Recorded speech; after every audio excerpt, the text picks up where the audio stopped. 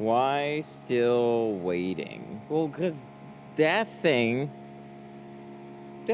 going on right now. I mean, I actually have to get stuff set up. I suppose there's a problem when I set up a live stream for 10 o'clock. And then I also have, everything else in the shop to set up, including the actual appointment itself. Oh, I didn't read the chat.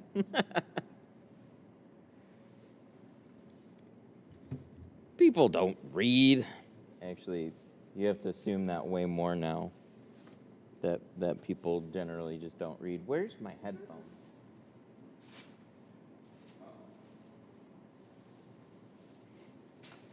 Let's just hope that I brought them. Hang on. I might have to run outside. I don't know. No, they should be here. Where are they? Oh, they're in this pocket. See, when you wear a jacket and a hoodie, you have double the pockets. So then I'd check my pockets and I don't have them. But then I actually do have them. I'm going to put these on. Because I can't hear you guys at all. I have tri-edges. Okay, so first, the car. I guess we should talk about the car first. So, we have a 4Runner, which I've been asked about this back window at least more than once. And it's going to be interesting. It's been a while. I've done them, but it's been quite a while since I've had that back window in particular. But we'll figure it out one way or another. I know they rolled up and down. I mean, they haven't changed since I've done them last, so we'll be fine on it one way or another. I'm interested in maybe trying the plotter to see how it lines up. That would be the quick and easy, as long as the pattern makes sense. All right, let me check. 2 tri-edges on the way. Heck yeah. A lot of the orders yesterday already went out late last night, so we dropped those off because we're nice. Trying to get them to people as soon as we can. So I went to Home Goods. I'm just kidding. I mean, actually, we did, but that's besides the point. I have, no joke, I have 5,000 of these, so they're gonna be in stock for a while. They turned out so dang good. So this is gonna be the first car that we're gonna be using these on, obviously, because we just got them in. I still can't hear stuff. Why can't I hear stuff? Maybe because my chat window's not open.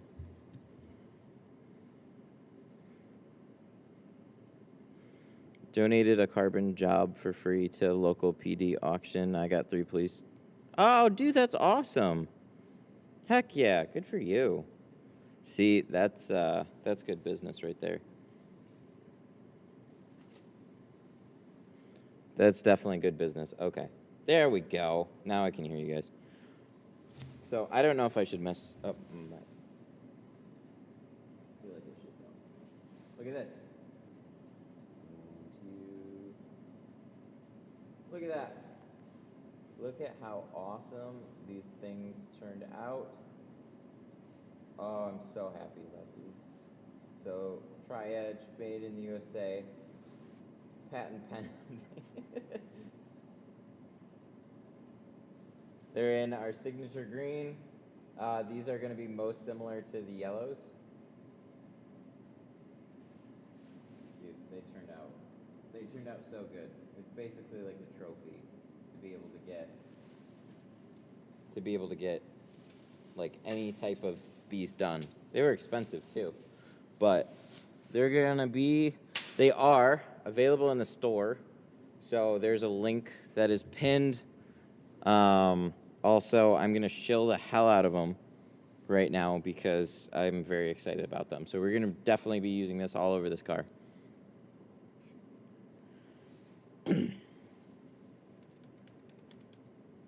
I got kicked from the Facebook group. I don't know. Did you? What'd you do? We have mods too, so I don't make all the decisions there. Sometimes things just happen. But if you were being squirrely or something, nothing. Interesting. Did it just happen? It might have been nothing.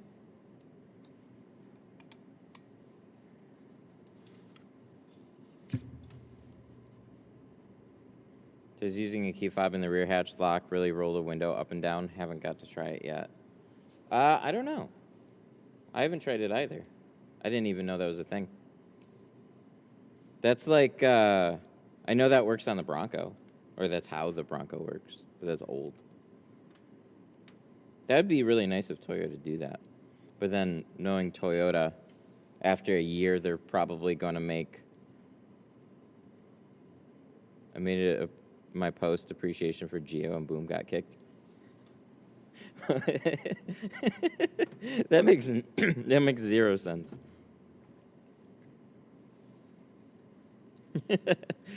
There's no Geo appreciation in our group. Get out.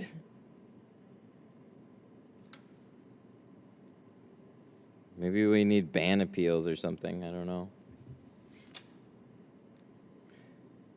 I can look into it.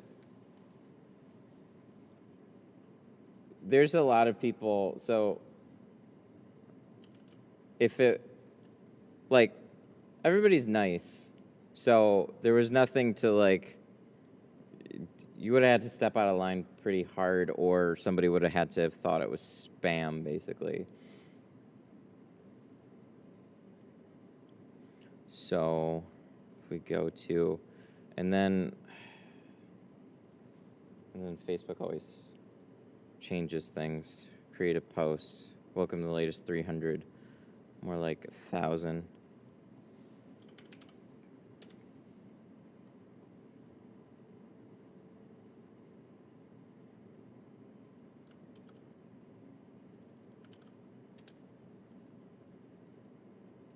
I don't see...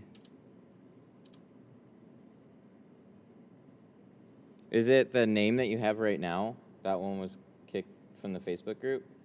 I don't know. Seen... Oh, I should put mods on this. Mods, if you're watching, can you take care of this? For Kirk Janney. Here, I will post, or Kirk. I don't even see you in anywhere on the thing. So I don't know. Anyways, we'll keep it in mind. Seeing a post on the video would be so nice when you work along, cut the top edge. Any tips on an Audi A3 rear windows? They are my nemesis. Audi A3. They made one cheaper than the A4? When did they make an A3? I only know the A4. Oh, dang, look at you, Audi. This is new. This is 21. No wonder I haven't seen this yet. They made one smaller than the A4. Cool. Audis are tight in general. I haven't had one of these, though, but I'm assuming they're going to be very similar. So if you don't like the A4, you're not going to like the A3. Or if you don't like the A3, you're not going to like the A4, probably. They're just tight.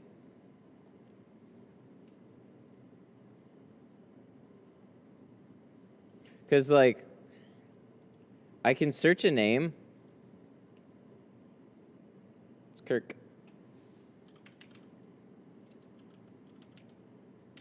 That's the name. Because, like, we can go through, like, activity log and stuff like that. But what's really unfortunate is, like, we can't actually search activity log. So it's basically just infinite scrolling until we kind of can figure something out. I don't know. That's what's so annoying about this.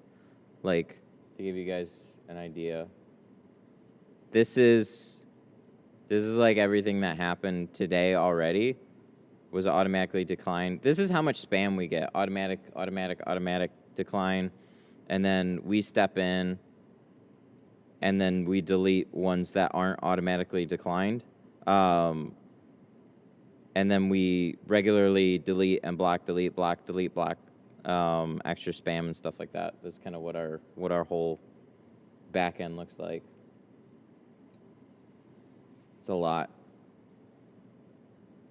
So there's just so many people always joining and commenting and whatever. We just do our best to try and maintain peace across.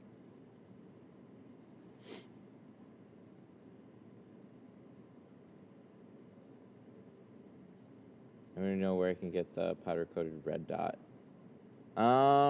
Yeah, anybody in chat know where you can get a powder-coated red dot? I've seen in the Facebook group. I would ask again. Those are pretty cool. I forgot who's doing them. I think there might be a couple of people now. They're pretty sweet, though. Oh, I'm in the middle of setting this up.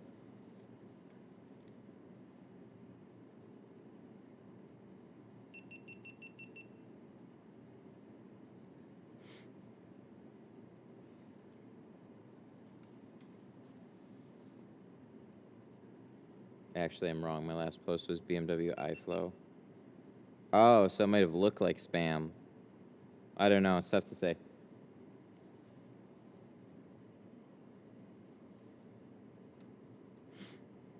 Shaded tools on Instagram. Clear view can vouch for them. That's always appreciated. Those types of things, they concern me lately. Because there was a fair amount of spam.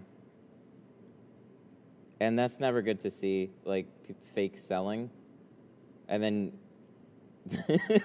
people are so fast to jump on a deal on a keg. They're like, hey, I got 5 kegs for sale. Give me one. Oh my God, it's a deal on a keg. And then you're out your money. It sucks. Because there's good people selling them and then there's not.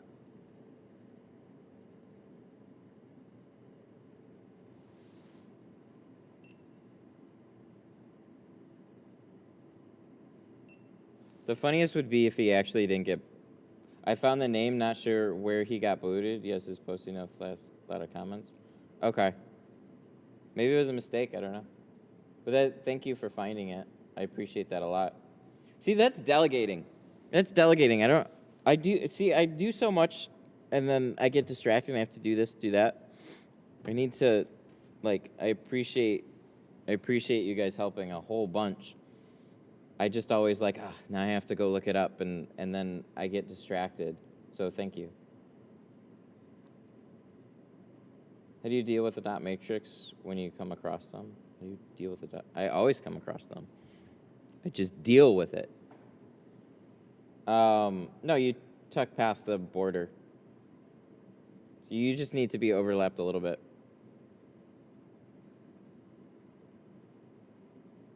What is a good GoPro for moving around? The 7 black, any of the black ones, 7 and up. So 7, 8, 9, 10, all black. All those are good. The thing is, like, what are you looking to do?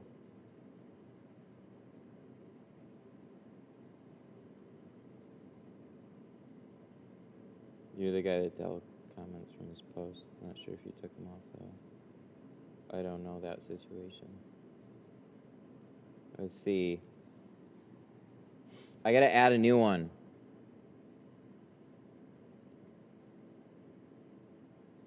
Ooh, wait, no, I can edit this one. I gotta make sure. Quick input. Ooh, yes. Okay, I gotta do one more thing here, and then we can start.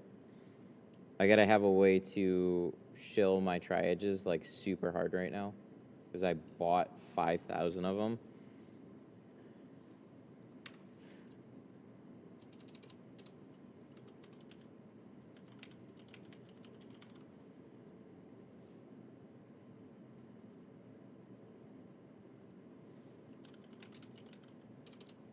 Oh, we just did the back window. I'm sorry you missed it. Studio Tri-Edge X. Okay. Okay. Okay, now we gotta test. We gotta test this really quick. Does it work? Tri-Edge.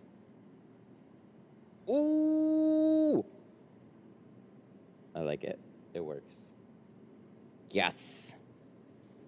Okay, so Tri-Edges.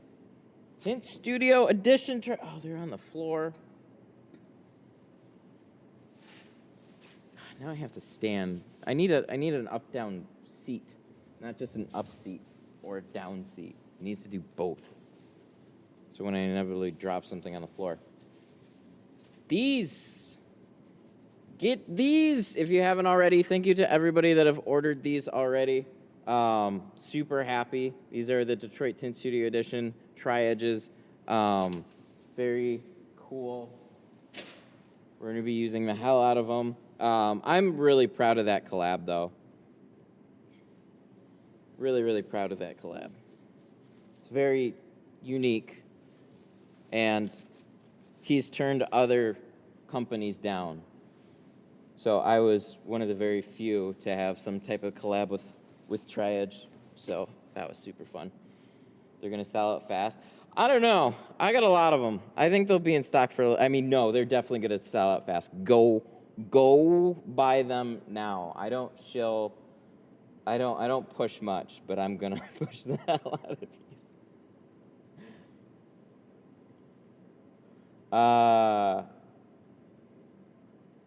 Audi A4 came in the super bubbly tint. Told him his defrost lines are mine, and they are mine.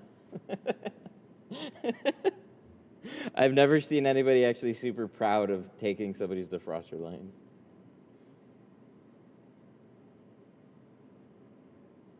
Okay, I haven't done the back window yet. I haven't done any of it. I should get started. We got a lot of work to do. All right, let's get going. Let's move some windows. They drove like 3 hours across Michigan for me to talk on stream. All right, I dropped one on the floor. Ugh. Knowing me, I would have left that for like a year. GoPro. Hey! So, Tri-Edge. Heck yeah. Okay, we're good. Okay, so here we go. 4Runner. Pretty straightforward roll downs. These quarters are going to be a little bit interesting. They're just like your typical annoying gasket ones. So, yeah, we'll see. We're going to try and plotter cut that one because that's been really good. And I'm also going to try and plotter cut this just to see what it's like. And we're going to cross our fingers super hard. Because this back window, this one rolls up and down. I guess it's been this way ever since it's pretty much been released. So, and then we're also going to be doing the full windshield. Oh, yeah, I see how he's got that camera system. Yeah, so really straightforward on the windshield. It's a pretty stubby windshield, nice cutout. And then for whatever reason, Toyota likes to put these dot matrix borders there. Not sure why, but that's fine. It's the same thing on my Sienna and a bunch of other cars. Okay, so film. Oh yeah, we kind of need that, right? So we need our 20%, and hopefully we have a short roll too, because we're gonna do 20. That's the other thing. Shades, ceramic, 20 on all the sides and the back, and then we're gonna do 50 on the full windshield. This is brand new. This is, what? He said 400 miles right now, and a good part of that was literally just driving across the state. He got it. Changed the tires or something, and then came out here. Do you have a video on a Camry? Probably from a long time ago. We've done a couple of live streams, though, I think, with Camrys. Are they hard or soft? Oh, okay. So, also, it doesn't matter because they're the Detroit Tint Studio ones. So they're going to be the most similar to the yellow in terms of smoothness and hardness. So these, I've really, the yellows, the blues, and the pinks, I like all of them. I think there's something about this, about the yellows, like the smoothness on them. I really, really like that. They're going to be a little bit harder. So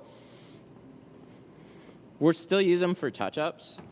Probably not my go-to for touch-ups, but yeah, we'll use the heck out of them. All right, we need a key.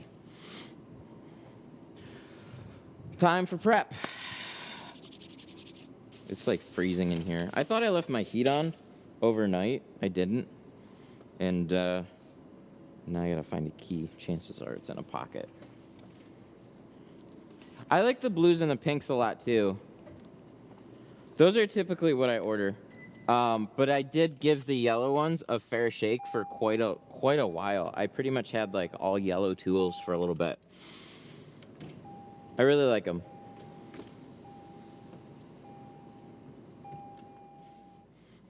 So, if you haven't picked them up, do it.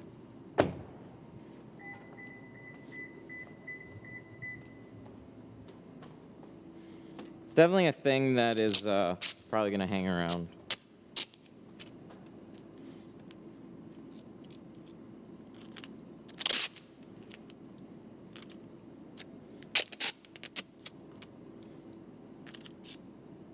Has the live been a little blurry? I hope not.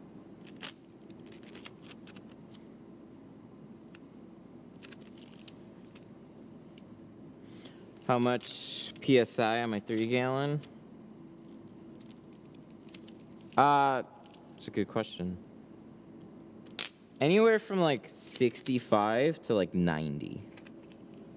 90's like super blaster. What do I have mine on right now? It's literally filled up. Mine's 77 right now.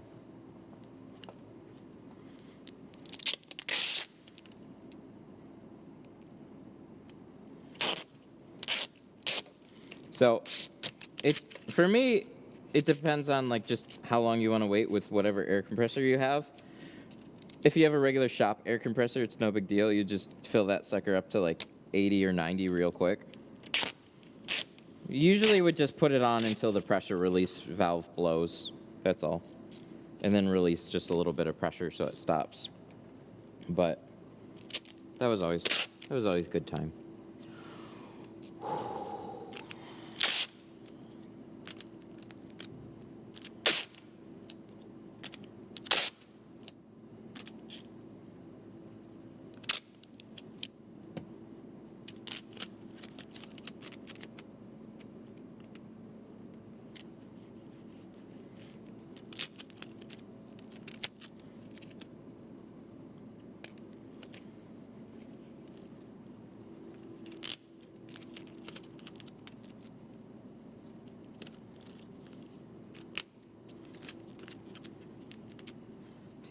Tape. Taping brand new seals on a brand new truck. Oh, that one does not stick there.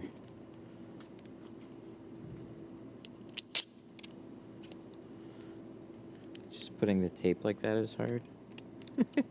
So I do it in halves.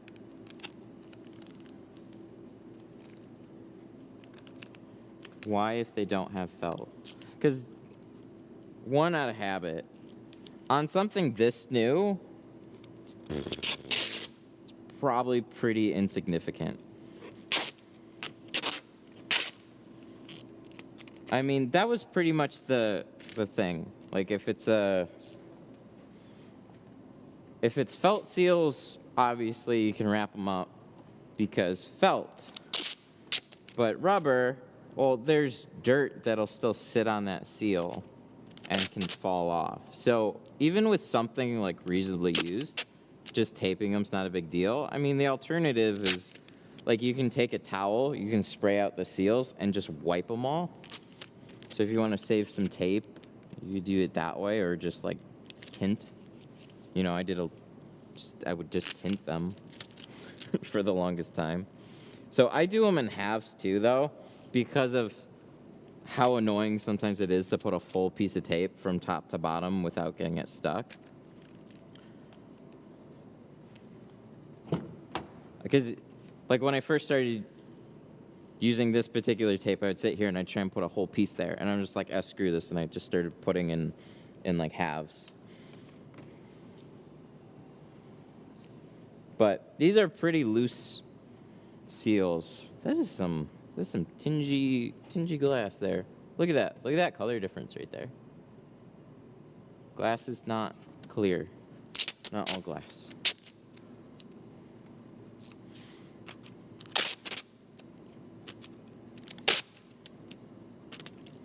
No.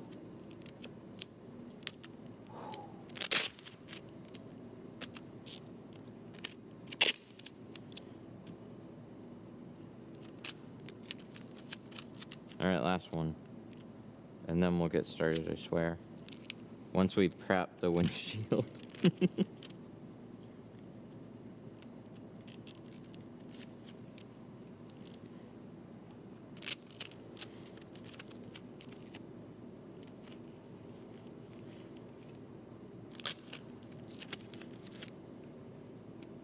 Can you ceramic tint a sunroof? I say go for it.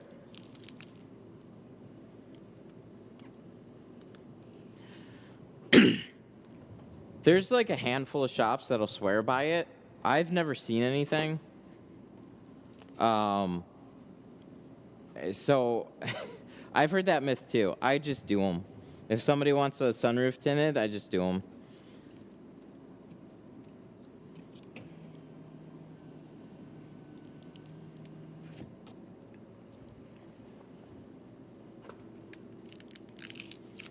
I think somebody had some aftermarket sunroof somewhere and then it broke. I don't know. But I've never had them break.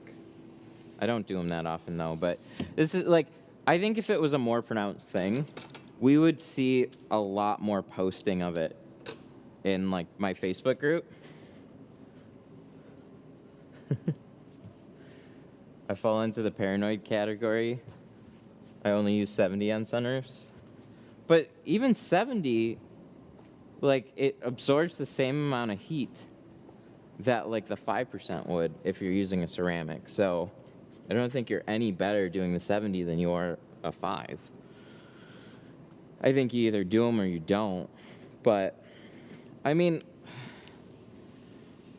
it's how many are you going to do regularly to make it, like, worth the while? So if one went bad, like, and then even then, I don't know. Okay, so as a shop, I would just, if you're really nervous about it, you could just leave that disclaimer, like, if something happens with your sunroof, we're not responsible for it. We will tint them, but we're not responsible for any damages that may occur with it.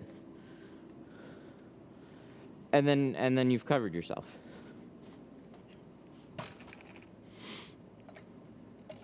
As a consumer, you know, then obviously like, oh, shit. Well, just make that decision. I play the odds there. I haven't seen any problems personally, so it's tough to say. I have 35 ceramic, feels good. With the shade open. Yeah, it does. Oh, I have it on mine, too. I keep forgetting. I get it on my Blazer. That's fine. We've had a ton of sunroofs, never had an issue. Yeah, I don't know how it kind of gets perpetuated that way.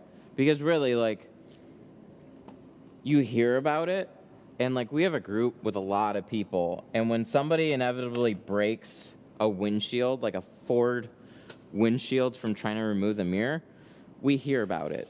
They post it. So if we had sunroofs blowing up, we would hear about it all the time.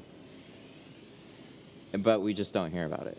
So I'm going to say mostly myth there.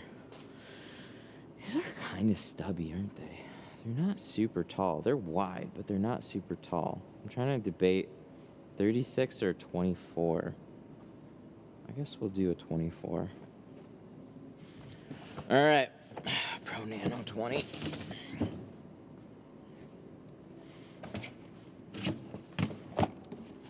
Somebody asked me if they could use their own tint, and it was Walmart. Oh, good Lord. That's special. Do you usually have your own tools somewhat scattered? Just curious, because most tint shops are OCD and anal where stuff is. I'm super particular where everything is.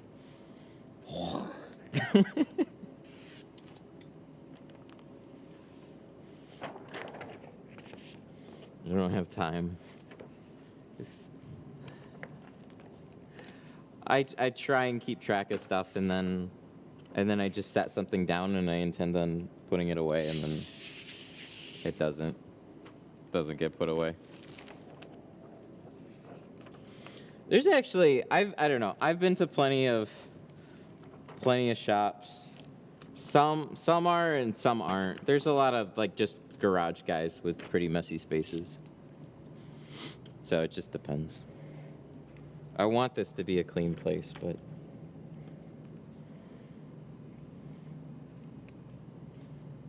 maybe we'll get there one day. 20.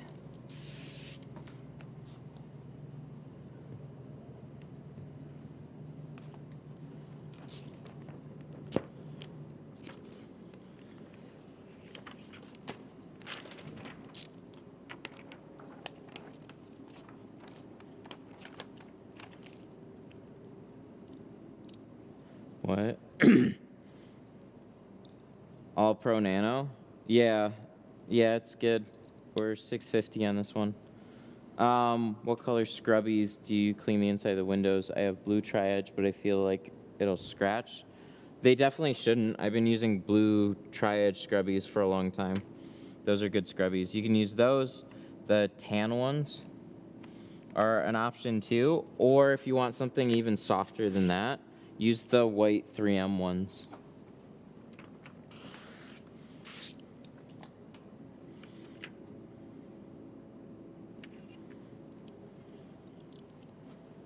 Did you say 650? I did say 650.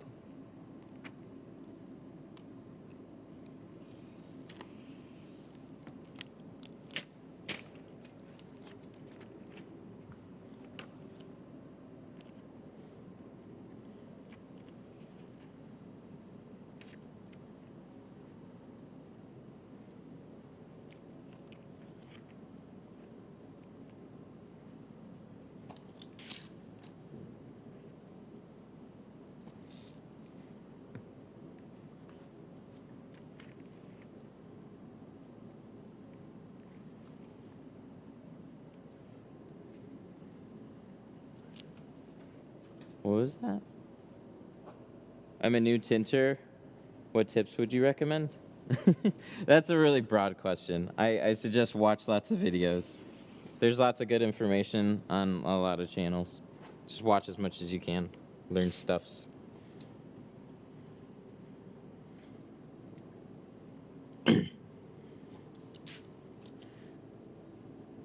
Do the white scrub pads leave fibers behind? They can, yeah. I think everything can leave something behind, though. So, like, it's never bugged me. Excuse me. That's never bugged me more than, like, steel wool. Actually, like, steel wool is the worst.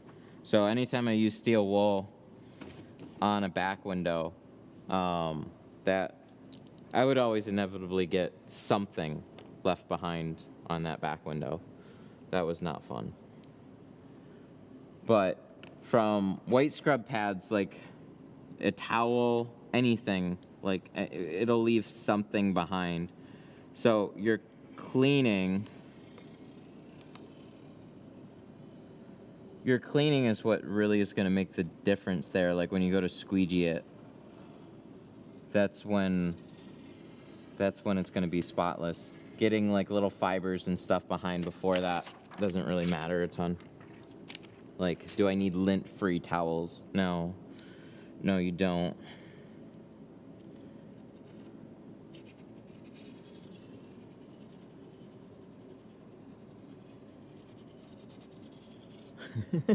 Is the Pro Nano expensive ceramic or just the regular ceramic?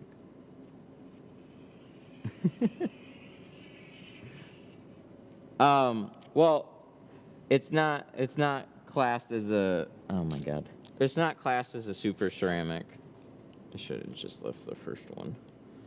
There's my OCD getting the worst of me. Let me get my other blade. That's what happens when I try and use stainless. So it's not the Apex 95% heat block, but it still does 75 ceramic. Where's my, there it is. What classifies something as a super ceramic? It's just the term that people are giving on, like, so there's the main difference from one film to the next is going to be like the defining performance feature is going to be heat rejection. So basically more. So carbon, like dyed, you pretty much don't get any. Carbon, you get about 50% depending on the shade that you go with. Ceramic, like a standard ceramic, you get 75 to like 85. And then now with what people are calling super ceramics, kind of like supercars, you're getting even more. You're getting anywhere from like 95 to 99, some people are saying. So, but see, the thing is, that is very much a numbers game. What does it do when it's on the glass? So, you almost feel like 75 to 80 when you hear like, oh, there's 90? What am I getting now? Is that not good anymore? No, it's fantastic. I do tons of carbon jobs. People are super happy with them. So, it depends on where your budget's at. And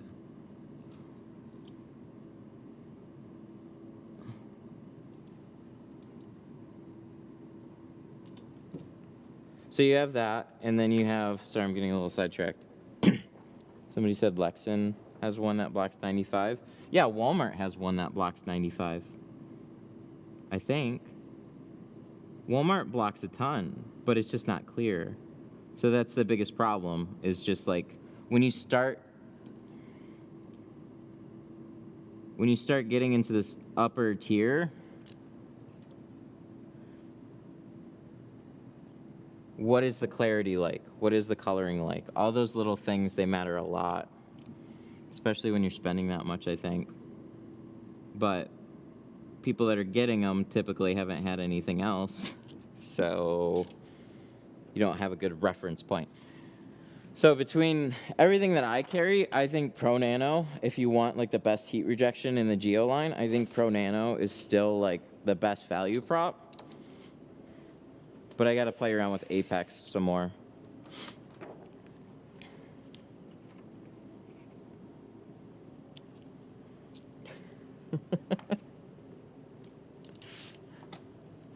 Yes, I'm well aware. Well aware I have a brick on my head. That's what makes this all possible. It's not bad. It's not as bad as you might think.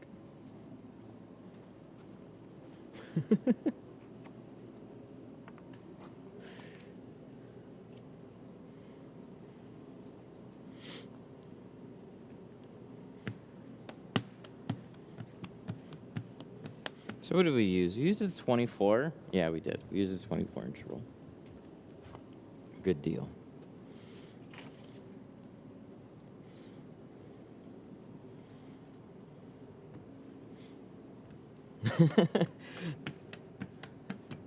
Does tint make it harder to break if it goes into a lake? It's more shatterproof. That being said, like, you can still shatter the window, but it'll hold all those little pieces together. So you would then just like keep pushing and tear through the film. So it would make it slightly more difficult, but probably wouldn't be too bad. I guess that should maybe be another video. We can drive into a lake and then see if I drown or not.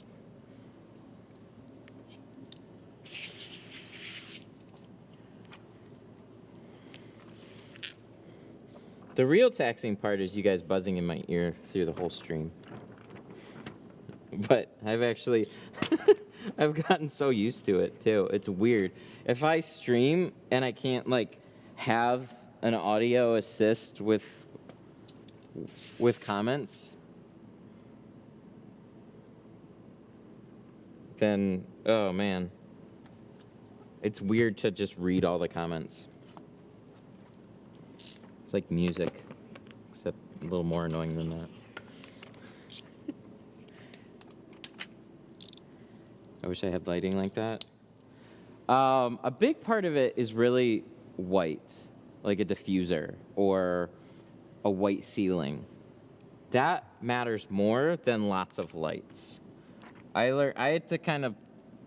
watched a lot of channels, and I had to play around with lighting for a while before I really understood what made a really good looking scene.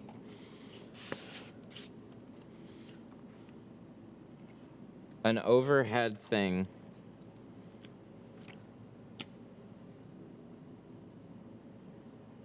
Ooh, we got a super. Hang on. Overhead lights. I don't know why I can't hear that still. That's annoying. But overhead lights. Swallow Gang super Like I've got what, like 5 or 6, and I thought putting more lights up here would just make everything better. It just made it obnoxiously bright in a bad way. It didn't help me see what I was doing. It wasn't until I put a big white diffuser there that inevitably helped.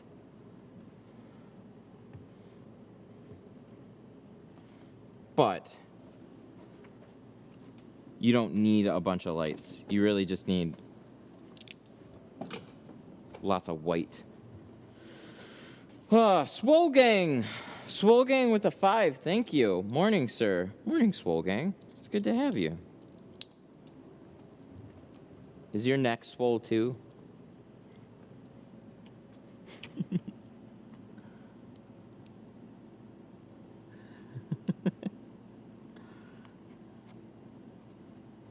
Bottom load the hatch super easy.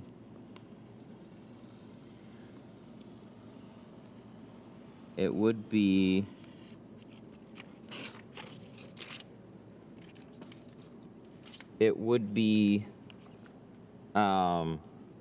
if I took apart the whole rear hatch to get that sweep out, because it doesn't just pop out, right?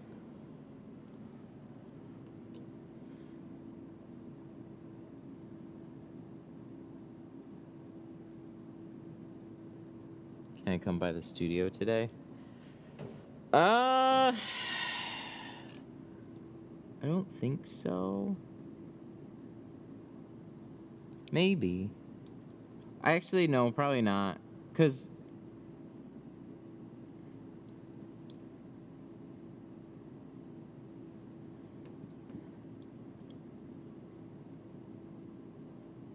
yeah, I'm gonna say not quite today, but appreciate you asking.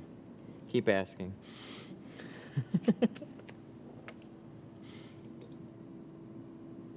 One screw and everything else just clips. I'm okay. I'll just tuck it. should be fine.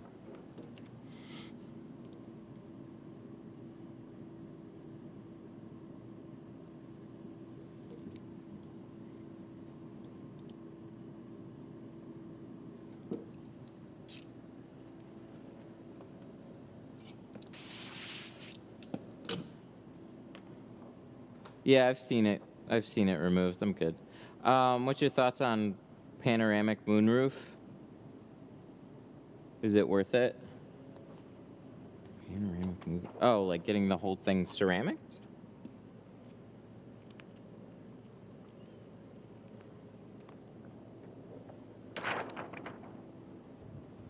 What size? Thoughts on? Oh yeah, sorry, I missed that part. Tinting a panoramic sunroof. Yeah, I think so. I mean, I think getting anything tinted is definitely worth it. So, I had a guy with an F-150. We did the front doors in ceramic, and then he came back and then got his full windshield ceramic, and then also the panoramic sunroof on the F-150. He did all of it, and what the funny part was just came in for front doors to match the back, and then showed him the differences. He was pretty stoked about ceramic, and then I made a joke as soon as he left. I was like, or a little like, hey, it's like you're probably gonna end up wanting the rest of it ceramic once you feel the difference. And then sure enough, that difference between the front doors and the windshield, all of a sudden, that's when you get it. So there's still like, we have a ceramic sunroof, and we still close the shade, but it's mostly for glare. I only put a 50% on it. So there's just some days that like lots of glare is super irritating. That's why I'm a little like, don't really understand Tesla so much. Some of the Teslas, like, or actually quite a few, they're just big open pieces of glass. But you want that balance in between, like, you know, if it's evening, you'd still like to like see out of it. But then if it's like noontime on a hot day, it's just like, man, I'm just not feeling like leaving this open right now. I just want to kind of be like cozied up.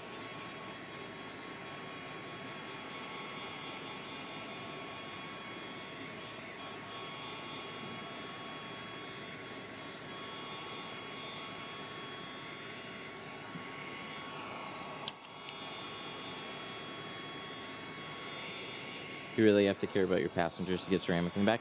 Well, when you're already kind of in the ceramic tier, and then you're like splitting it up between like carbon and dye, it's like, it's not going to be as bad. So one reason is just even. 20% in ceramic is going to look a little different from 20% in like a dyed film. And that's not really on the outside, that's more on the inside. But on an SUV, it would be less noticeable because it's already you got factory privacy glass. So there's going to be that contrast anyways. If you're doing like a car, it's going to be pretty straightforward. Kind of want to keep it as even as you can. As far as like a film type goes. Phone. I gotta take away that one. I'm not using it right now. Did you end up changing your prices? Yeah, starting. I'm just telling people I'm $290 right now starting. I'm just kind of over the $240. I mean, I have been for a while, but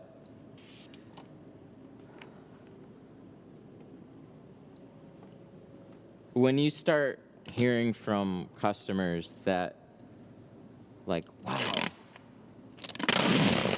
your pricing's really good, that's when you need to raise your prices. So I've, like, changed carbon a little bit. It's really the color stable job.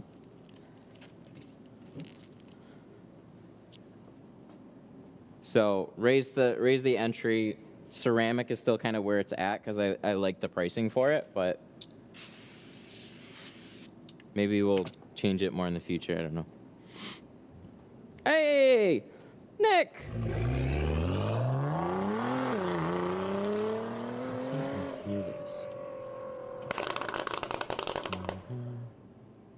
Nick Doolan super chatted $4.99. Let me try a thing really Just quick. wanted to thank you for all your videos and help you provide to the Tint Nick. world. You are a legend. Nick, Keep up thank the you so much for the fantastic 5. work you do.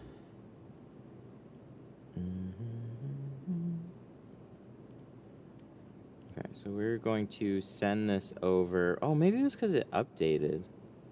We're going to send this over to like... Wait, no, that doesn't make sense. Oh, no, that doesn't make sense. Okay, I'm not sure why it's not working. Anyways. Alerts.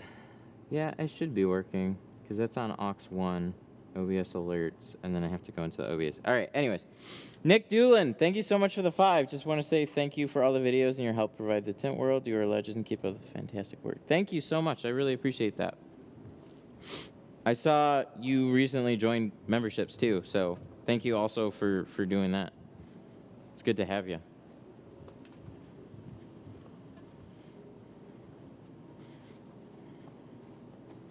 Ooh, I'm excited. We're gonna use our first...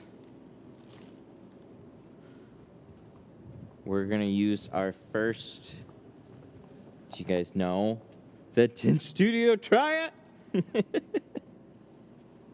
What's the worst thing that's happened on the live stream? I don't know. Chat might know what that is. You have to put a little incision right there to get this.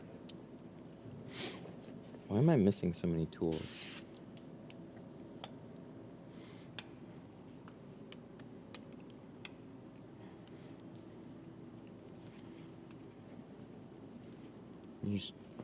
You taught me so much. Your store is dangerous, though. I want to buy everything. Ooh, then it's doing its job. Okay, good. I'm glad to hear it. You know, I'm really proud of how it's evolved.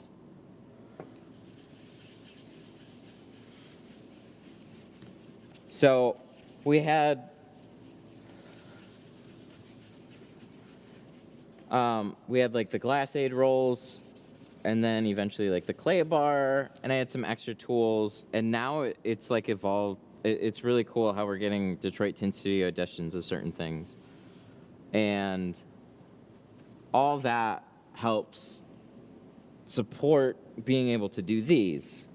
So it's basically my merch line, but it's cool because they're actually things that you can use for tinting. So if you want to help support what I do here, picking up that stuff, I mean, it's great to be able to have those kind of like things that are endemic to what we do. So, ooh, it's inaugural, or whatever that word is.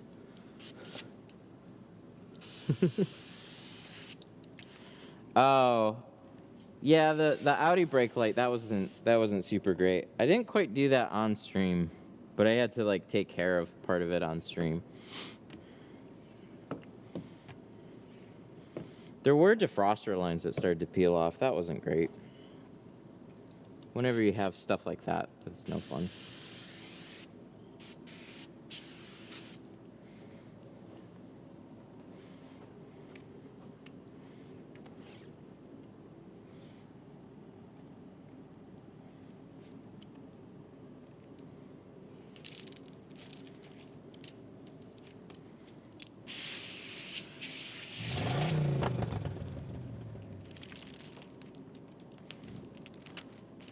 The clear film he puts on doors. Oh, yeah, 70%. Darren Burden super chatted $2.68.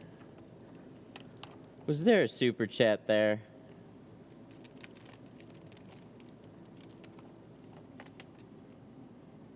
So the door covers are carpet shield.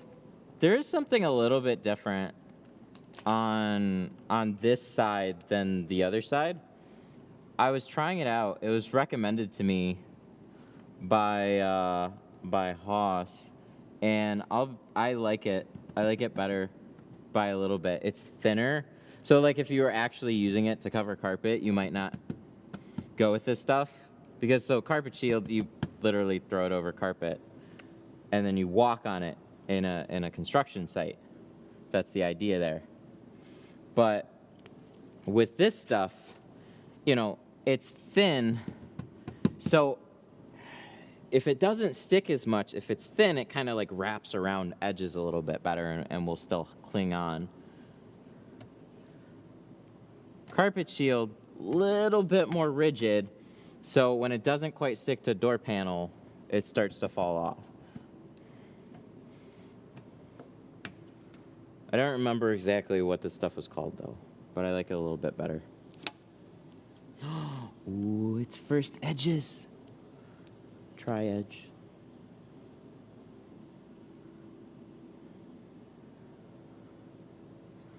Dang.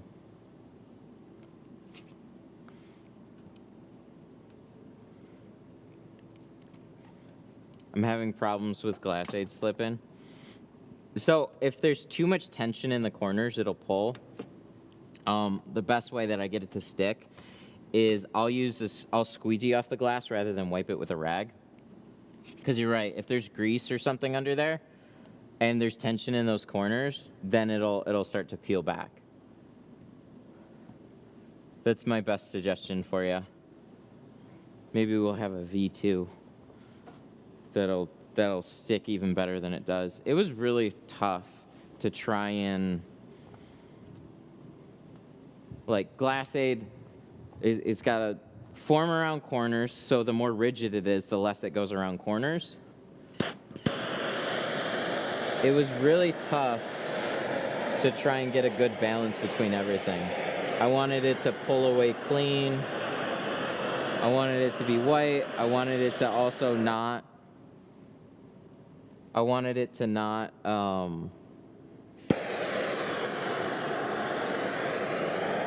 Yeah, like I said, leave residue and be too rigid that you couldn't form it around corners and stuff.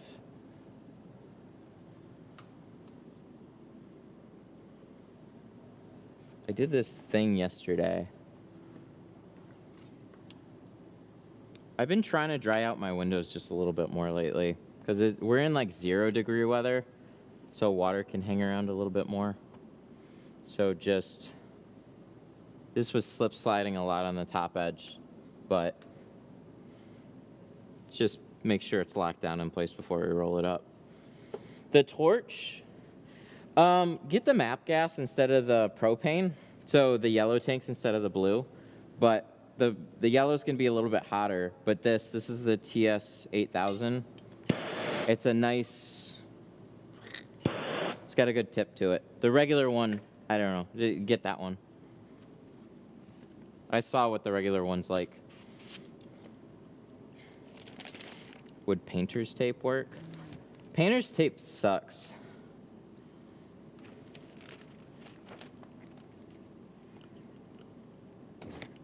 So, painter's tape is like the same price,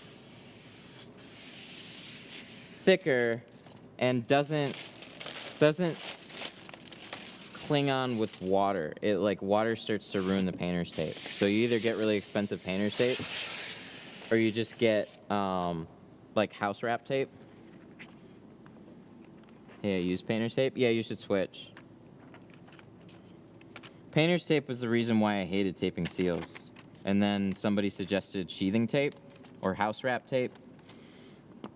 It's better. It's basically like beefed up packing tape.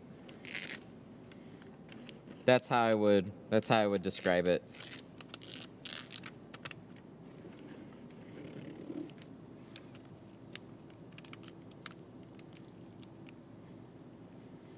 Who handles the online? I do, and my wife helps too. I packed everything yesterday. But she will often have like a ton of glass aid packed up, ready to go. So when we have like a bunch of orders, That's kind of a tedious process too.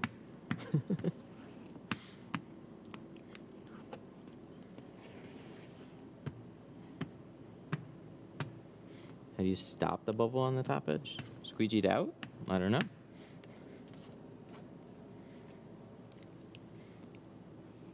It's first bottom seal. This is special. I like that it's green on green too.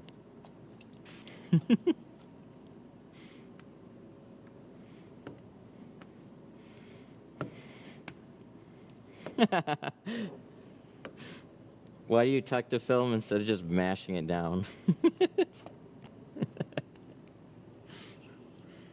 We should just mash it down and hack it. That'd be easier. These are smooth. There's something with the smoothness of these. These are really smooth. I'm so happy about them. Okay. One window. We have successfully done one window. That's it. That was it. It was the new tool to match the color of the truck.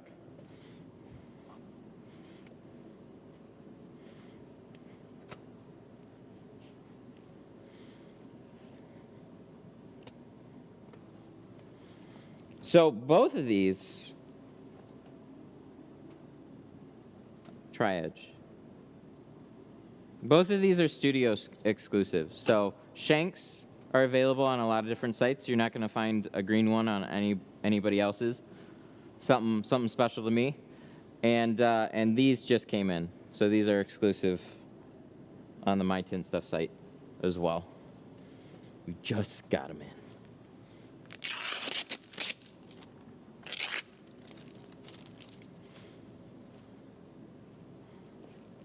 All right, so what's this look like?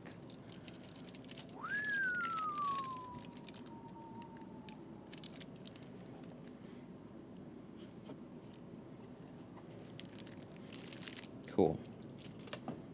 So,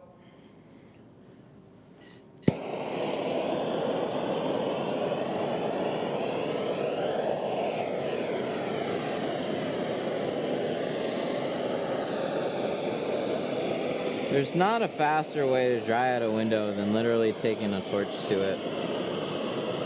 This might seem scary. It's really not. Just keep it away from all the edges. Still feels cold.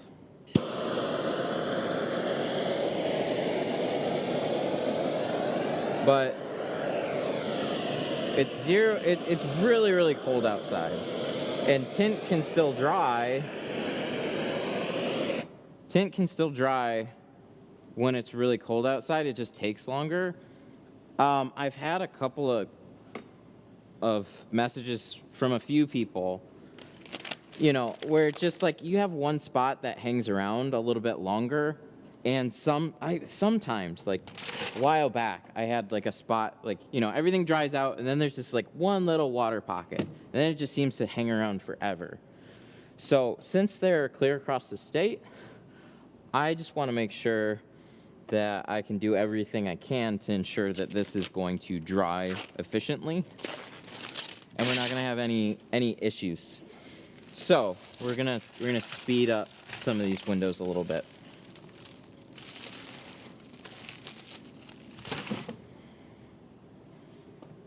So you can also use those for shrinking if you want, like torches, or I don't know, more and more people are seeing torches pretty regularly with window tint right now, but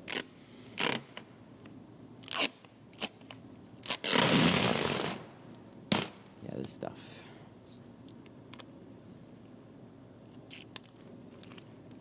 good.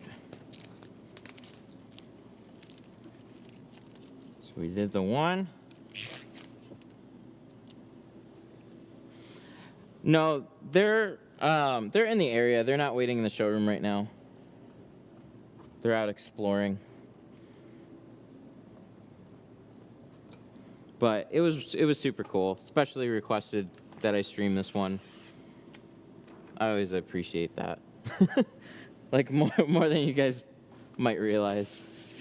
It's just like, aw, came across the state because they saw it, like the channel.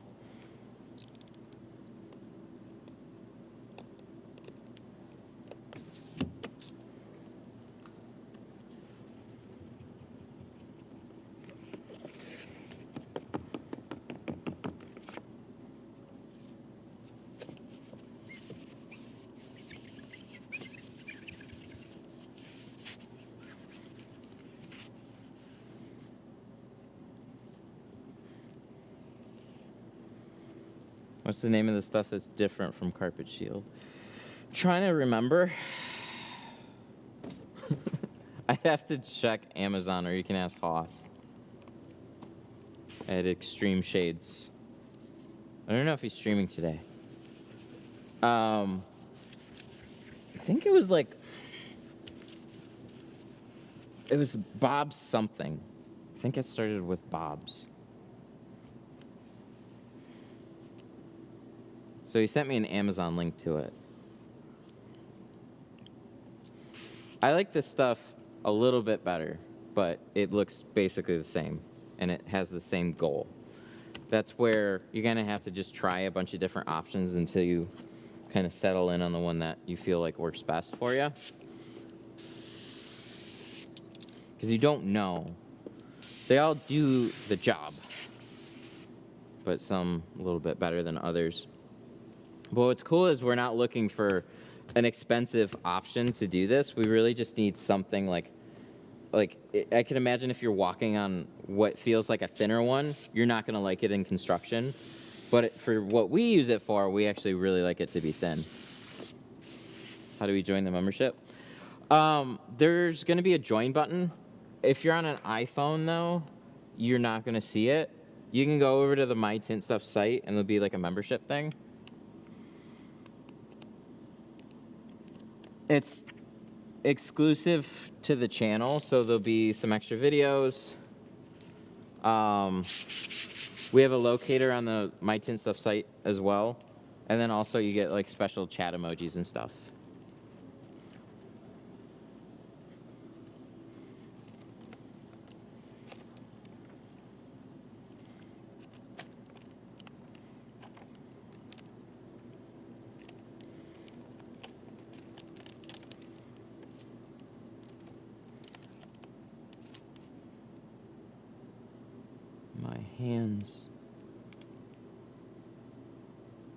My hands are cold.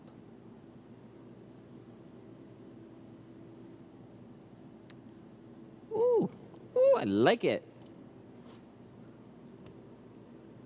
Looks good. No, we're doing, well, technically on the back, you'd be really close. We're doing 20 over everything, except for the windshield, which we're doing 35 on that. Ceramic on a super cold day.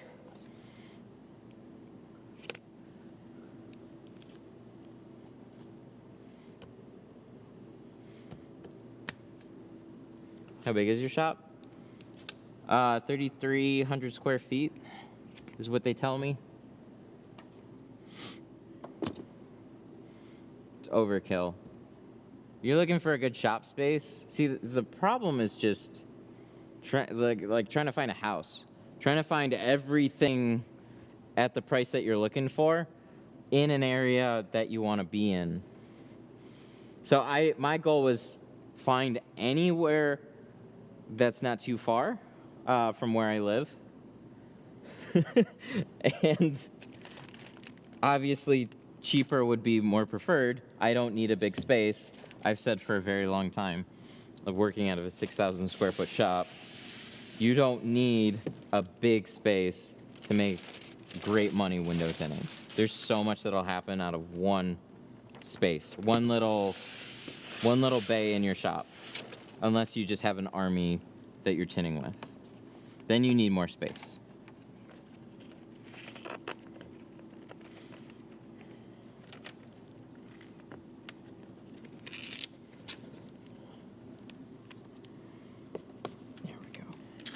Second one out of my way.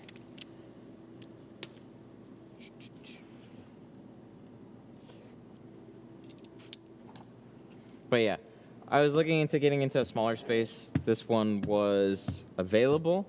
There was one that was 1,700 square feet that was also supposedly available, but then it got sniped out from underneath me somehow, even though I said literally sent me over the lease. And they said, okay.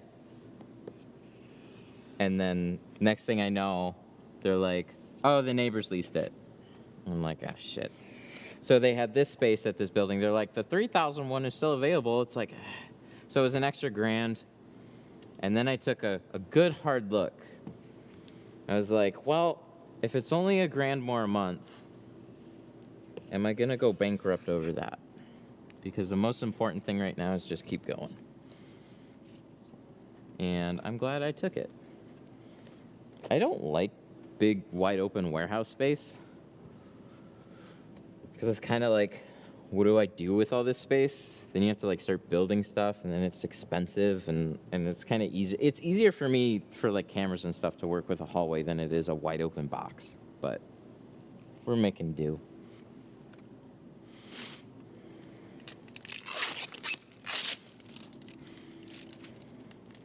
Okay, so that's good. We're gonna do the rest of the doors.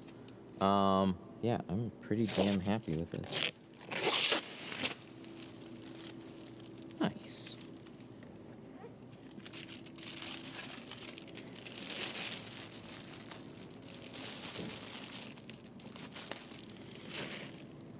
I do plotter now. Started using plotter like 3 weeks ago. Only use it, and the cuts are perfect. If not, hand cut.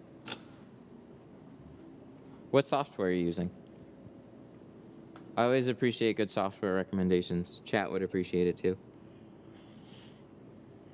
19 degrees in Alabama. I swear I brought a snowstorm to Alabama. Let me prep this windshield, and then we'll do the other doors. So I have a brother-in-law and sister-in-law in Alabama.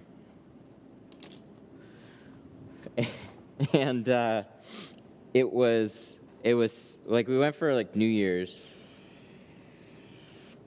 and it was 70 degrees, and I was like, heck yeah. And then it was like 50 degrees, and then it would drop down all the way like below freezing, and then there was a snowstorm. A snowstorm. RGC super chatted $4.99. I didn't go all the way down south for a snowstorm. If I want a snowstorm, just stay home. Movie. Super. RGC. Oh, it's RGC. What's up, bud? I like it a lot. Dumb and Dumber movie. What?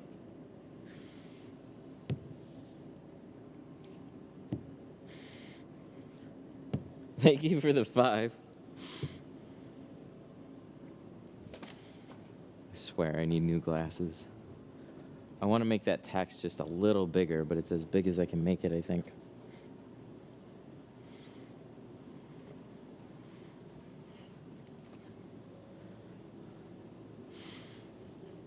$45 in sunshine.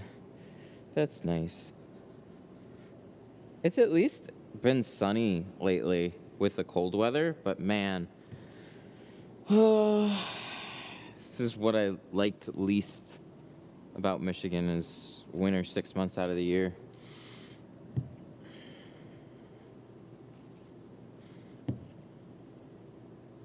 No fun. So I been saying for a long time I want to move out of state, but that's not going to happen anytime soon. So I just have to. Alabama helped me appreciate Michigan a little bit more, because we went down there and it was warmer for a little bit, and I was like, heck yeah. And then it snowed, but you know, it's not going to be cold for all that long. But then it was just crazy weather. We had, where we were, I think we had 2 tornado warnings. And just like really, really bad rainstorms. It was a little snapshot of like what it would be like. And I'm like, I'm good.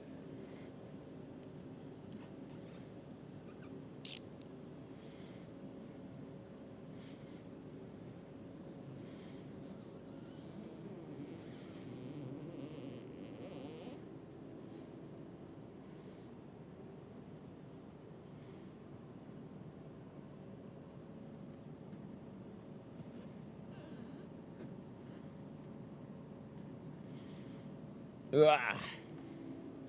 I thought like Michigan had up and down weather. And it does. But down south, some of those states just as bad. To make a little cut on top of the film for the windshields that have a different cutout. If you need to. So like if a mirror's in the way and you can't get the mirror off, you can make a splice. That mostly has to do with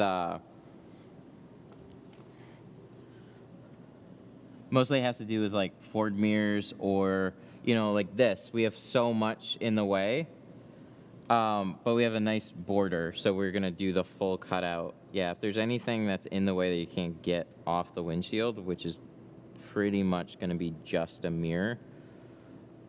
I mean, ignore the camera systems for the most part. You don't want to mess with those.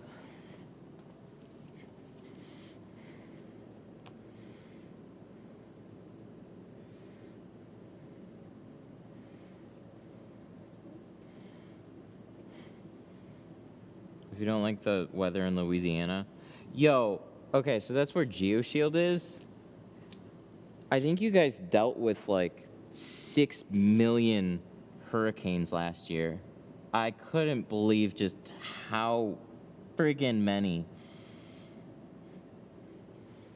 Burns, the owner, rebuilt his house.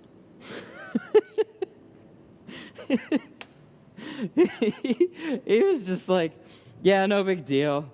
It blew the roof off of this section of the house. I'm just redoing the entire drywall and pretty much flooring in the whole house. Oh, it's whatever. Okay. Okay. Sure thing, dude.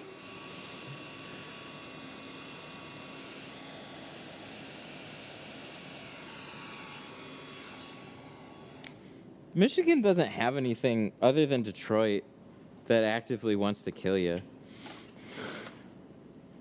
Like, we really have pretty mild weather overall. and like, we don't, the worst I think is like a tornado warning, but we hardly ever see that. So I don't know. You guys are crazy. All right. So, we have this whole thing prepped. We're going to do the doors on the other side. Oh.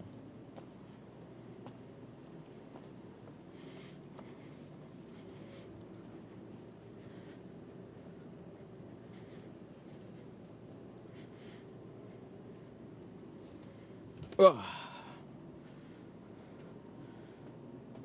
Burns built in 2020 for Hurricane Laura, then we didn't get hit for anything. I've seen where I live in between where Burns lives and where GeoShield warehouse is. I swear he was getting like nothing but giant floods. It's just like, yeah, we're just dealing with another one now.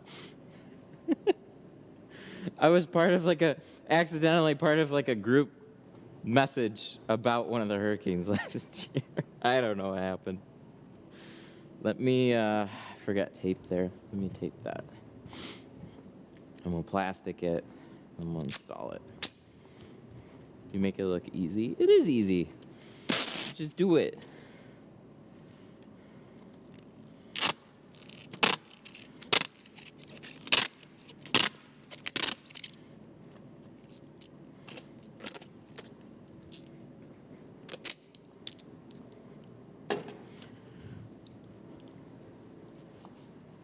Should empty some of that water. It's easy money. It's not. It can be. See, the nice thing about tinting is that it can get easy. It's just a lot of pain and frustration in the beginning. Anybody that's got to this point has worked really hard to get here. So there's so much that you haven't seen. But stay tuned. You'll get glimpses of it here and there. We've messed up plenty of times.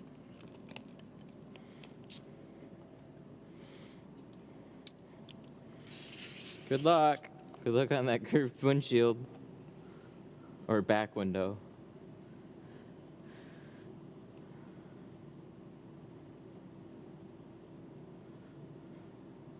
Detroit is so grimy I can't even manage to keep my car in the driveway without it getting stolen.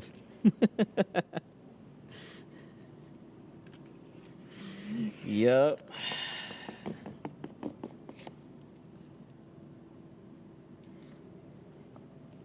Maybe that's the problem with Detroit and the Detroit Tint Studio. I don't want this to pinch.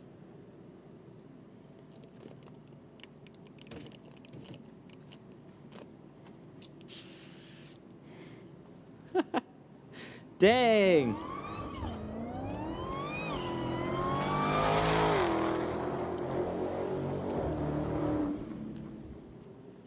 Nick Doolan super chatted $4.99. You guys are funny today. I'll take More a tornado green over triad Detroit. views. It's so dang beautiful. Do you plan to keep them in stock Nick! indefinitely? Nick with a 5. Thank you. More green triad views. It's so dang beautiful. Do you plan on keeping them in stock indefinitely? Yeah, as much as I can. I'm pretty sure this run is going to be around for a little while now. I mean, I have so many.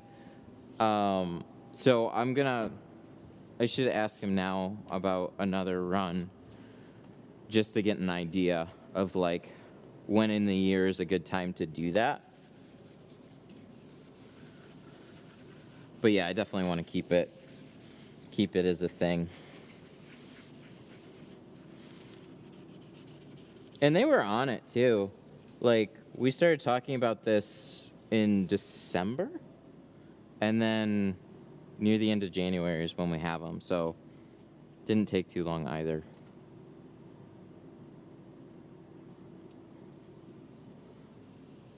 For like actually getting like them physically made. It's been a long time to be able to get to this point though. Because it's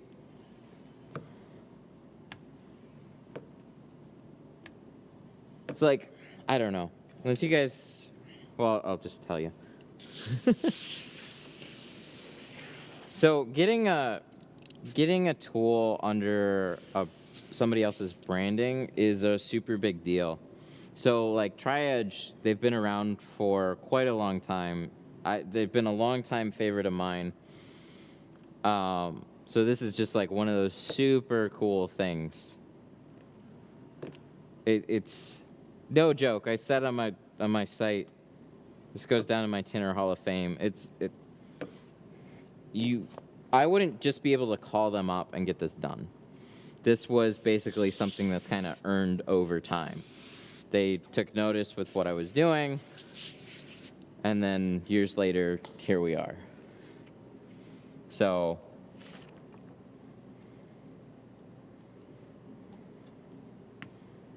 I've heard they've turned other companies down.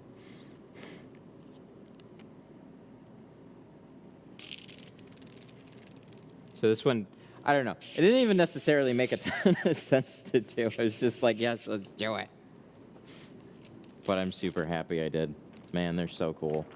So I'm glad you guys are digging them.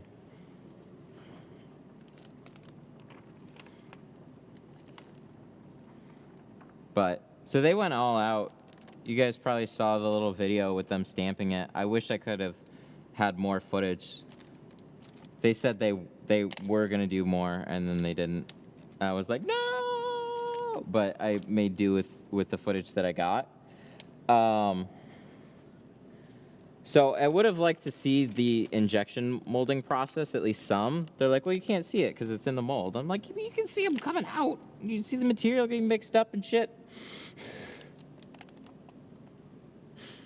I mean, I did a lot for the little video off of the few clips that he sent me, so. Why is this one? This one is just not wanting to slide much. It's taking its sweet dang time. The other one was like all over the place. But we got there. We got there.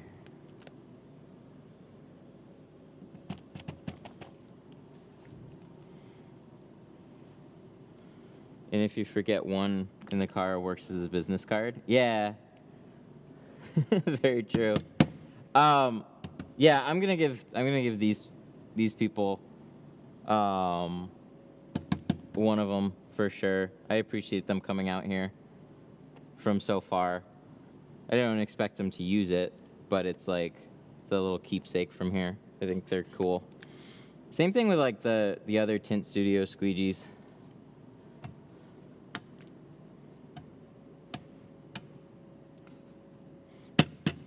Just a little bit. Whenever it starts locking up and it's just kind of hard to maneuver in place, get it close and then just kind of free up the rest of it. Just wiggle it over where it needs to go.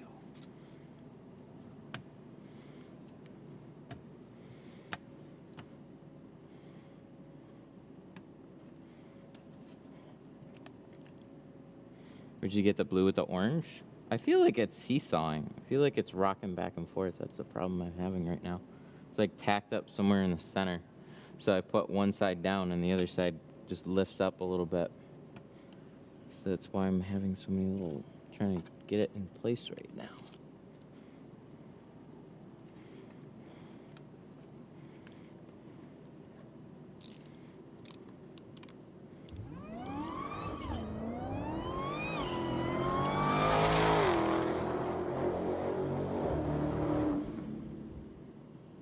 Daniel Rayner super chatted $9.99. Must have your Royal Highness Prince of Tint. As we say in the royal court, Kumustakuya. I want to order a box of the new green tea Efi. Cha. Super!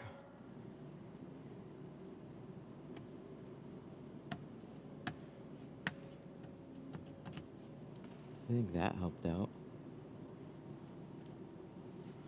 Daniel Reyna with a 10. Must have your Royal Highness Prince of Tint, as we say in the royal court. Kumustakuya. I want to order a box of the new green. Thank you. They're available on the Tint Stuff site. Thank you so much for the 10, man. Yeah, he super chats a whole bunch. He's been a long time supporter. So what do we do about this little bit here? I should have just peeled it back and rolled the whole thing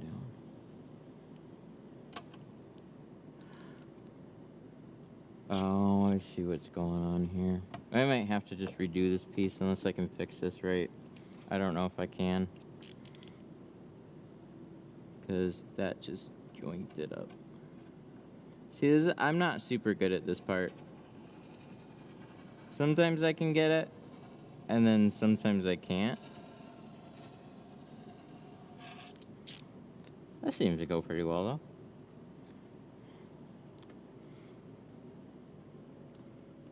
Because what's happening is, like, it's wiggling on you a little bit as you're trying to, like, shave it off. You gotta put... I found the more pressure that you put, the cleaner you can get that to like shave off.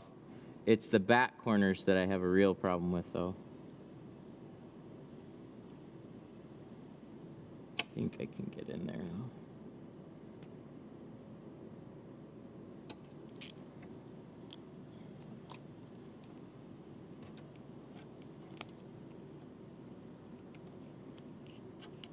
But yeah, the whole thing was seesawing on me. It's like tacked up somewhere in the middle, like right where it needs to be. And then one edge would be perfect and the other edge would be slightly raised up. So I'm just trying to knock this off.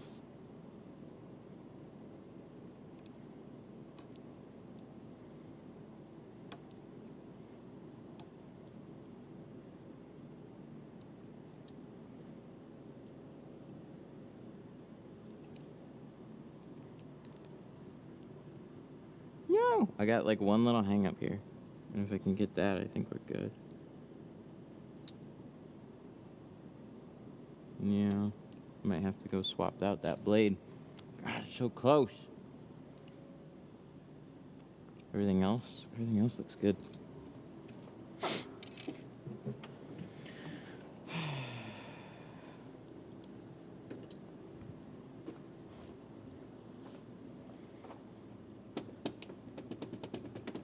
Where is my 30s?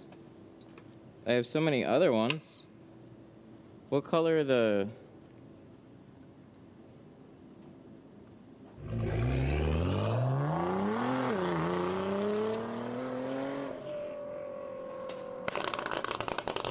Where's my 30s? Monter Al Hussein super chatted $4.99. This is where Just a little keeping track appreciation. of I've stuff learned so much watching these can be a live real streams. problem. Looking forward to checking out the studio, and it's okay to butcher my name. It's okay to butcher my name. Al! We'll call you Al. Al with the 5. Just a little appreciation. I've learned so much watching these live streams. Looking forward to checking out the studio, and it's okay to butcher my name. Thank you so much, man. I really appreciate that. Yeah, we're gonna call you Al. I would have known better if I could actually hear my text-to-speech, but I can't right now, and I have no idea why.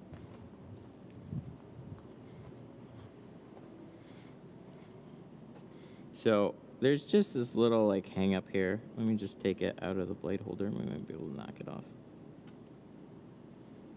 It'd be a shame to have to redo this whole thing, but you know, that is what it is, and that is. Ooh, I think we got it.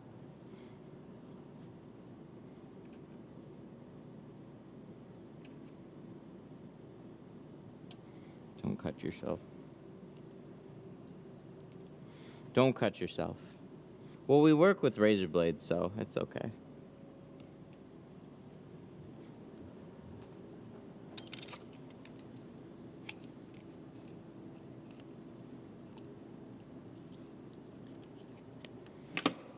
Small file. Well, if I could find my 30s, I might have been able to knock that off. You can also take a 30 or take the back of the blade, and what's cool is you can file with it too. So you can bump edges off. You literally doing this and so this kind of works as one too, but yeah, having something to get back there would be handy. So let's see. We good? I think we're good. It's been sitting here for a while.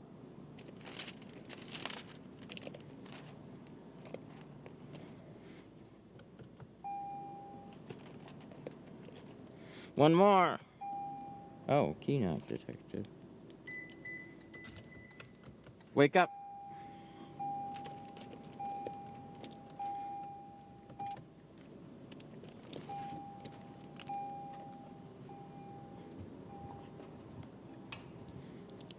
I like how I said I usually mess them up that way, and then we actually got that one. That's normally not the case. There's plenty of top edges that I try and do that on, and then something really screws up.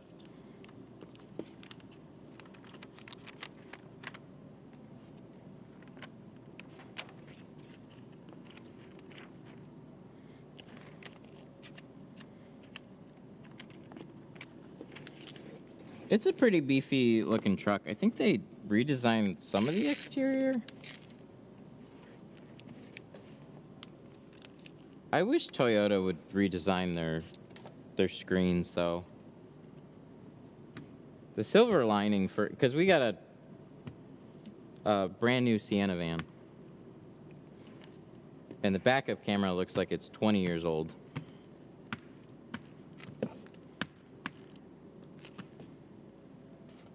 That's like my main gripe. The back camera looks like an old CCTV.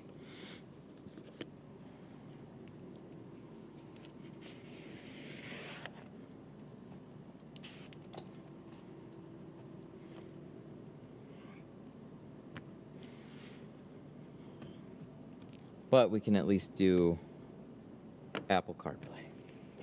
So then we forget about it more.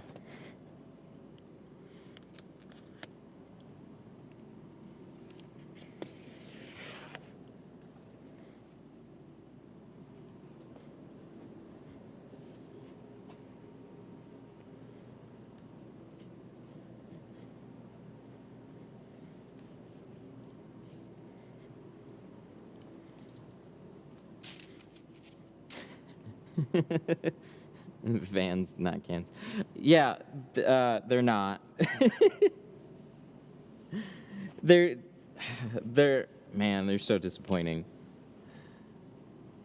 So there's, like, they have really good van features as far as, like, okay, they got some of, like, the little futuristic things, like the kick for the front, the kick for the sides, the kick for the back tailgate, little things like that, which really isn't all that crazy futuristic anymore, because I had it on my, like, 16 Explorer. But as far as space, managing the seats, and just, like, overall, it looks really modern. And then there's just those things that, like, look like they're from the 60s. So, I don't know. CarPlay is, like, a blessing on that for sure. Because I'm like, well, if you have a good entertainment system, why do you even care about CarPlay? Oh, well, it's as if you have a really bad one. That's why you want it. All right. What's this look like? Good? Heck yeah. I like it. All that back there. Does it look like nothing's going to... Yep. Whew. I think we should be good.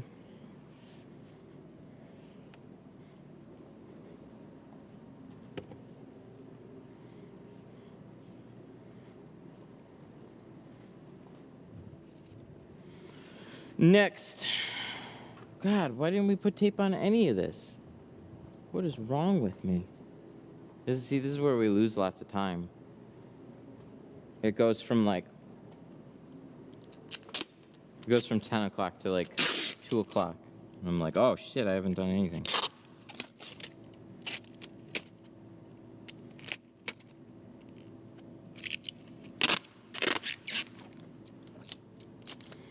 So we're going to cut out some of them on quarters, or some of them on plotter, and we'll see what those look like. I messed up. I put upside down. I just saved some tint. Damn, feels stupid. What? How great is Apple CarPlay? The main thing is maps. That's really it. That tells you how I feel about in-car navigations. Like, they're just... So we've got a Blazer, and I compared it to, like, Google Maps. And it let us down so hard. It was like, oh, this is like nice, clean, modern navigation. Like, I have the 360 cameras on the Blazer. And so it looks like they put quite a bit into their system, and then you try it, and it's just like, it's so outdated as far as directions and, like, construction and whatever. It doesn't match up. So when you have that on your screen, what you really want to do is replace it with either Apple Maps, which I'm very surprised at Apple Maps. Apple Maps has been more consistent over Google Maps, which shocked me. With, like, they had a bunch of, like, summertime, they had a ton of freeway shutdowns. We had some pretty bad rainstorms too, and flooding. So, like, they were shutting down a lot of the freeways here and there at certain exits and stuff. And there were many times that Google would take us a certain way, and then it was all blocked off. And then Apple, like, we would try the same thing with Apple. Like, we would put them side by side. And Apple was telling us to go this other way. And sure enough, that way was open. But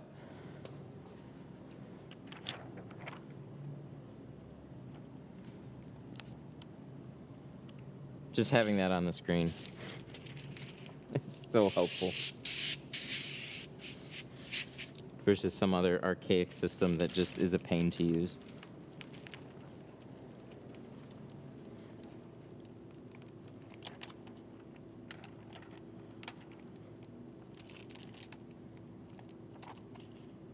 Would be nice if you could put videos up there, but you can't.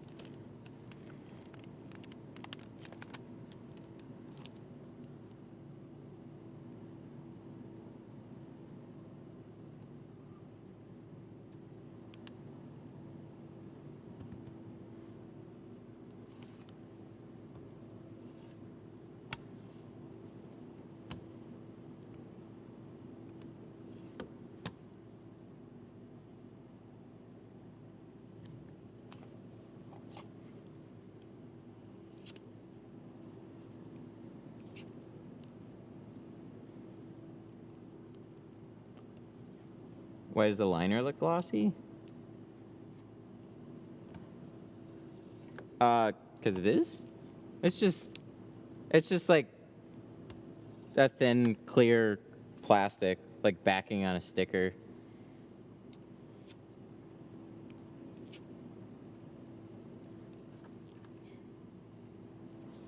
Brand your own tape green.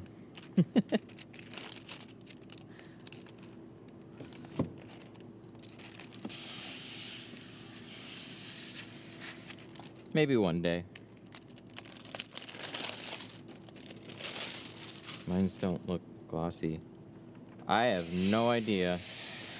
All tint liners, as far as I ever see, look glossy, so I don't know what you're using.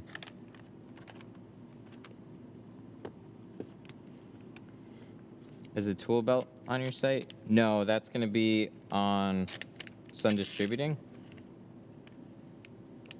Sun Distributing.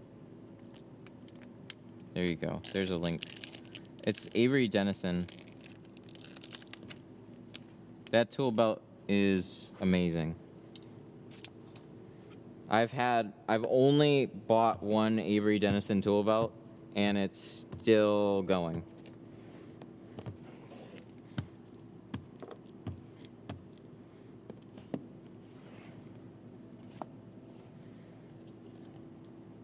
Where's my... There it is.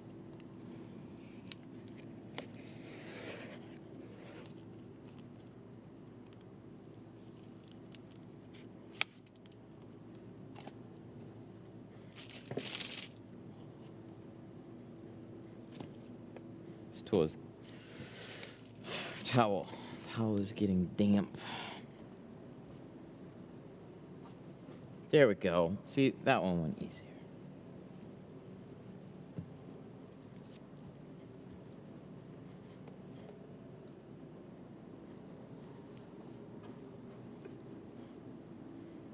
Use Lexan and Suntech. They don't look glossy, or is it just me? Maybe we were talking about different things. The plastic that you peel off the liner, it's clear and shiny. With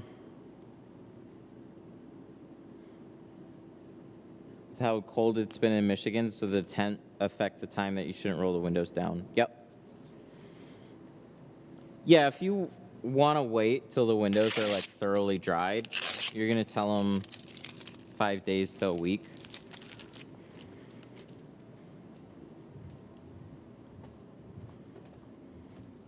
The whole thing can kind of like freeze, but not like the water pockets don't look.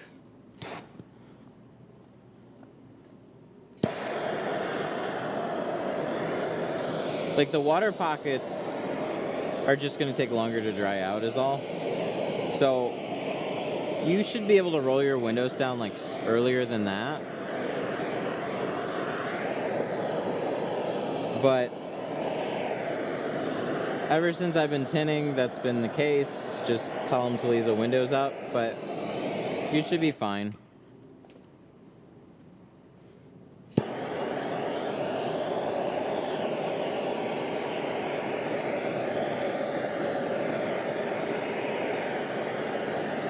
Who needs to be rolling down in the cold anyways? True. Unless you go in a drive-through.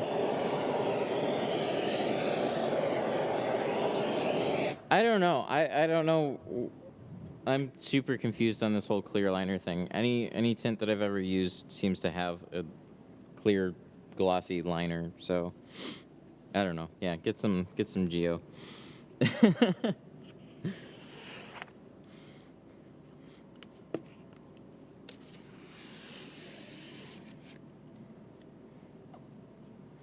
So just double checking all this. Seems pretty dang good.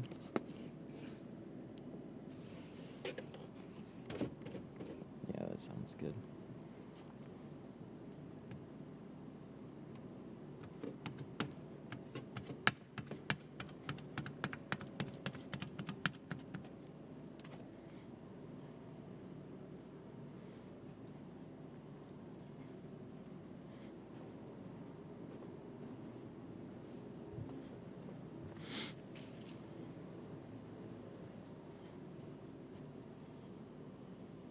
Nice.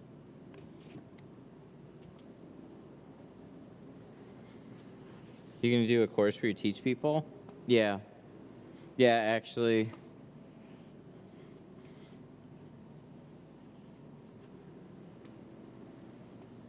I think I pretty much set the dates.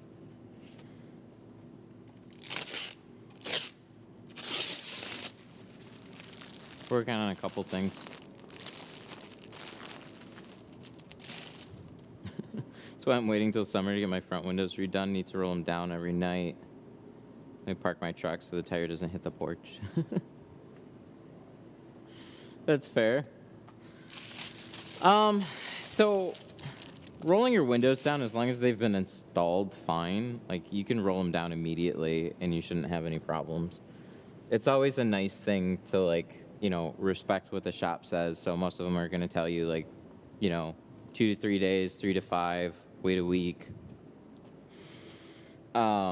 Just till it's dried out. But the thing is, like, as long as everything's tucked and seamed right, you know, if it dried and it wasn't laid down properly, you'd still have a peely window. The wait time's not really going to change anything. But I can't tell you how many people will see that in the Facebook groups. See, like, a window that peeled and be like, what happened? Oh, dumbass rolled his windows down early. No. No, not usually.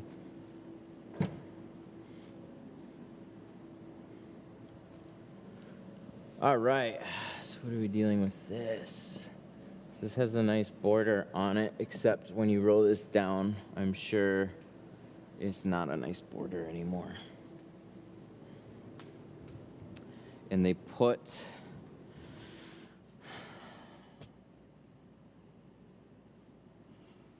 it, switch for it all the way up there too.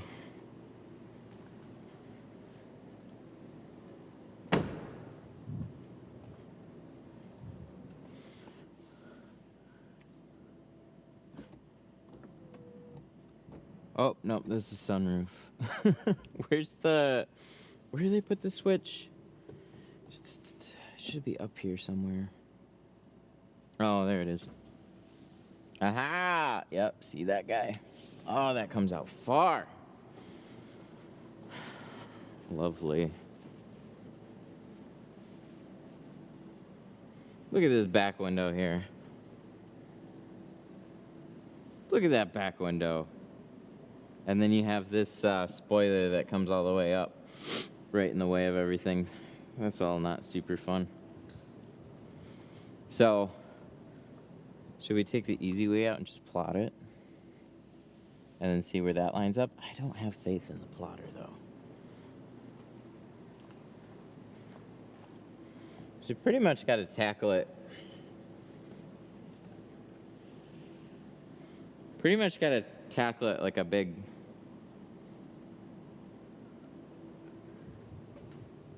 we might have to hand cut it. Just because. How would you even hand cut it? Okay, so a couple things.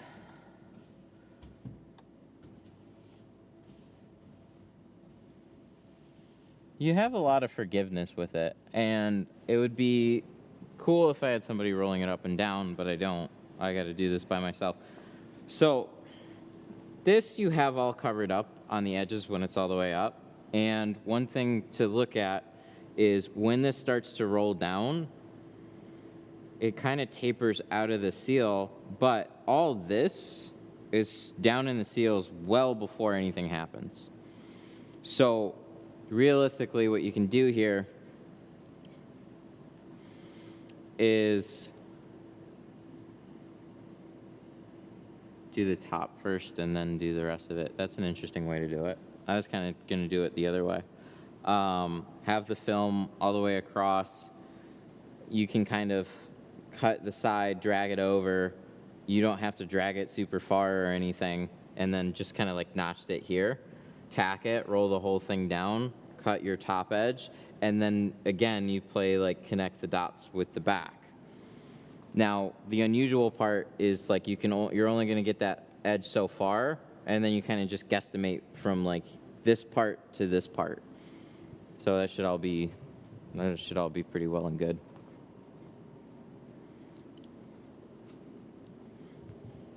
My program does good.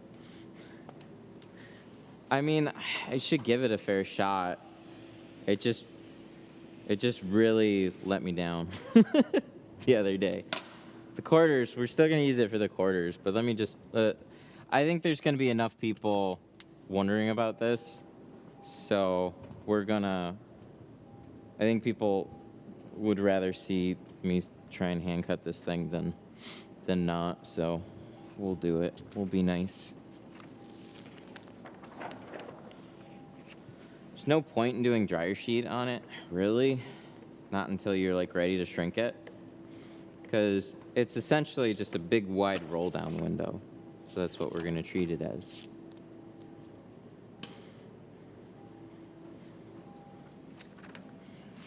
So a hard part is overlapping the top edge. So I'm just keeping this rounded like that.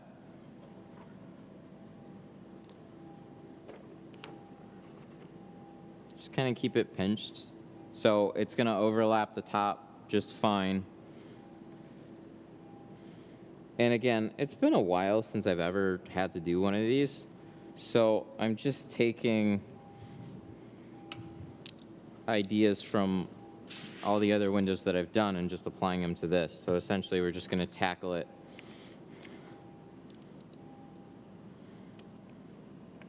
Oh, you guys with pulling the inside panels. I know it's not that hard to do. I just don't want to do it.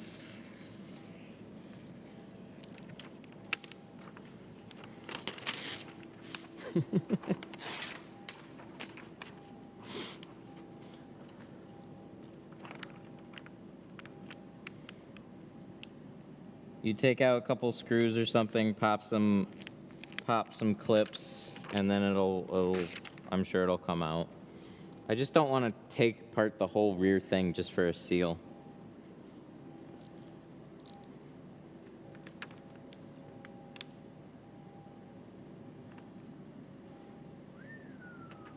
So where should we cut it?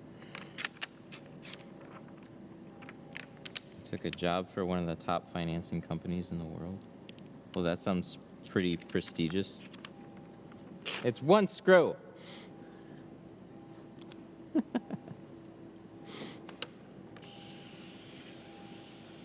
You guys get so frustrated at me.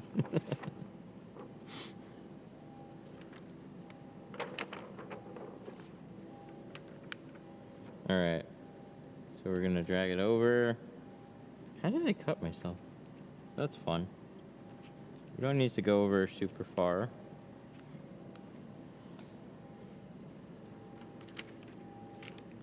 See, that's it. That's it right there. That one screw's gonna get lost. Yes, I'm gonna lose it. Then with supply chain issues, we're not gonna see it for like a month. It's like that Audi brake light.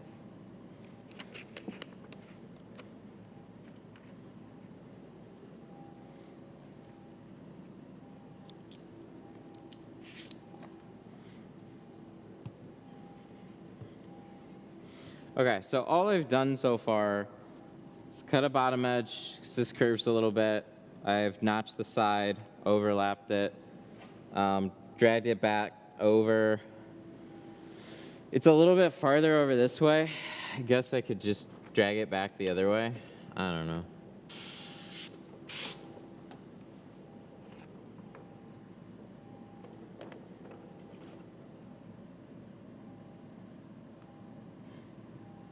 Sharpie is a good way to handle it too, for sure.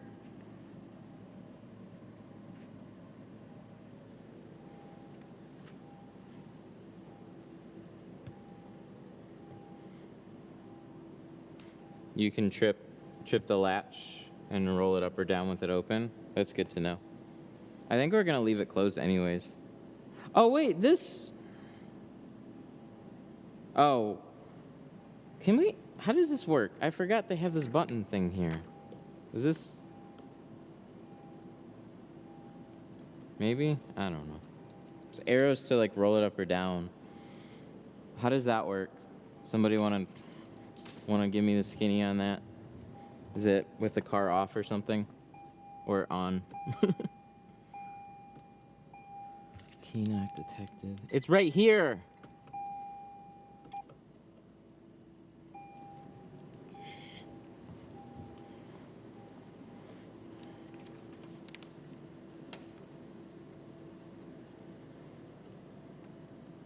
It's probably when it's off. But I don't know. Probably like off, doors closed or something. And you like press and hold it or whatnot. Probably when it detects the keys near it. There it goes. That's handy. Holy shit. That really goes up there, doesn't it?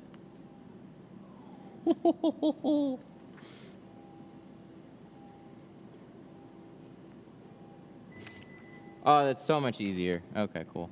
I'm glad we did that. Wow, I had a lot overlapped on the top, and I still got butt up close to that top.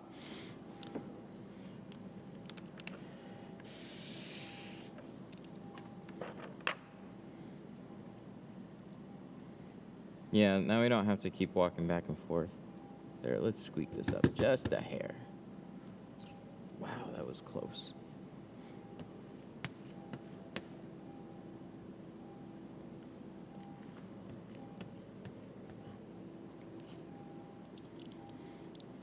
I had to remember what Toyota would think when they designed that. To be like,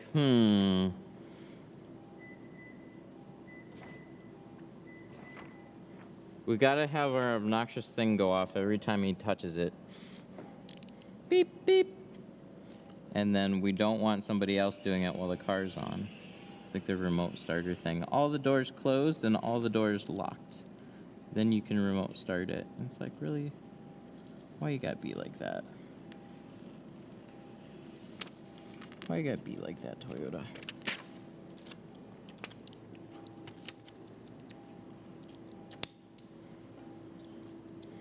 So the next trickiest thing is probably gonna be shrinking this thing.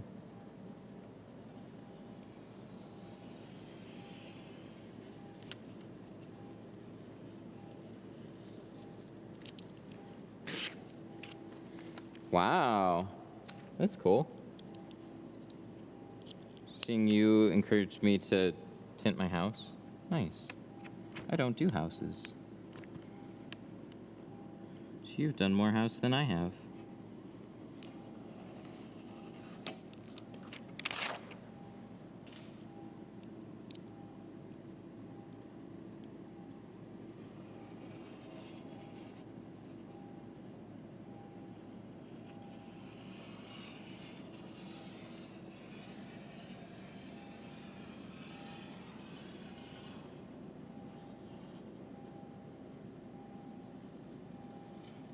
There we go. Dun, dun, dun.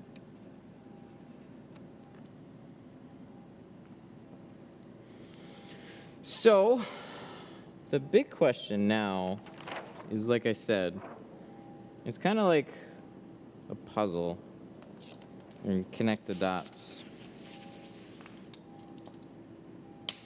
We'll open that in a minute.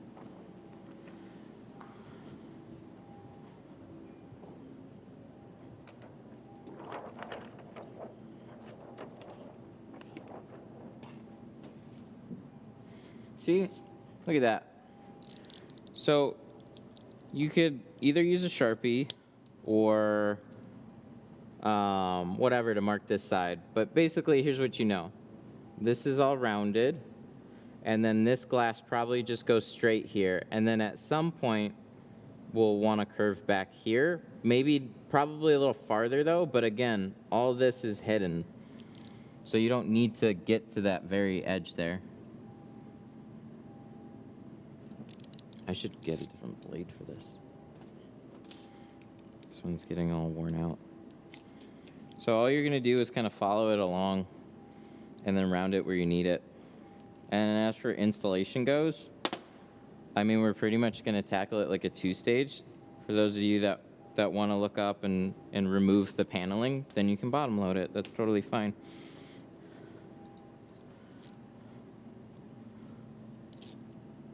I'm gonna see how this goes this way. So I'm gonna cut this a little bit short too, because it tapers. This way I can kind of keep it really close. So I'm just gonna draw a straight line into the ether. Oh no, those don't line up at all. So, like I said, at some point, it's gonna wanna curve back.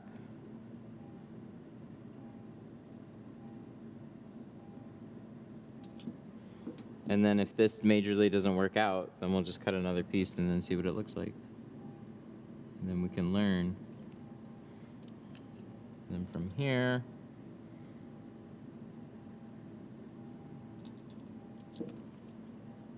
so it'll look kind of funky, don't get me wrong, but we can match it up and see.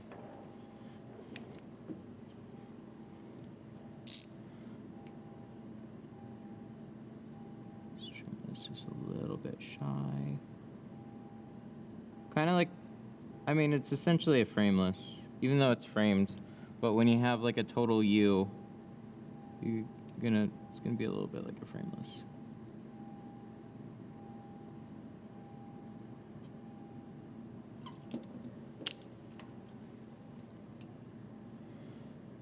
The question is just how far. Why don't you plot the rear window? Because I have a lot of people asking me about hand cutting this one. I thought about it. I did my H2 Hummer the other day though, and I was very disappointed. So we're gonna hand cut this and then see where we're at.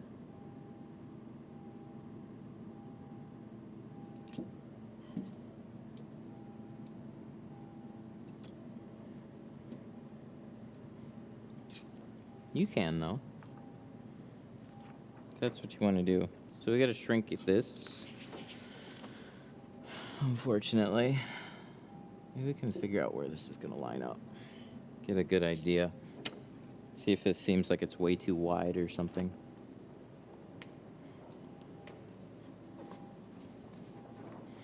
Now that we know we can roll our window up and down very easily.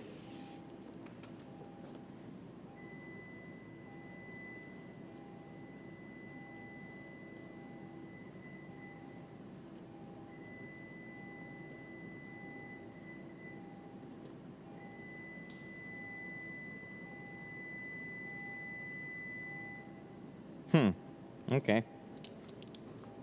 Well, I thought we could do that easily.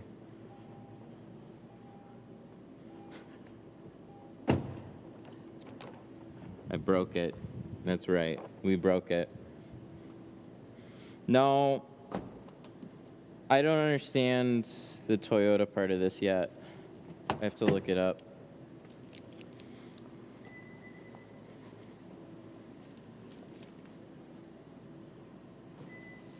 See, what's the Toyota part of this? That's the question. I was making sure also it doesn't just roll up or down all the way. It'll actually stop where you want it to.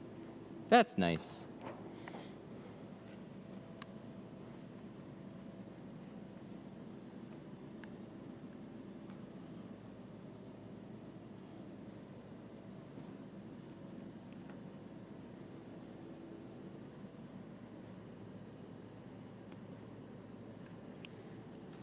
You just follow the defrost patterns. See, I think I can go even more, just a little hacked off that way. Should be fine. You can see how this starts to come back around, and that's where I'd be a little far out, I think, with this edge. And then I can straighten this out a little bit more too. Yeah, I don't know why these are all the way up here. That's dumb. So I'm gonna go ahead and do that, I think. Can we roll this up some?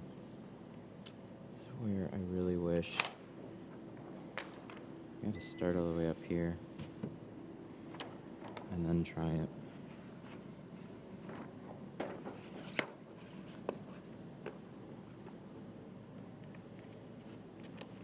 Just to get a general idea though.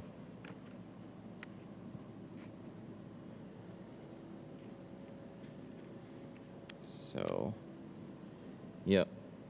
I don't think we need to be near that far. Straighten those out. Let's roll this down.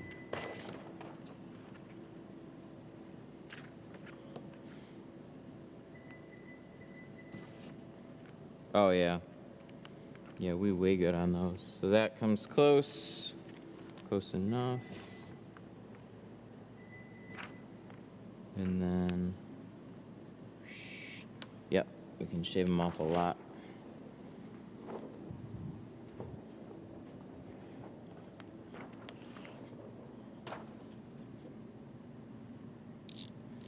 Like a lot.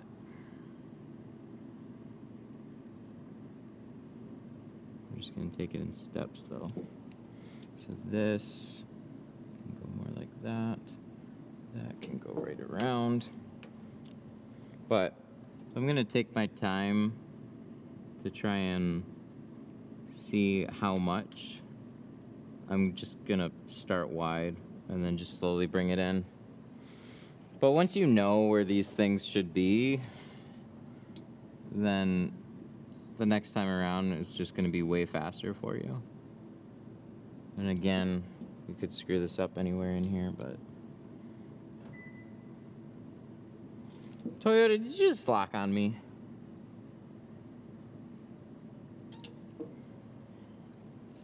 It just locked on me.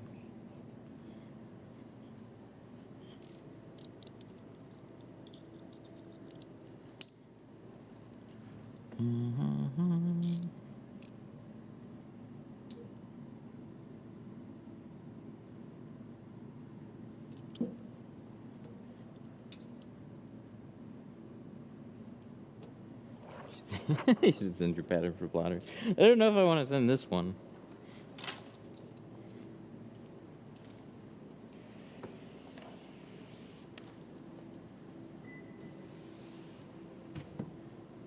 But then they gotta check them.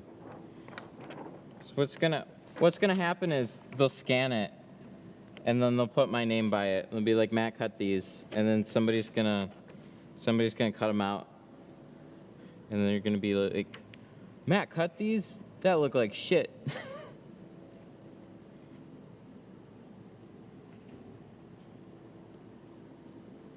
Hang on one second.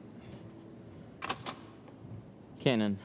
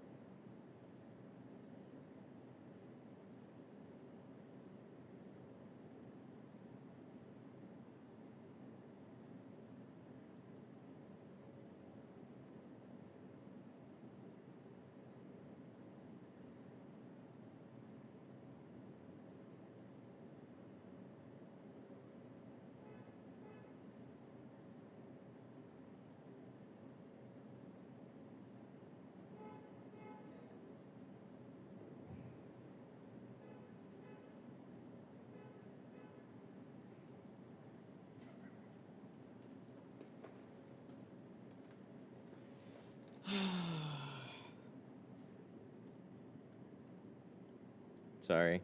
I should have brought you outside for that.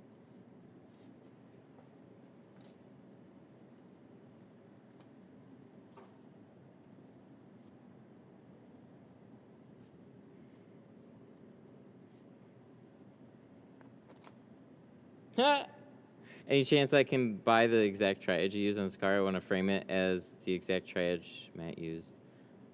Yes. Yeah, we can do something like that. That'd be fine.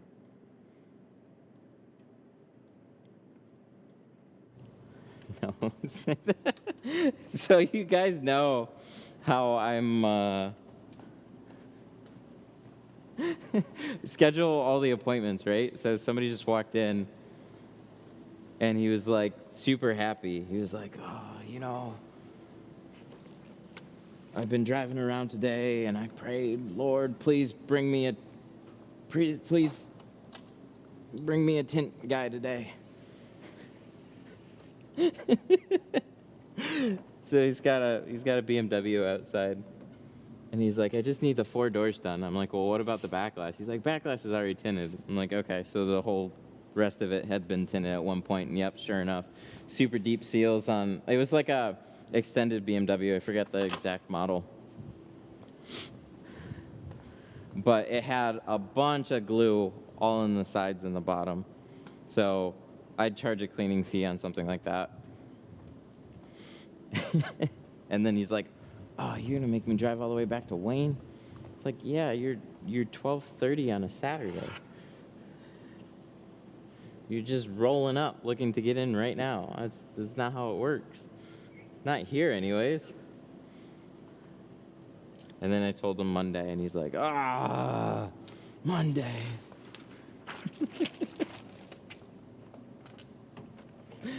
Yep. Sorry, dude.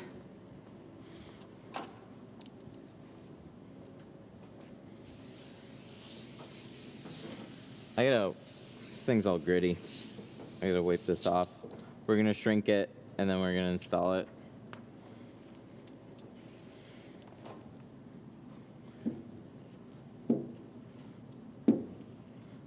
Afternoon Saturdays are always funny.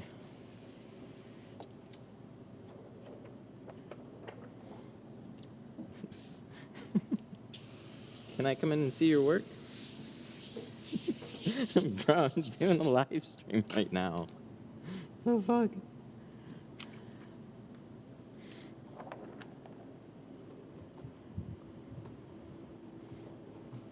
I'm so glad I'm not set up for walking.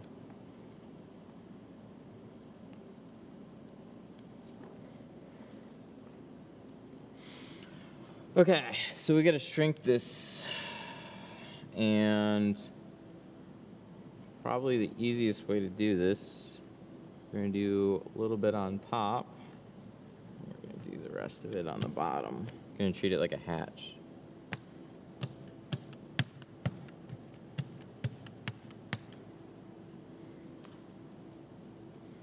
Yeah, I showed him the Blazer though. Like, he went to come back here and see the car. It was just like,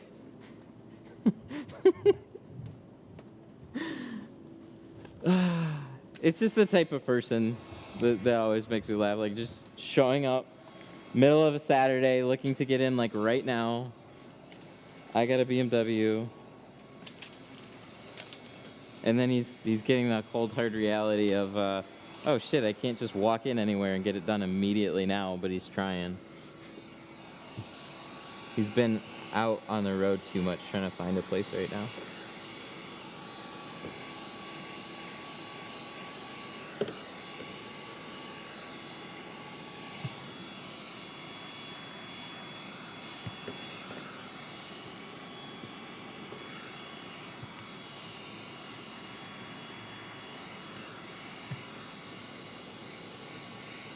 You know, somebody puts me on the spot that much, I'm going to put them on the spot too.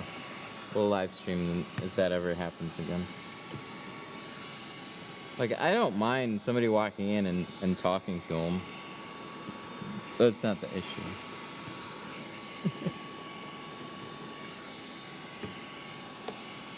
And tell him to come to Canada, I got a spot. You know, he'd probably be there. Do you always wet shrink? Yes. Every car, we wet shrink every back window.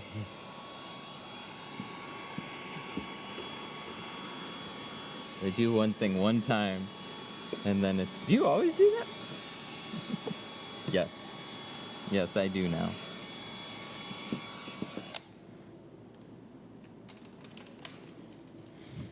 Ugh.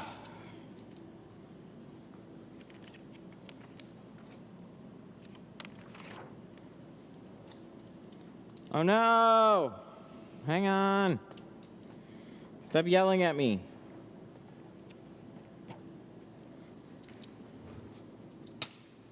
Canon.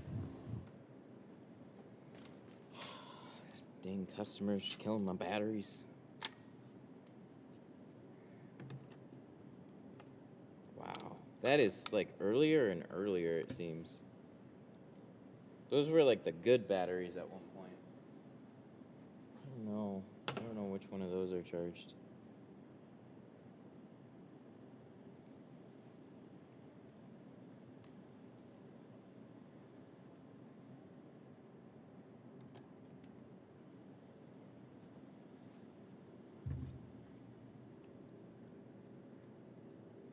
I'm wondering what prices they charge, like sides and back, to see if I'm in a good range.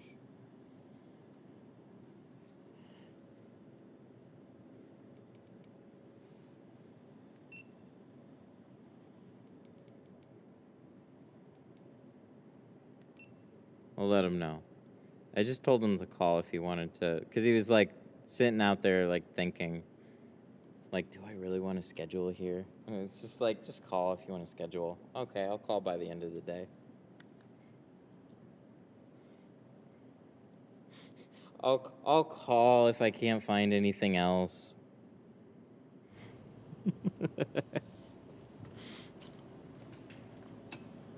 If I have to, I guess. Go away. I don't want you then.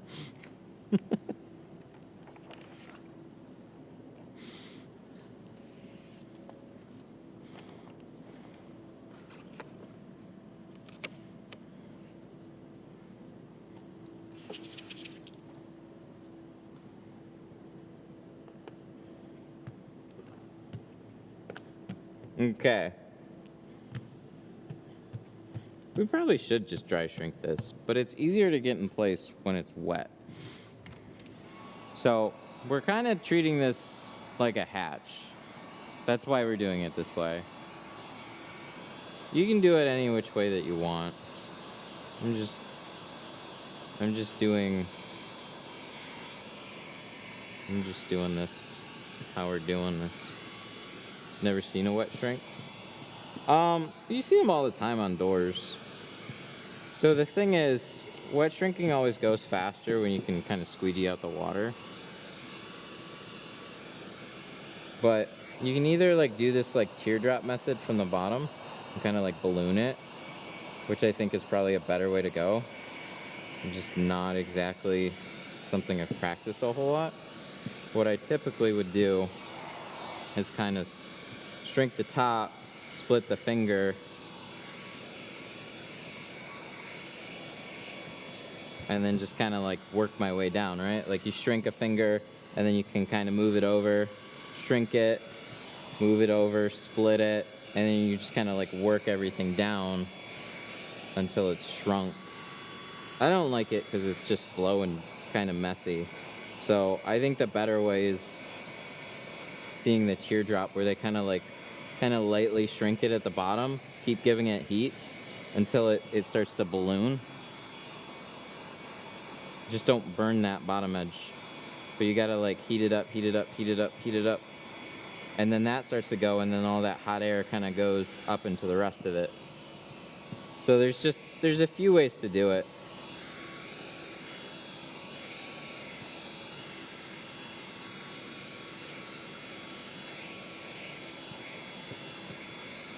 It's not something I do hardly ever.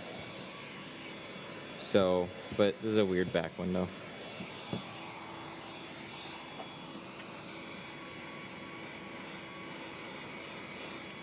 What happens if you didn't shrink it?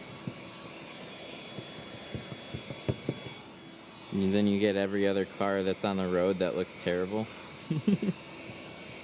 All those things, like all that shit that I'm making flat, is gonna still be there on the inside.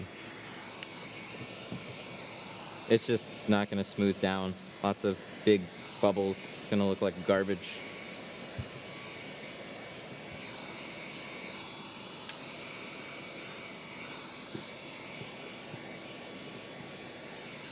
Prices do vary by location. It's a whole market. It's like going to a mechanic. Window tinting is very much like going to a mechanic, because where you're going to is like a specialist shop. So there's different materials and stuff, and that's the end of what's on your car, but there's also the skill that's involved in putting it on.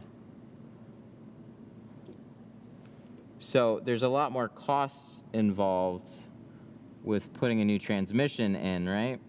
So typically, they'll work all their labor and stuff into it, obviously, and make their money, but there's so much more money going around that it's easier to do that. With window tinting, the materials still cost, but you have the skill of the guy that's doing it, which everybody wants free labor. It's like free shipping. So, I don't know.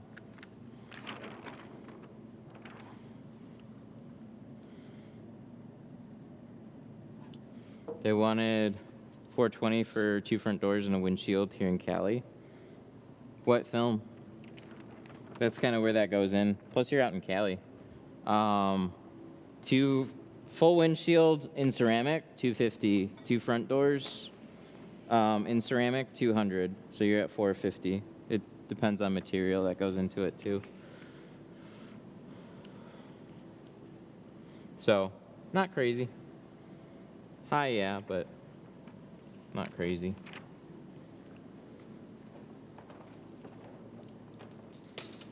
All right, I think we gotta walk this one in.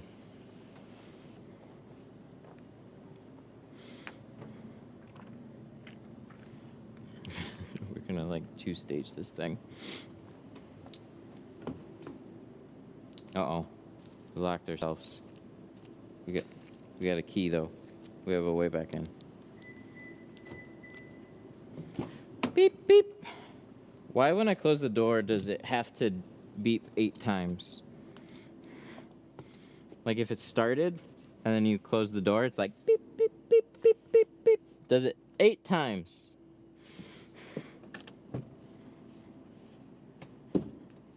Whoa. Oh, that's that one. This is that one. Does this not go all the way down? Am I too spoiled in my van? What's going on with this? I figured this thing would drop all the way down.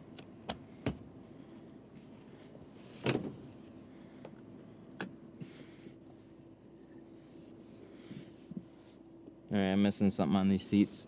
These seats seem like they do more magic than I'm giving them credit for right now. Aha! That's it. We should put this in the front.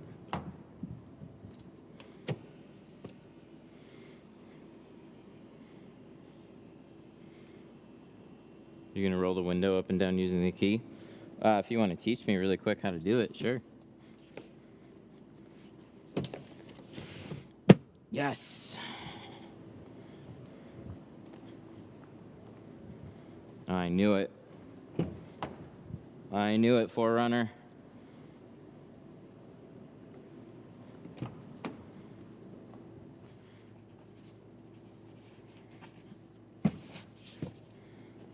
Look at this magic.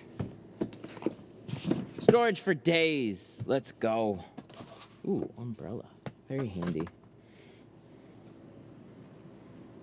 Stick the key in the rear hatch.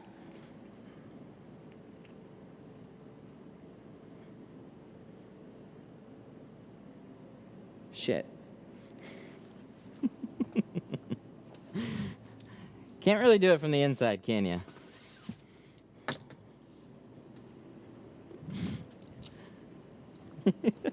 guys.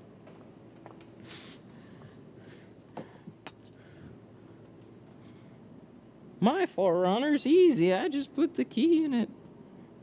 Yeah, from 5 years ago. This is new, bro.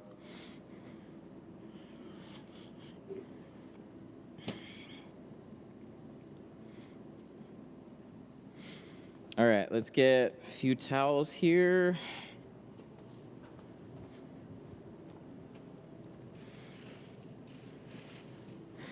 It's all right. I gotta take everything with a grain of salt. They've had this car for so long. But it's just kind of funny how this all works out. So we gotta like basically reach through the front, roll it up, do what we do. Back and forth, back and forth. Get ready. This is gonna be super fun. Then we're just gonna carry it in from like the passenger side. Oh, there's no good way to do this. At least they don't put it all the way in the front. They just put it right here. So we can do that. The good news is I found this on the web. Shut up, Siri. The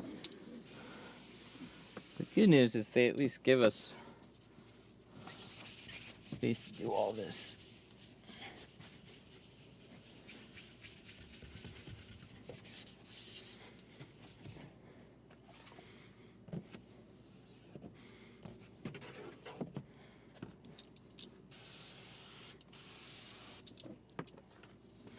So what's it gonna be like tucking this thing? This beautiful thing.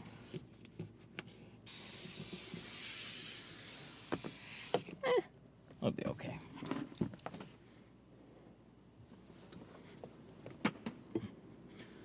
All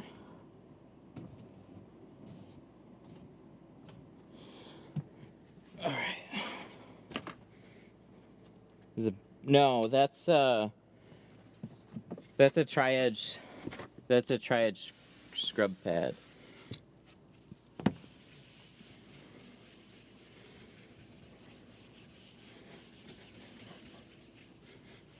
If you look under 4Runner, there's a key slot there.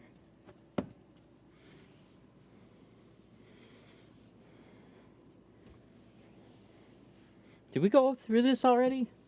Or is it like a hidden key spot and you're actually a genius?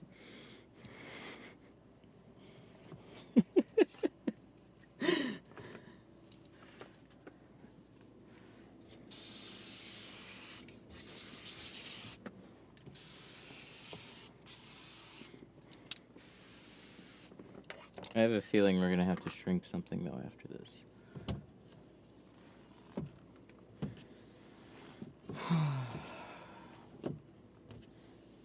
Just want to get really water happy.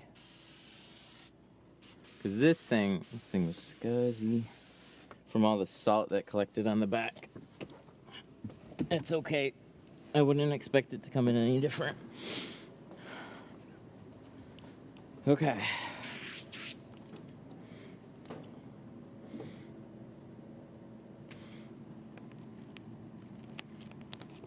This is going to be like the widest two-stage I've done in quite a long time.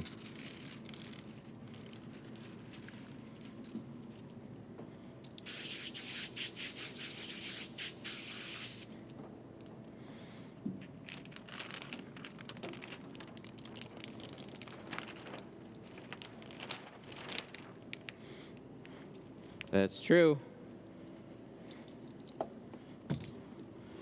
Nobody's gonna have to roll down a back window.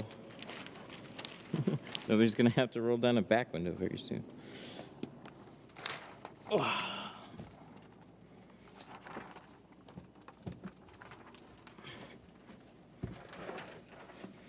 There's a key slot on the brand new ones because they have a push button. I know there's a key in the thing, so it's either one of those super technical things or you guys are thinking out of date here. At least the car is cleaned out. Very true. This is just a weird Toyota thing.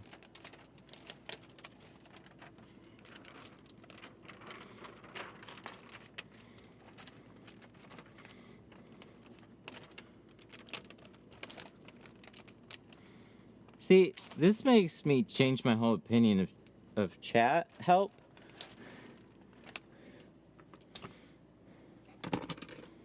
So, if it's actually just, yeah, take the key out of the fob and then there's one below it. But there's also like a little, thingy that you can press up and down so you don't need to take the key out of the fob. I'm trying to help you. I'm good, man. Shit. How am I supposed to get to it right now? Tell me that. I'm in the back. We're just debating where the key is, but even if...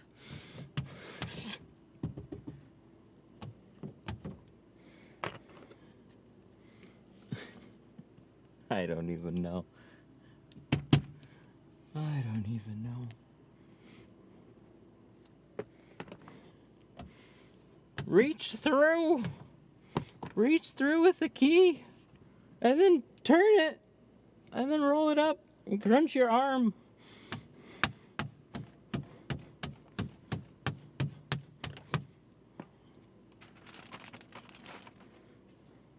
Okay, so that's up. So we shrunk it on the top. I just want to make sure all this laid down. That seems all pretty legit. Look, and I can also do this. Where's the thing?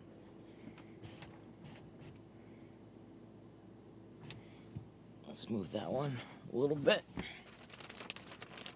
Oh, that's plenty fine. Heck yeah.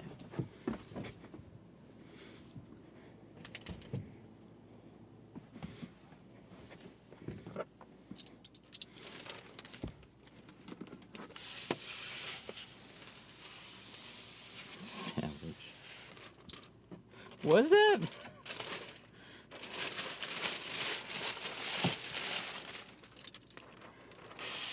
I don't think so.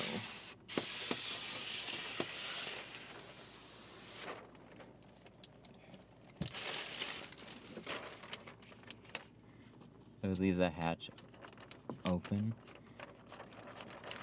Oh, that's fine. I just like tinting this way, so I got space to do it. It's not a big deal for me to jump there and just flip it. So what I'm wondering, the biggest question for me is if I'm too wide or not, but we'll find out.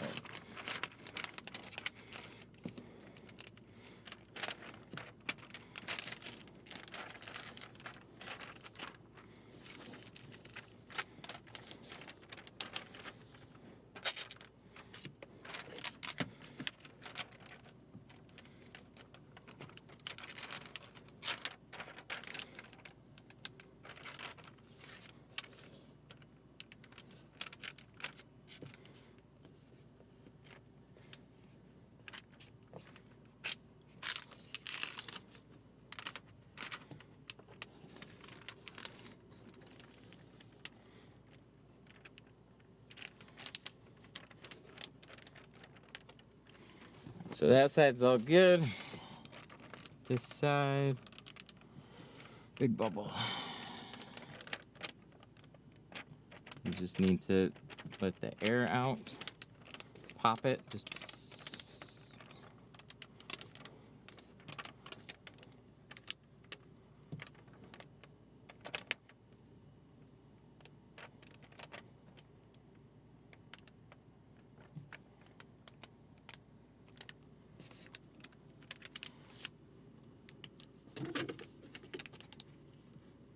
Seems sticky, a little bit.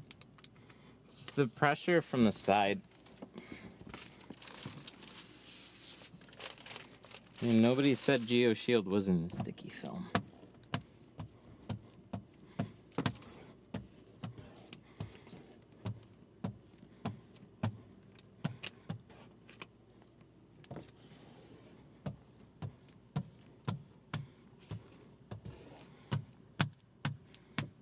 I'm just putting stickers on. Ooh, I like it.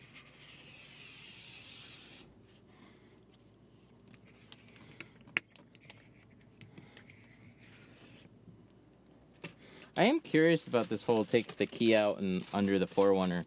The only one that I can think of that did that same thing was Lincoln. Lincoln with the... I mean, I'm sure a couple other companies do it, but like the one that comes to mind is the Lincoln Continental, where it's literally got a hideaway spot because the doors are electronic, they're not handled. So if that's the case, they need like a different spot. Well, look at that. I'd say that seems pretty tinted to me. That worked. We didn't have to pull the panel out. I'd say as far as installs go, did it look really straightforward? Enough. Just a more complicated two-stage, but you can do it. Trickiest part is getting the cut out. That's why I would have appreciated a good plotter cut on this one. But, you know, somebody said save the liner. We might sacrifice a piece of film, maybe some cheap film or something, and then see where we're at. Do they even have a way that you can get out from the back? Or they don't have an emergency release? Get me out! Yeah, I'm pretty surprised about the shrinking too. I would have figured something would pop up, but I don't have anything that popped up. So that's awesome. That is a hair. But it's on the outside. Heck yeah. Yeah, that freaked me out. Let's go look at it. This. This little curly thing. I would have been livid. There's no way you're getting a hair out of the center of this thing without butchering the entire piece. Starting over.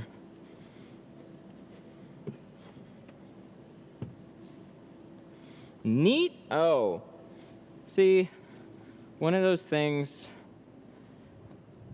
like, I don't have a great way to explain that. I just kind of have what I've been doing over the years, and you just kind of take all those concepts and then you apply them. So if I had 2 or 3 of these right in a row, I would be much more up to date and efficient with them. It's just been a long time since I've had one, so it's just, you need a refresher.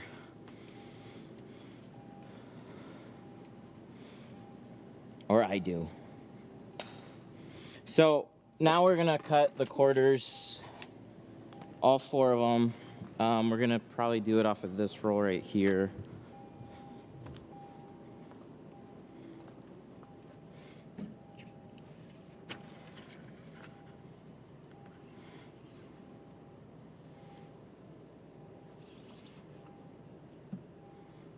You got chat approval, must have done something right. Oh, I appreciate that.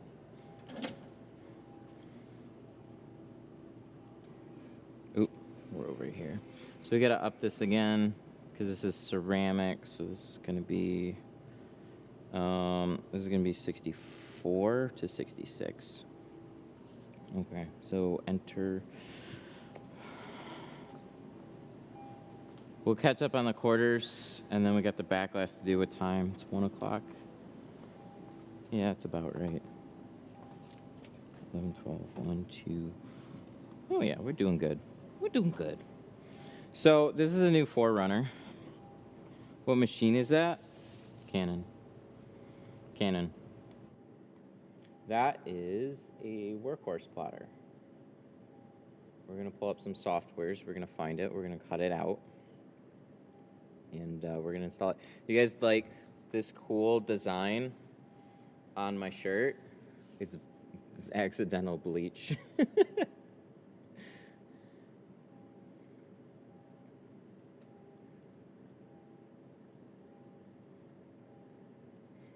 It's just accidental bleach. It was a purple shirt. We used the Clorox. And didn't realize it had bleach in it. It was funny.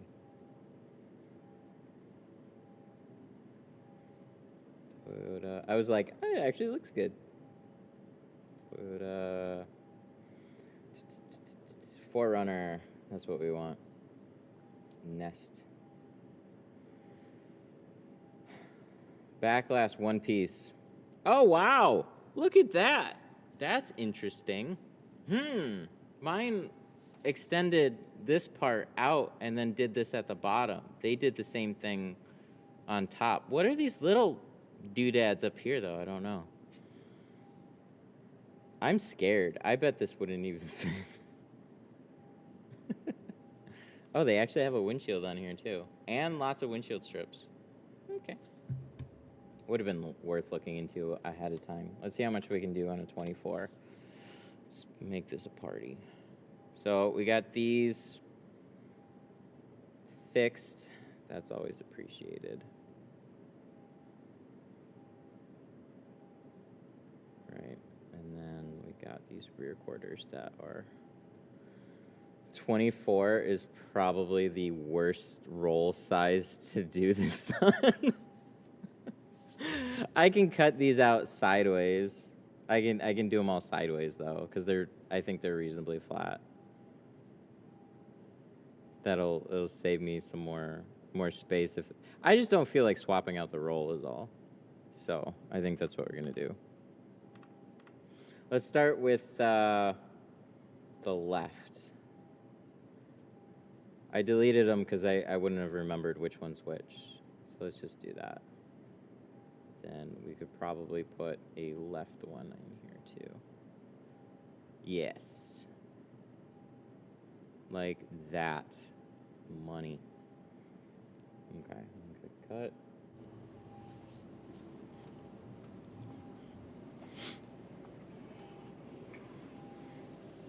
Oh no! My knife.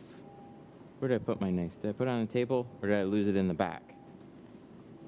Oh shit. That's bad. There it is. I found it. Oh, I gotta get my triage too. How are we ever gonna do this without my green triad?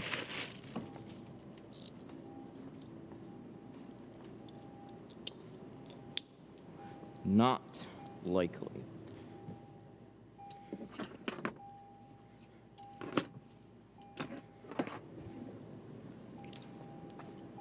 Okay. So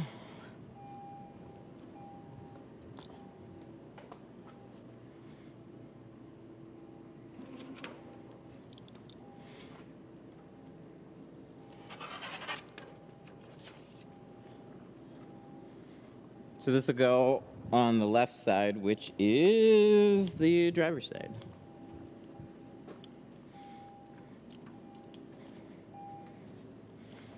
We get through these rear quarter windows. We can get through anything on this.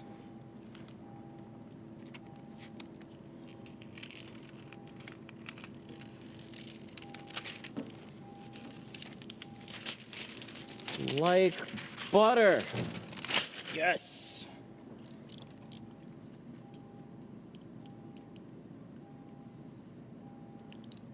That's what we like to see. Easy peasy patterns.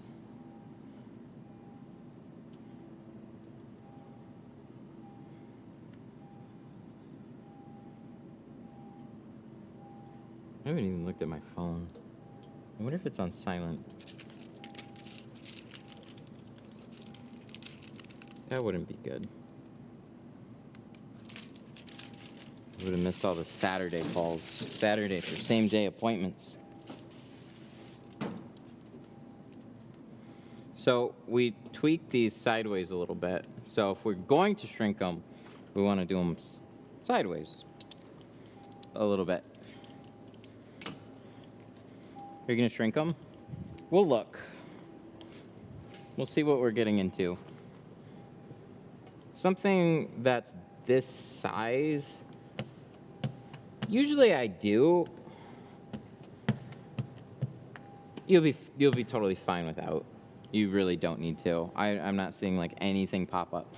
It would basically be like a feel-good thing. Like, oh, I put just a little bit shrink in case I get that one little bugger that pops up. That's about it. Are you like doing Toyota CHR? I actually never had one. Oh, you're right. This is got to be pretty rounded. I was going to say, like, this looks really rounded compared to that point. No, you need it to be that. Okay. We're going to put some fresh goodness on it. I wonder if we can get by with just the plastic or if we have to put the tape on it too.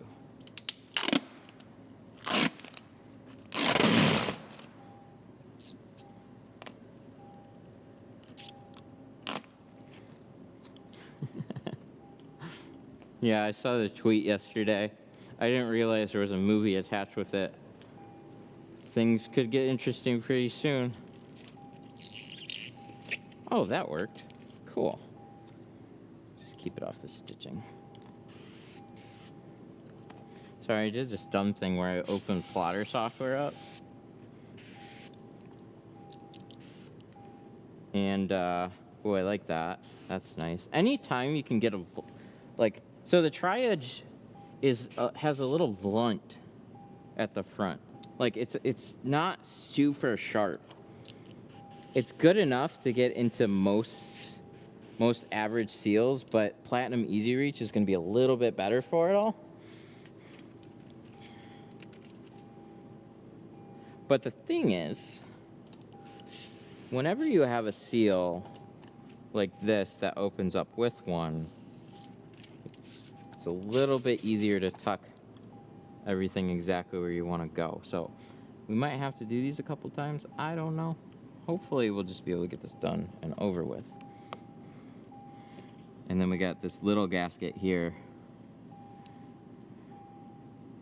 that you could either use a corner tool or a shank to try and just open it up a little bit. Most important part for me is just trying to keep this flat and then kind of shift it into where it wants to go, which is...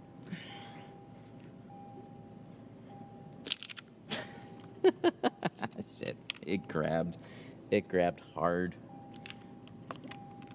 We might have to cut these out again. We'll see. See, this is my only gripe, my real gripe with this film, is when it decides to inevitably grab in one stupid spot. See?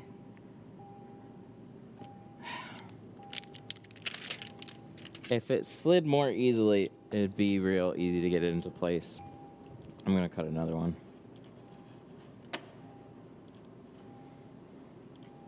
Triple. What tip helped you bring more exposure to your business when you were a year into tints? YouTube. YouTube and all the live streaming. That was probably the biggest thing.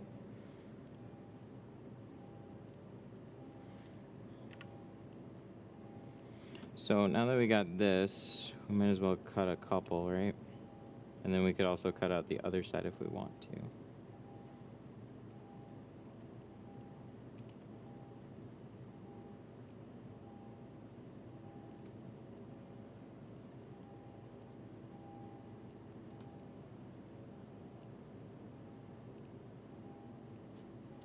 Why is it not moving? Oh, did I not push the button? We gotta push the button. There it goes.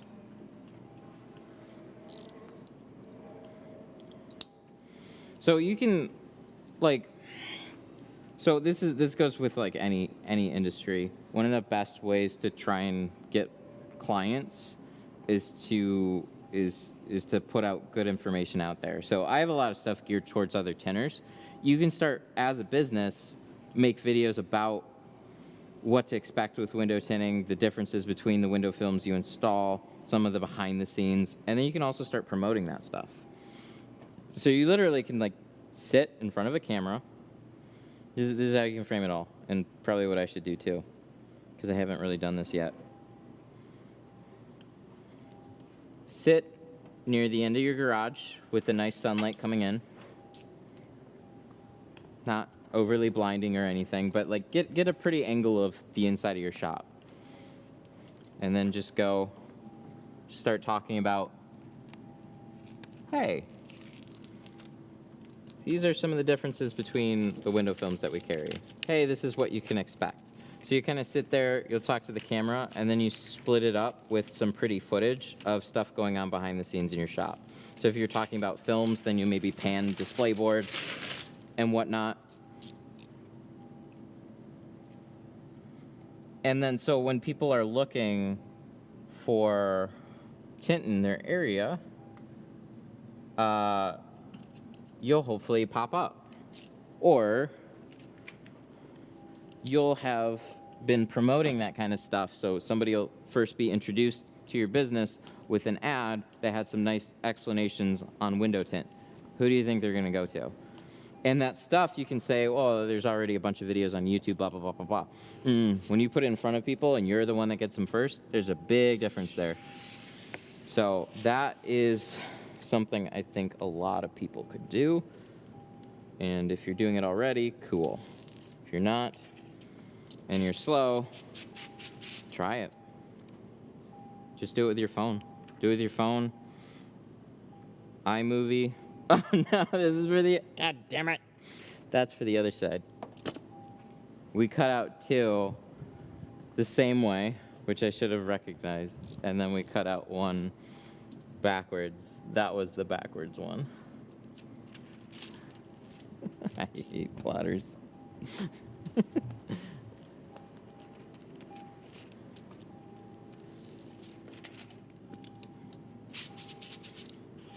I had a feeling. Damn it! I get out of practice with looking at plotted patterns, so I see them on the glass and then like, oh yeah, that goes on this side. But then I'm wrong. So that's never good. Never good to put the wrong pattern on the wrong side. See, do you hear that? You hear that little pop there? God, this is frustrating with, I tell you, with this. I just want the whole thing to kind of feel loose on the glass. And if I can do that, then I can get it in place exactly where I need it to go.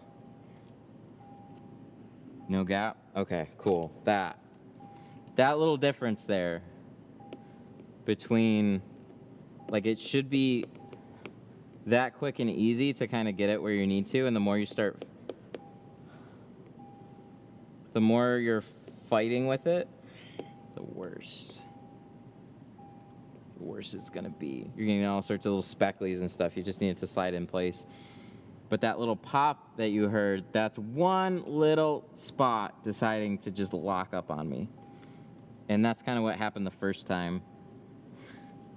So when that happens, you just try and keep wiggling it until it eventually, like, gets free. But even then, you can screw it up. Screw it up pretty bad. Okay, so those are real straightforward. As long as your film slides. If your film doesn't slide, you're gonna have a hell of a time with that.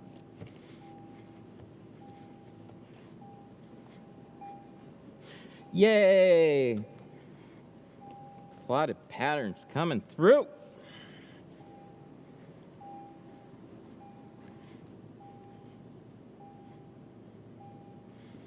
That workhorse plotter was $16.99 or something. It's definitely the cheap end of it. I've got a video on the channel that talks about what I like and what I don't like about it. It does the job. If you are coming into a high production shop, I suggest getting something a little bit better. But if you just want to get a machine to cut out film, it'll do it. I pretty much use it for that and some back windows right now.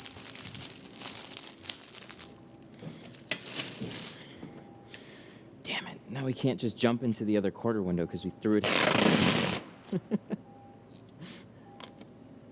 We threw it out.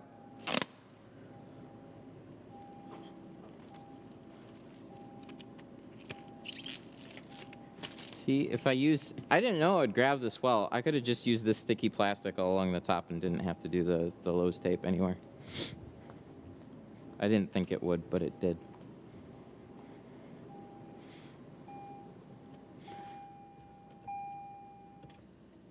Oh. Stop dinging. You're annoying. Thank you.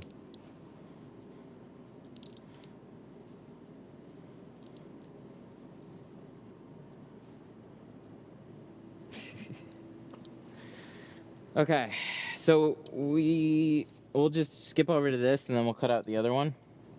So we don't have to squeegee out anything from this one, or we don't have to shrink out anything. Everything should be okay. If I wanted to make myself feel a little bit better, I would.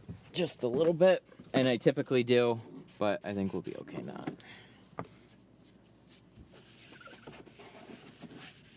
Lots of space. Very straightforward quarter windows. It's Siri.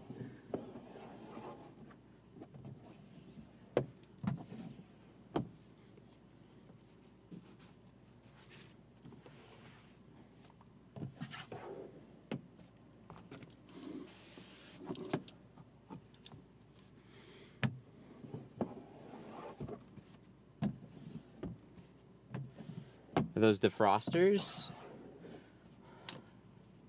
Sometimes they are. Sometimes they're radio antennas. Sometimes it tells. It's probably both.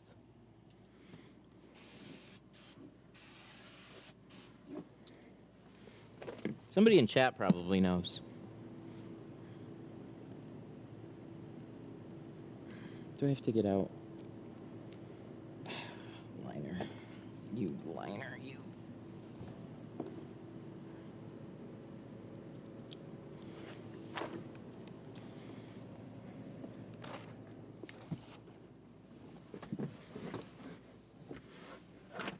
All right.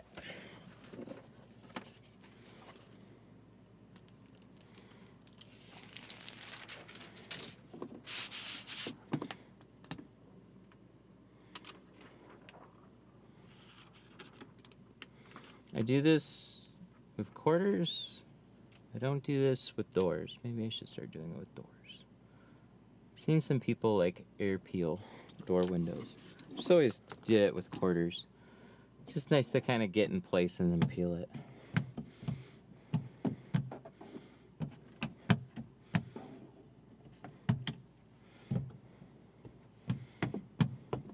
I don't know. It's a 900-year-old design. It's probably for the AM radio. I tease.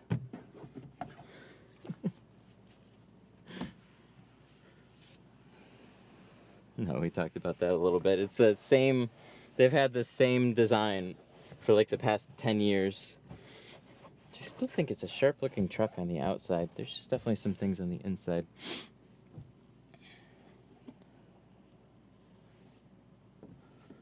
Just like my van. Cool. Yep, see, no shrink on that. Totally fine. It's a little curved, but good glue will stick. I would shrink them typically. I don't know. I was just moving along. All right, now let's go out the other side and cut out. What do we need? This is garbage. So we need a couple more patterns. Oh, I don't like this. Phone. Has that been up for a while? Does that like it just happen?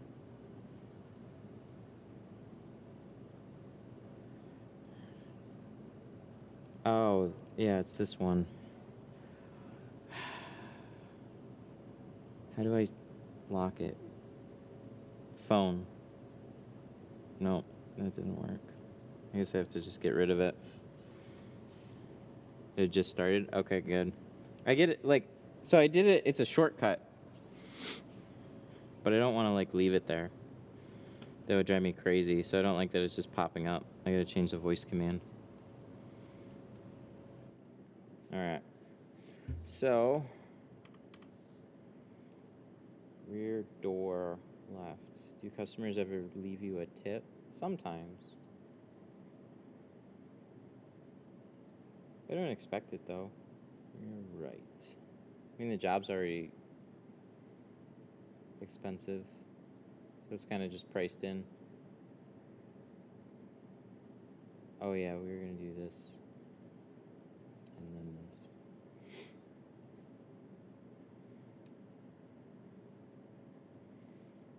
I don't leave. So some people will put it on their checkout things. I didn't leave it on the checkout.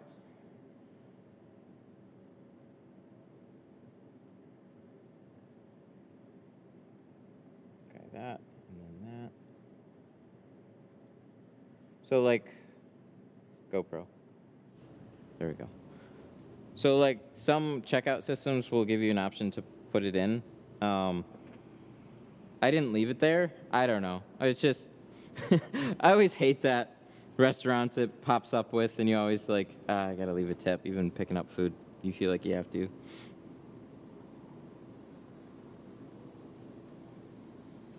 Buy and hold. That's what we've been doing for a year. My squares, it's set up that you can pay, but yesterday with the 2 cars, both tipped, and they were both cash. Nice, very nice.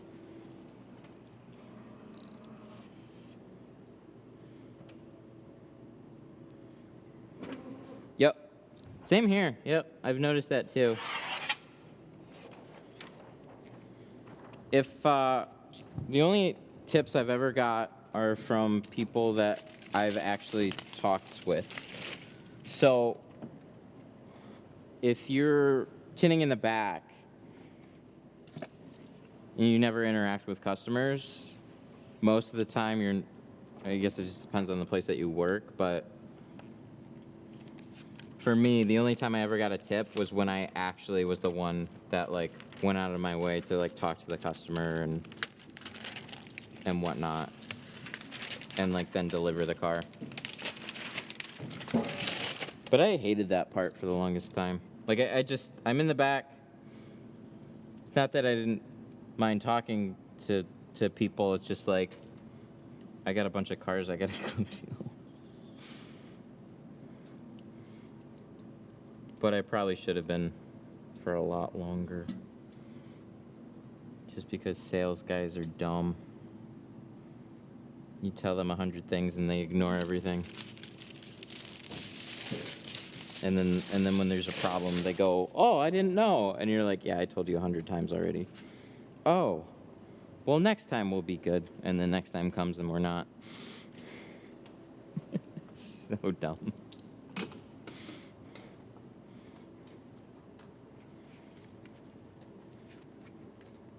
Owner operator might help that. Yep. Yep, now I have to.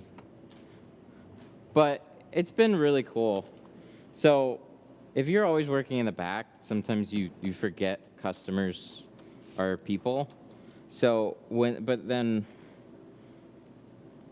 you're the one that has to then check them in and they're like your jobs, what you realize is like a lot of them, actually the vast majority of them are all super cool. They're just there to get a nice job, and they're very respectful, and they're just like there to, they're getting a cool thing for their car. So like I think a lot of it came from just most of the time that I had to interact with somebody, it was always from a problem. So I was always dreading it and going up front and having to talk to somebody and whatnot.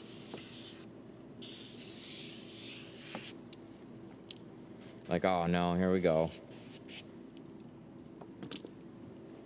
But if any of you are like a little concerned, don't be. People are cool. And it's your shop, or you're the one that's doing the work. So it's just, they don't know this as much as you do. So there's no set rules on how you have to do anything. They just want to get a good job out of it. And there's something weird about their car. Don't feel odd about letting them know about it.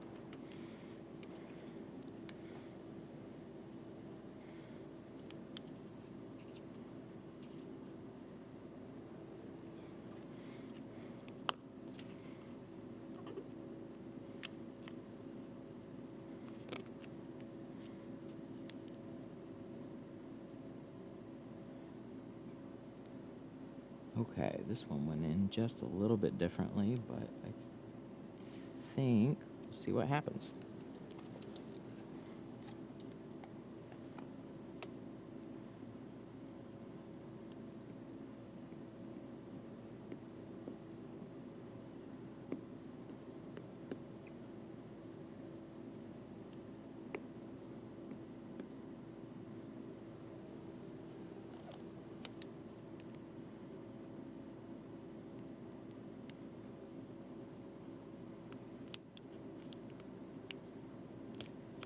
Ha!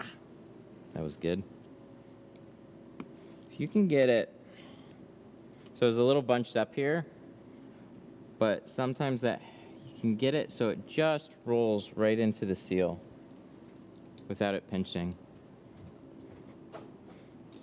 So that was good.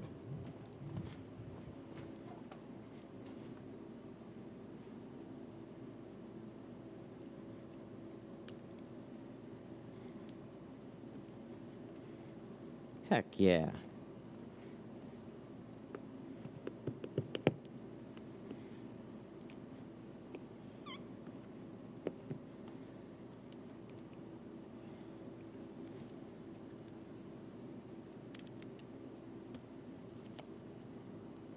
There's this little guy right up here.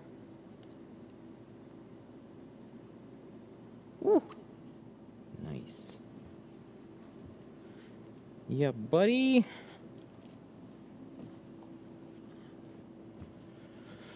That's what we like. First try on that one. That's what we like to see. Do you have a Tint Studio hybrid in the works? No. I wish. That would have been super cool.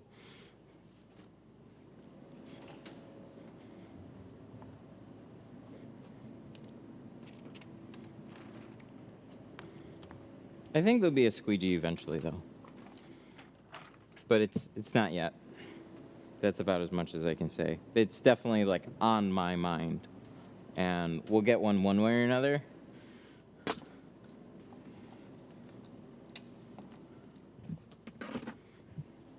And it'll be good. Whatever it is, it'll be good. There.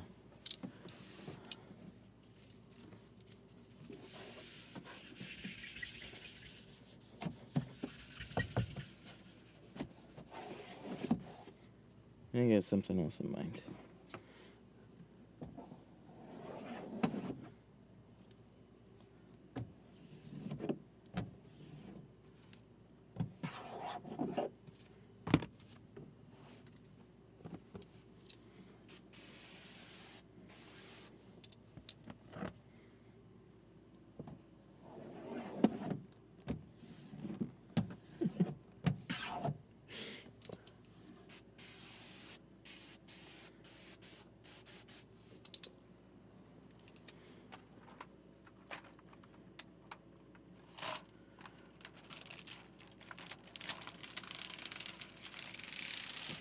Yes! It was almost a disaster. This way? Should go this way. Yep. Here we go.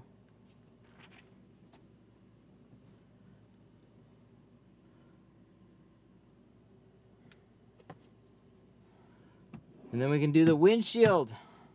130. Dang. Not doing too bad on this, huh? Not too bad.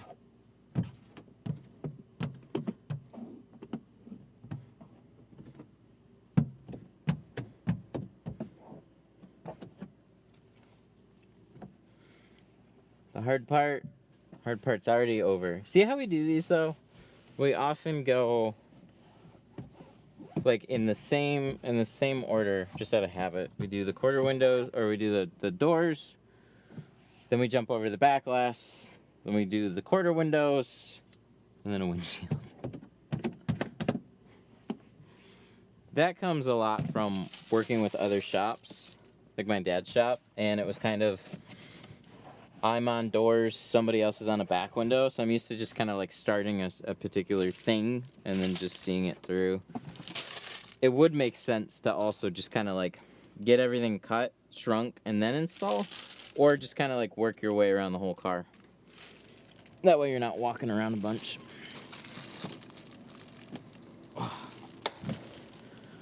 Whew. Woohoo. Yeah, buddy. You can put the tool belt back on. It'd be nice because we can actually open this like a normal hatch too. Okay, so right under the 4Runner is the spot for the key.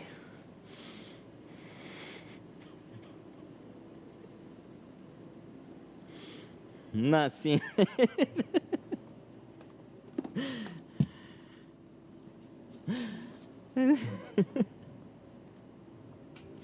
I'm trying to help you.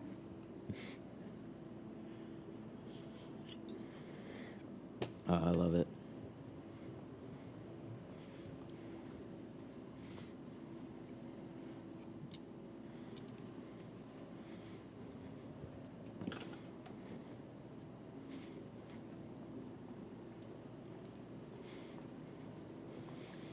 All right, we can take a small minute here and appreciate wherever the key is. There it is. Okay. We can close it up. We'll take a look at it before we go to do the windshield, just for fun. And then we'll do 50% on the windshield. But that's, as it stands right now, this is all the sides and the rear. I like it. So these are reasonably tall windows. So even if you do like 35 on them, something that I forget, even if you do 35 on the front windows, it's gonna look quite a bit lighter because of how tall they are, even with that windshield tinted, because it's very like squared off here. Do you not like to stream only front doors? Yeah, there's not a lot there. That's my biggest problem. Is like if we have other things that we can do, then sure. So if I have like a couple of front door appointments, then maybe. But front door only stuff is just really short. So like somebody comes in, I check them in, I get started. Then like it's not too much longer, and then that's it. They're done. Full cars, we're doing obviously the front doors along with it, so you get to get all that. I kind of like to be very like have a plan.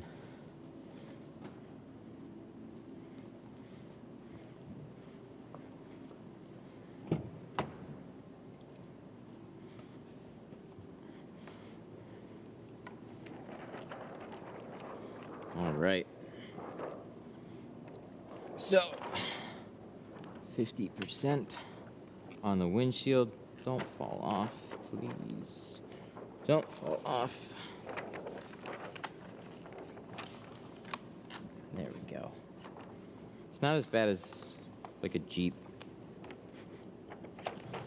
Jeeps are nice to tint, but putting the film in place, it's like you're using a big roll.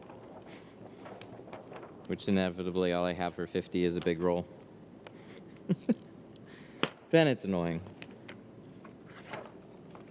Cut it before you put it on the glass. And then hopefully it didn't slump over and we cut it short. No, we should be good. Oh yeah, we're playing good.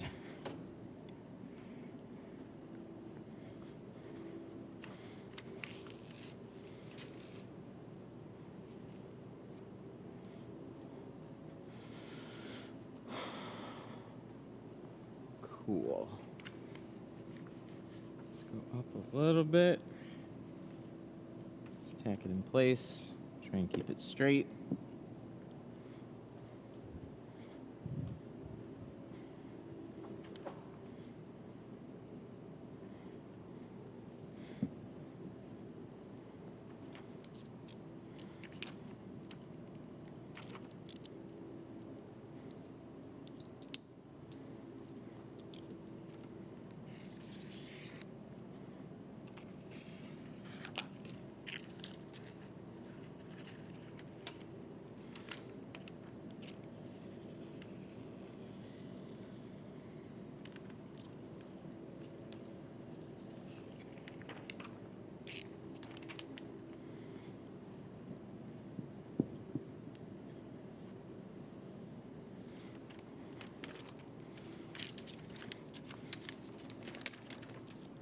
Yeah, it should be pretty straight.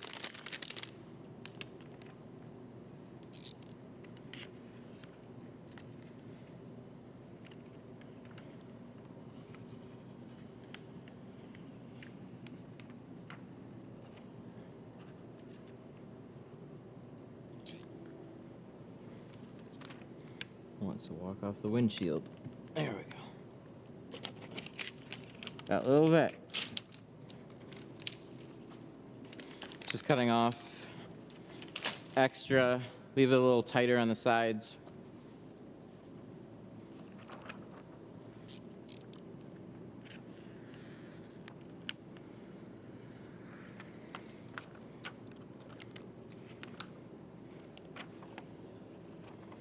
There we go. So I keep the sides pretty tight. Little overlapped, but you could cut them literally exactly on the white line. It's nice to leave the bottom and the top a little bit overlapped, at least by like an inch or two. Then you have some more material to kind of pinch and play around with. But this one should be really straightforward.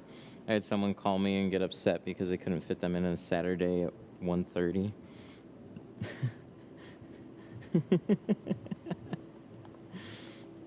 Saturday, same day appointments, man. They call afternoon.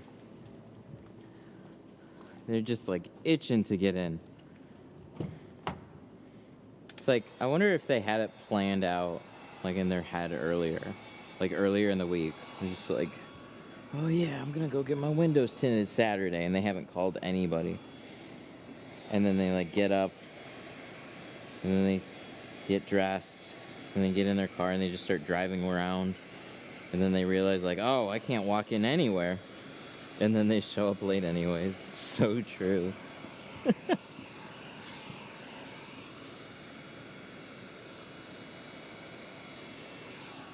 All right, this one, I'm a little high up. I'm trying to adjust things a little bit.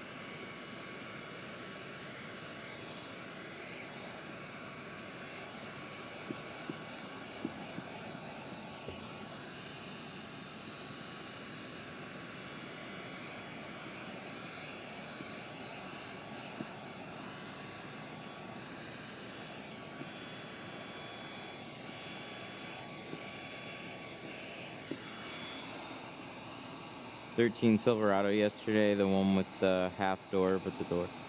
What's your strategy? 13 Silverado. What's my strategy? I'm gonna cut this top off. I don't know why I didn't. I just left it long. Now it's gonna be more of a nuisance. I can explain why. So,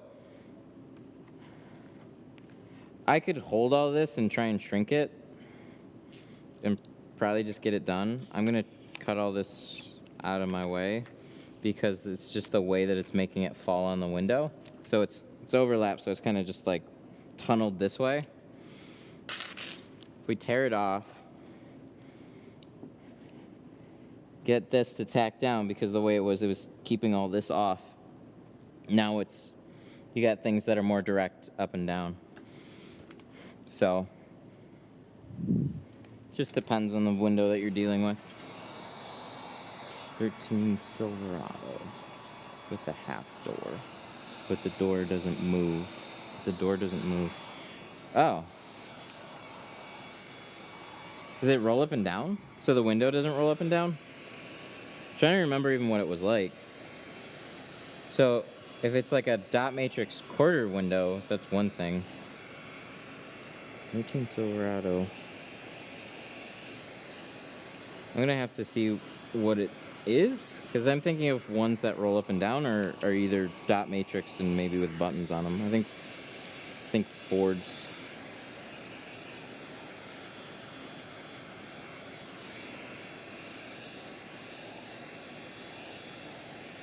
So it rolls up and down. Unless it was a cheap one that had windows that roll up and down and they just didn't add the motors in it.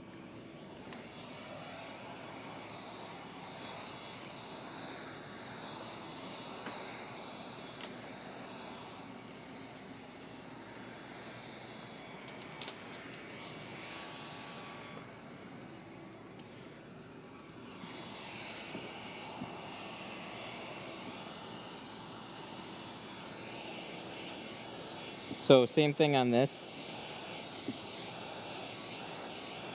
See how it's kind of going this way? It's not bad.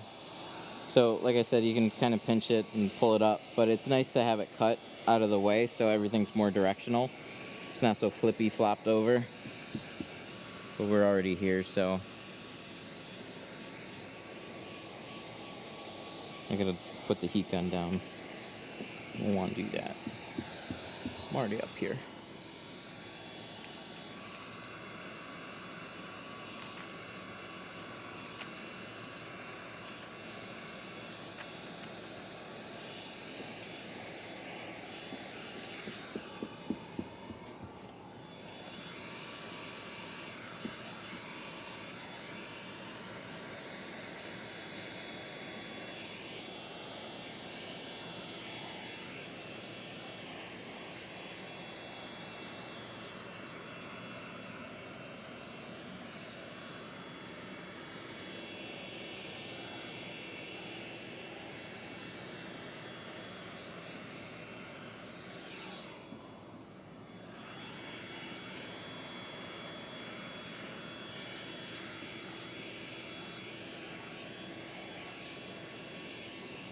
I'll have to see it.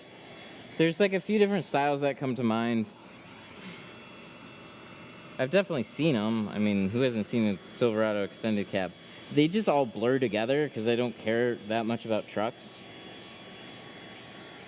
So it took me forever to realize that Fords are the ones with the buttons on the Chevy vans. I never paid attention. I always just had like a van, and I always asked, does it have the buttons on it? And it's like, no, it's a Chevy. It took me a long time to even recognize that. They all blur together.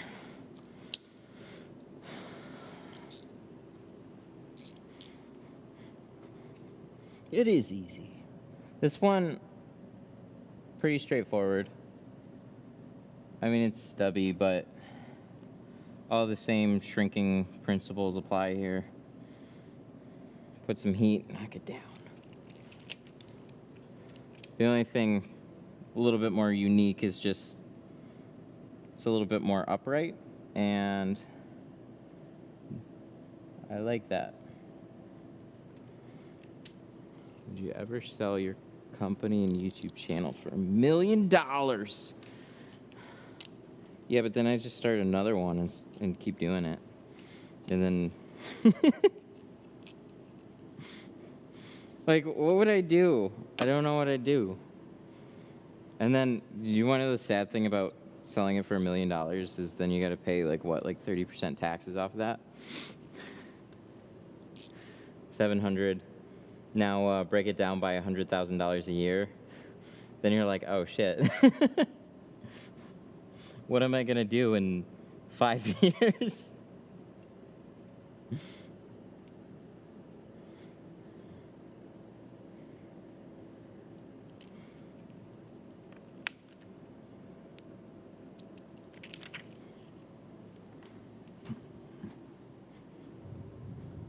I said, and everybody unfollows the page. That's just it, right? Like, the community follows the creator to like, it's really hard to even bring different people on because you get familiar with like the type of videos and what they're doing and the person that's doing it. So I think that's why you don't see a lot of those sales. I have heard some crazy statistic off of some other platforms, though, where, like, you could sell an Instagram page with a lot of followers and literally delete all the posts, completely change all the branding, and you would still retain about 40 to 50% of the audience.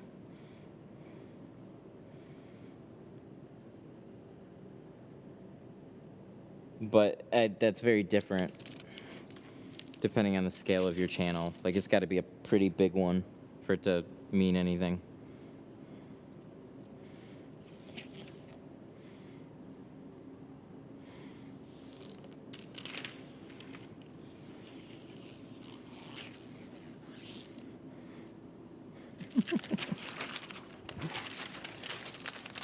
You think we'll get there? You think we'll do towels, tanks, tools? I don't know. There's quite a few of those that, I mean, we can do a Detroit Tint Studio keg. Like, I could put those on the site. And actually, it's told me to do it, and I forgot. I'm just reminded now.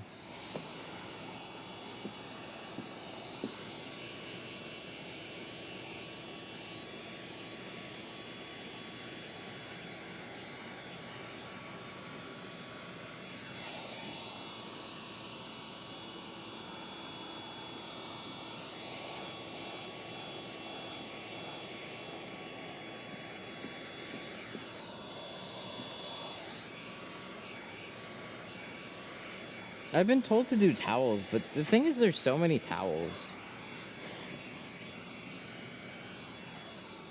And towels are big. They're big. They take up lots of space.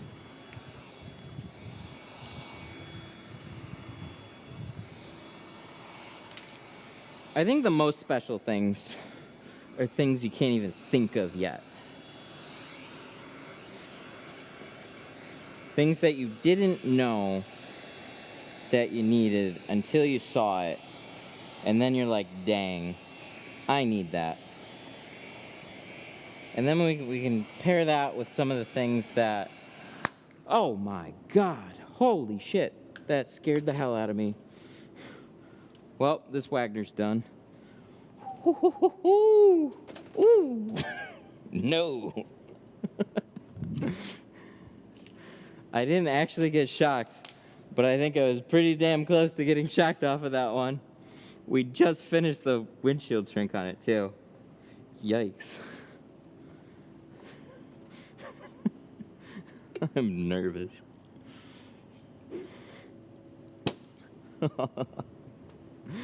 All right. Anyways, this is a... there you go. Detroit Tint Studio heat gun. Nothing but the best quality off of that. I still got this down, don't I? Okay, so I can't move these very far back. I gotta put them back up if I do that. Do you guys see that? You guys see how big of a pop that was? That was... If you guys saw it on camera, it was really apparent in person.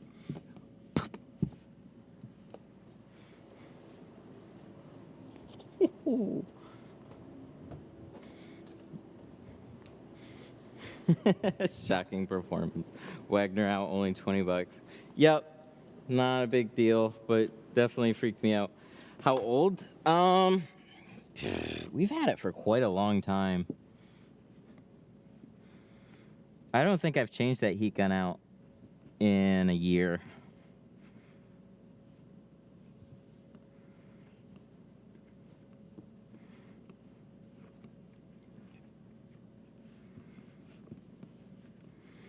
So the cord was definitely looking real funky. Like, that was breaking down.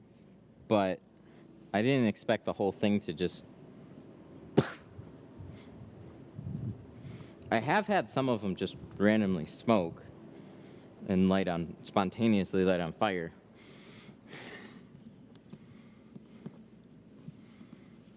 That's frightening. But that was fun. Okay, we're all right.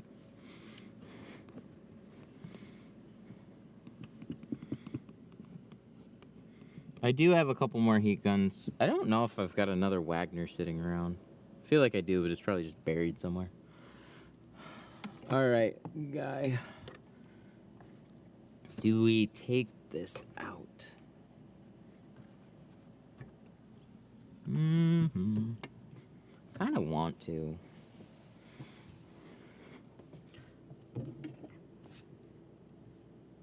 I'm gonna loosen it up and see what I'm dealing with. Because this usually just a cover and then it would unplug. So if I can just take that out, which it looks really straightforward, then we're fine.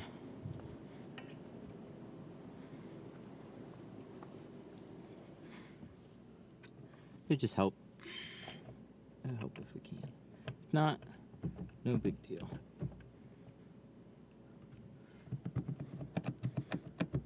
Yep, a little bit more.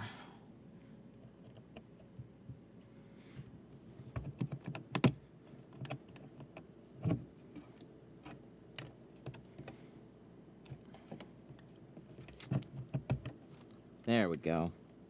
That's kind of what I thought. This is just pressured. And then they should have a clip. Bingo. Easy peasy. This is the only thing that was kind of tight, but it's just like pressure fit on there, so I just didn't want to jam it up. But we're good. Then we got lots more space, and we got all this covered, so we don't have to mess with any of that. Yay!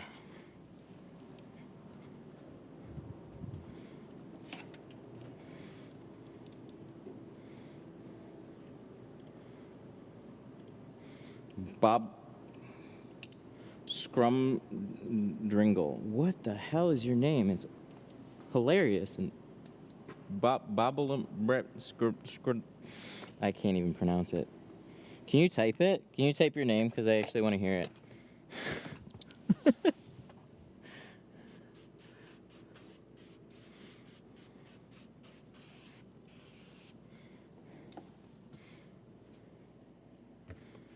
Let's put that down there so we don't lose it. Oh, now I'm annoyed. Bobulus Brabton. Screwed dingle. That's amazing.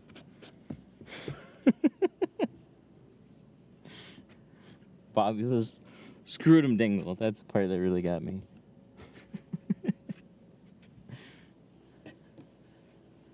Hello, Mr. Screwed dingle. Okay, the dots on this one are actually laminated in between.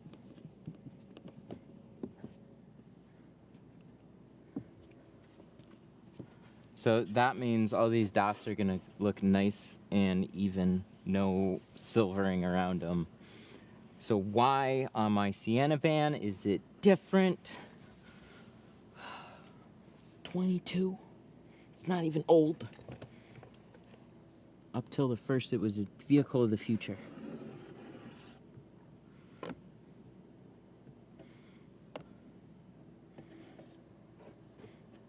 So one nice thing about buying vehicles in, like, if you buy mid-year in like 21 for like a 2022, then you're like, ah, my car is the future car.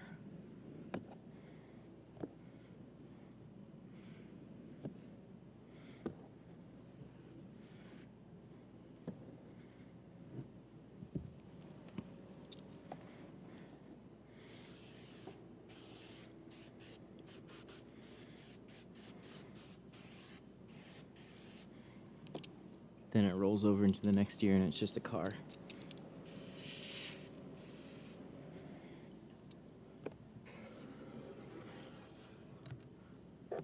I'll probably forget the name, but next time we get a little thing in the film, I'm gonna call it a screwed dingle.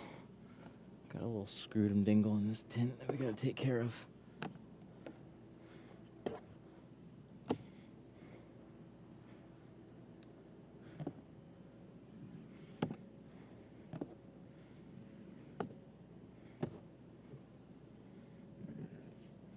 Like that's hard to see. Sometimes I go back and watch my footage and I'm like, oh, you couldn't see shit, but nobody said anything. All right, one little wipe in that center.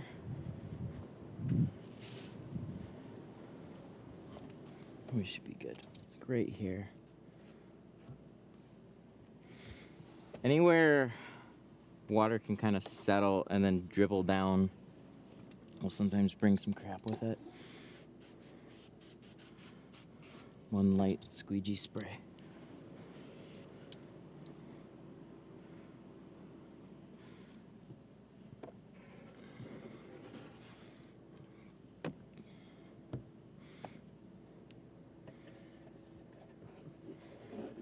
It's like Mr. Scrooge,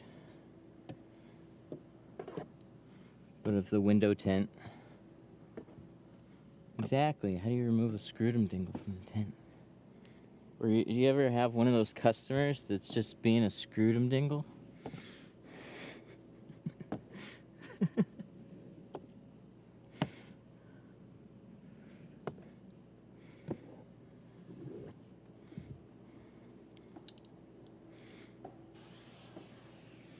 I have.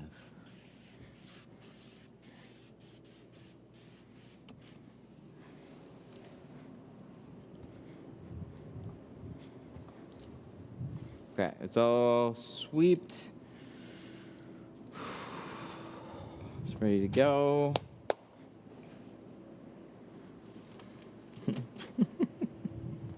The first one's so hard for me to pronounce. Bringle Drapdon. An absolute Dringle Brapdon.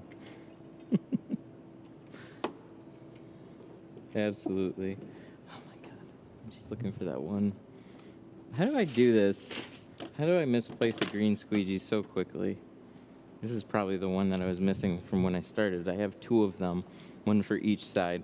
I should have 20 of them so I can just misplace them 100 times.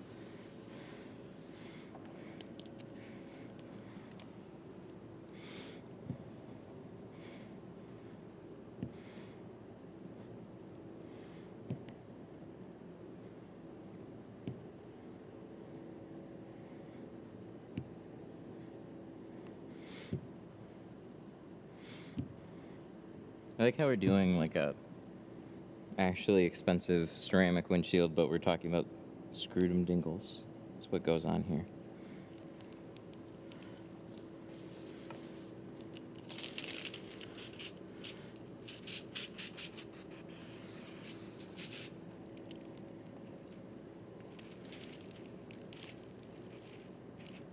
Under the oh my god, it's right there. It's literally in frame.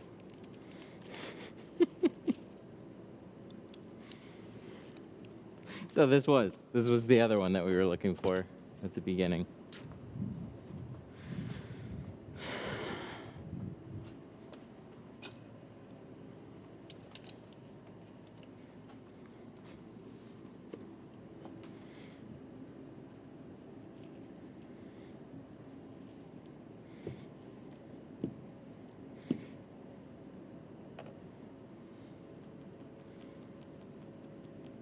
Screwed 'em dingle ceramic.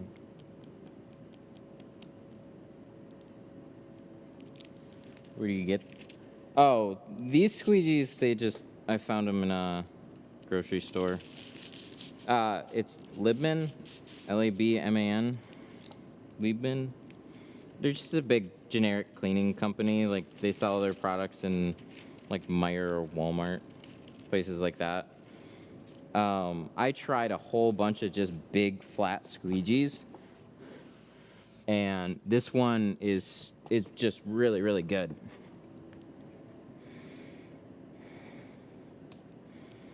So if you want to just squeegee a big area of film, or of like the film or the glass,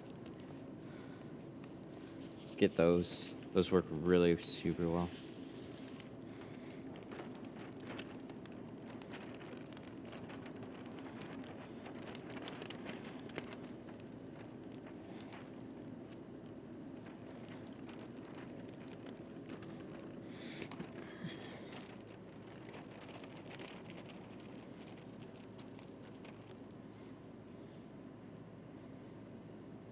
Yeah, they work really well.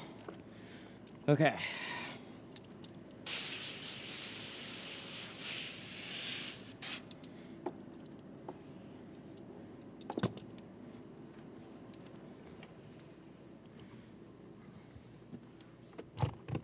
So the good news is we got room, and hopefully there's no bad news after that.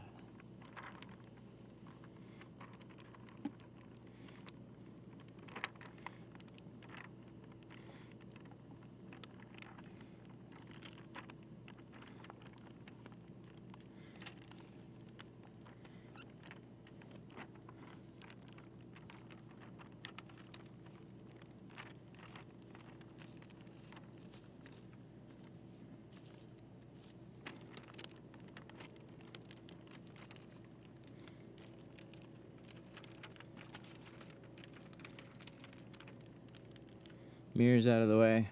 That's really nice.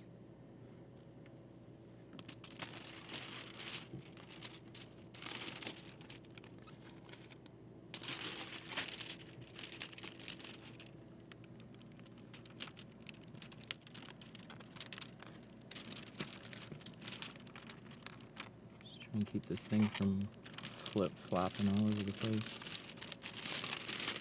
So I get to about here, and then I kind of just let it hang a little bit more, because inevitably the liner starts to roll a little farther down. The big plastic sheet starts to get in the way the closer you get it to that paneling. So I'll drop the tint and then just pull it off. I heard shops on the East Coast can get fined. It's a state-by-state thing. So definitely check your local state laws. I have yet to ever hear of any shop in Michigan getting any type of fine for window tinting. I think Ohio is a little different though. Ohio was trying to like crack down on their stuff like a while ago. They had some program that they were gonna roll out. I don't know if that ever happened though.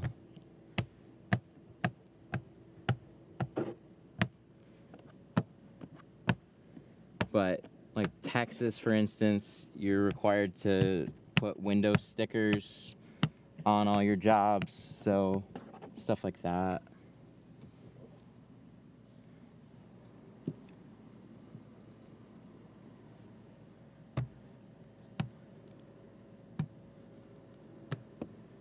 Oh, they didn't do anything? Okay, well that's cool.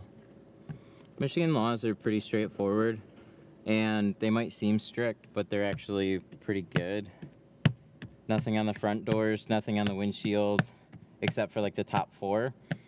But the lighter that you go, typically the safer you are, and then a little, like you can also have a medical exemption. So if you want to go to like an optometrist, you can potentially get one. I don't know how much they still write those, but that is an option. And it's just so common, especially windshields now. Like so much of it is really, really common. So as long as you kind of just blend in with traffic and you don't have a super fun car. Like, you know, when you get into like the super sporty stuff and you're just like, you're going for attention, so you get attention from the cops. So trucks, SUVs, they just blend in a lot more. So you're not really going to get hassled. You can, but most people are okay.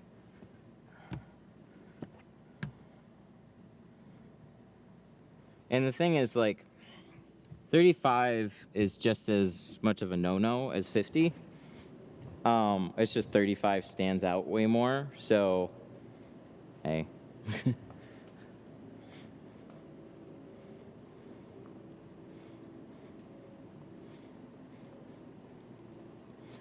Dang.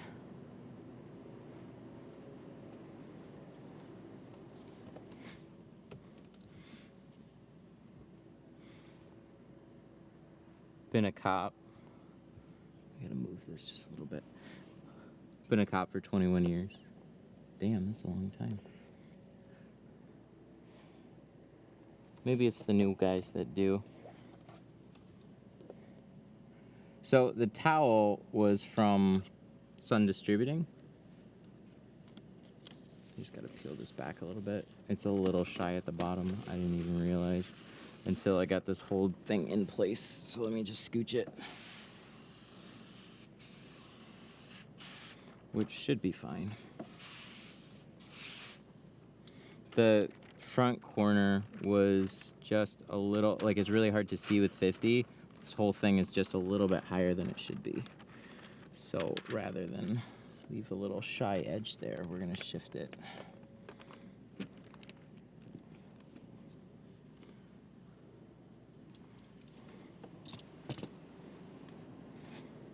So yeah, this towel's Sun Distributing. I don't know if they have it released yet, but they handed me some towels to kind of play around with and see what I liked, and I think they're all pretty good.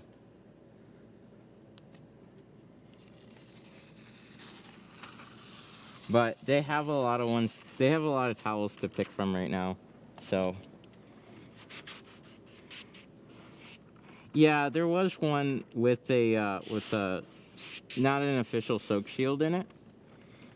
I didn't like it. It falls apart too fast. Seems really cool, and then you start using it and it falls apart. So just one of those unfortunate things. Because it ticked so many boxes. It seemed really nice. It tucks in great, but mine, like, after you use them a couple times, they'll start falling apart. Or they have that potential to. So just keep that in mind.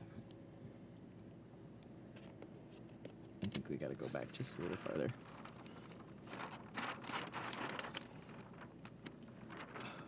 Come on, come on, come on.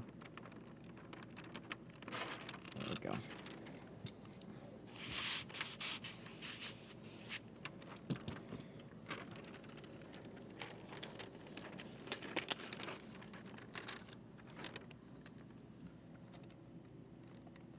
Alright, where is it? There we go. Now we're cooking. Inevitably grabs in one little spot.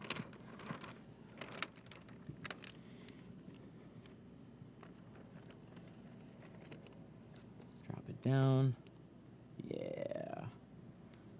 That bottom left corner was kind of a drag.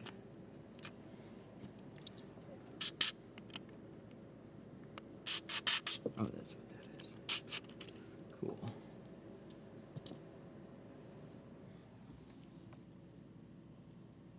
It's 50. 50 is super light.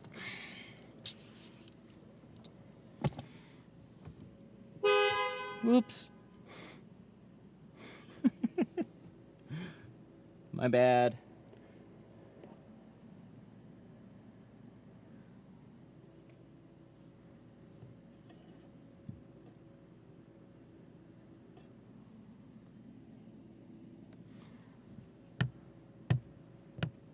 Huh. It's kind of hard to tell where all your edges are with 50 with no dot matrix border and nothing laminated or nothing on the edge.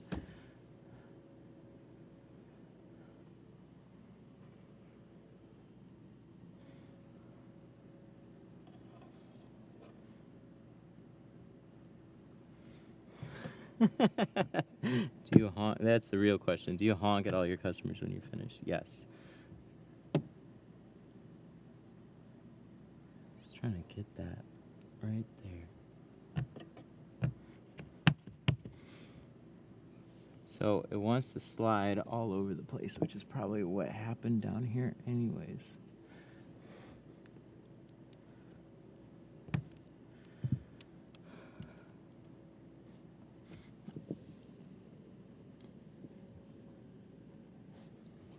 I just want to make sure we're good.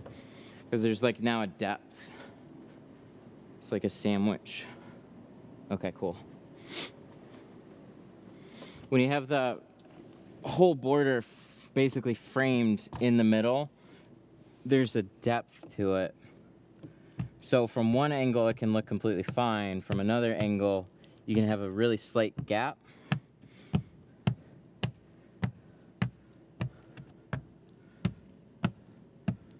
So just be careful.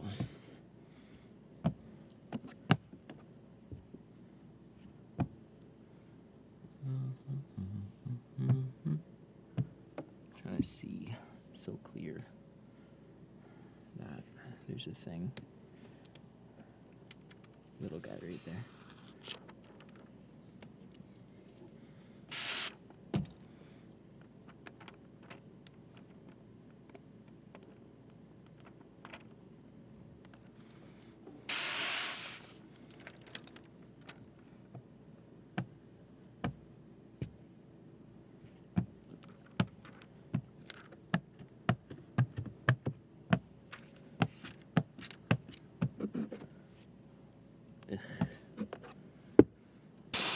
Well, boys. Yeah, I was afraid of that. I was afraid of that. Sorry.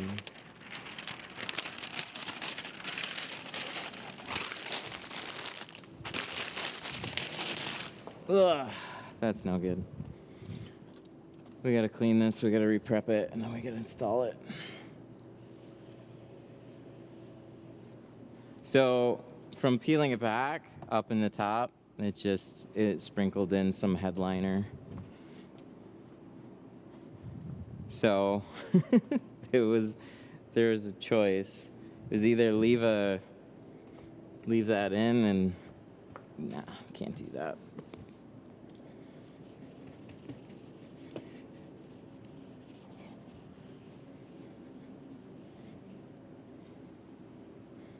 That's always a bummer. I don't like that to happen, but it does. So there was a little gap over in the bottom corner, just from placement. Didn't really see it. So, I said right before I started this, I was cleaning it, I was like, oh, hey, they're laminated in the glass. Well, it's a good thing, because it makes everything look cleaner. But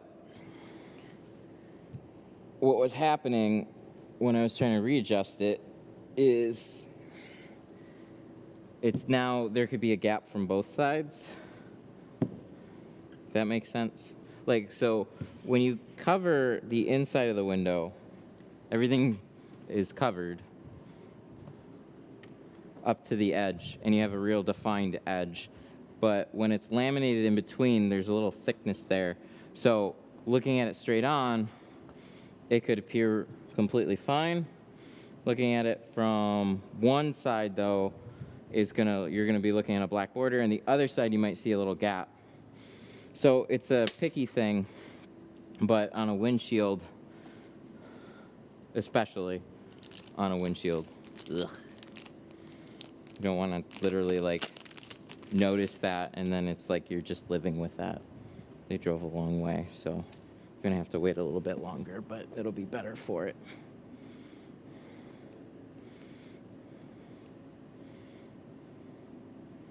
But it was tucked up a little farther into the headliner than I would have liked when I pulled it back, and that's what sprinkled. So we had a couple little things, and then all of a sudden there was quite a few little speckles up there. That's not gonna go away. Somebody said you see less with 50. I mean, it's true. When you're looking at the outside of the window, you don't notice speckles quite as much. But when it's on the windshield, and you're literally staring at it all day, they reflect in the light as you're driving around, so just want to make sure that this is done right. It's a shame, but it happens.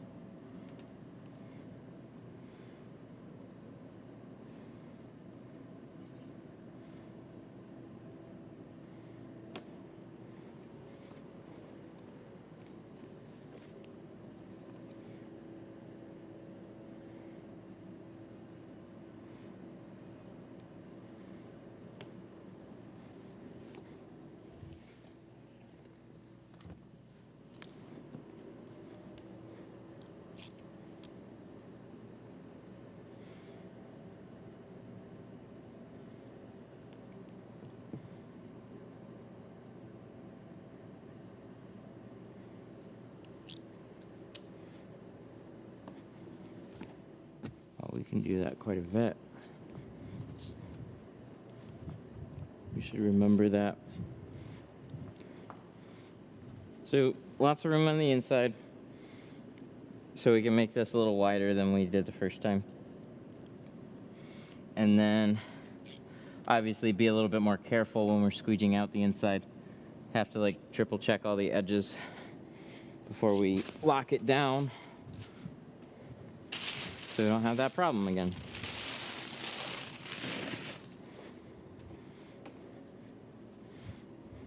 Stand up guy. Thanks. It's either I don't know. If you don't fix it now, you're kind of fixing it later probably. So, tint problems they're really hard to like it's all a superficial thing, right? So people are looking at it.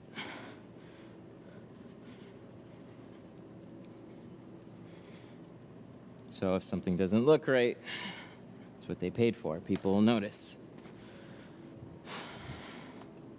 7 days should be fine to start using the windows. Yep.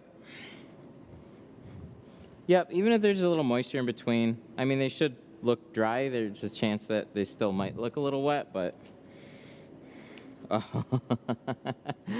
Oh, we can't use the heat gun, right? We fried it. Do we have another one sitting in the box or anything? I don't think so. Oh, we got this guy. I have the other ones. I can't understand how you're so calm. There we go. I have the other ones over there too.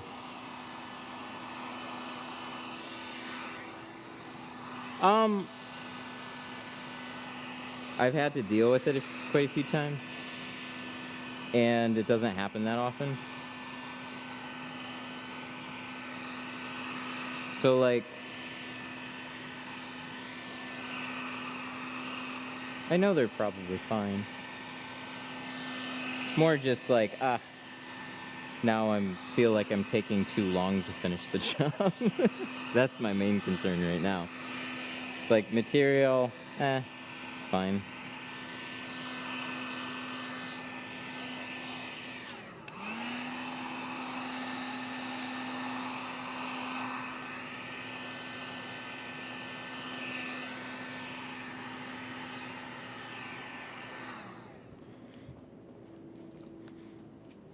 Yeah, the biggest thing for me right now is just feeling like I'm taking forever with it.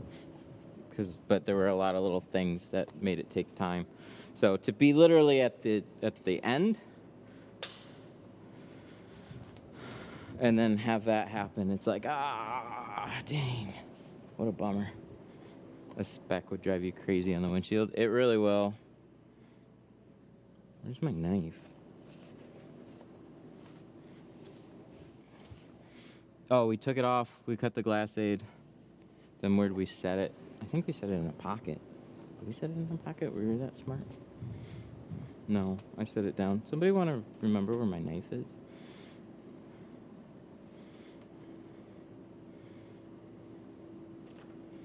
That's what happens when I don't have a tool belt. And I just set something down.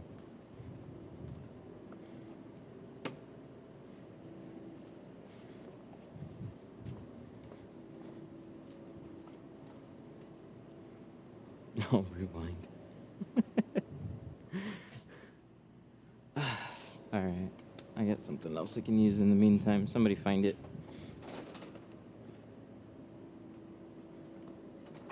I got blades. It always helps to have a knife. I know I used it. I cut off the glass aid. I just don't remember where I put it.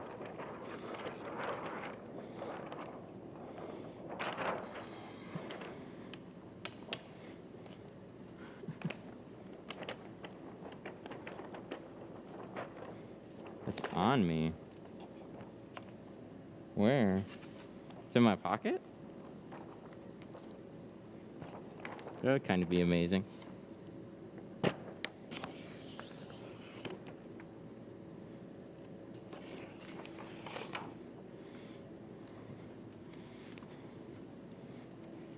Oh my God, it is.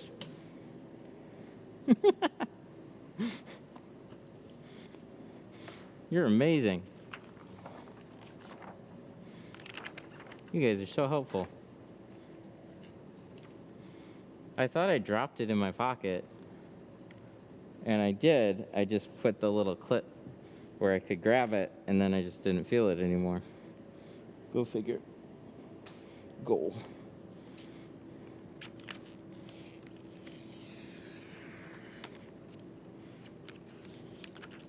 Chat, you're so helpful.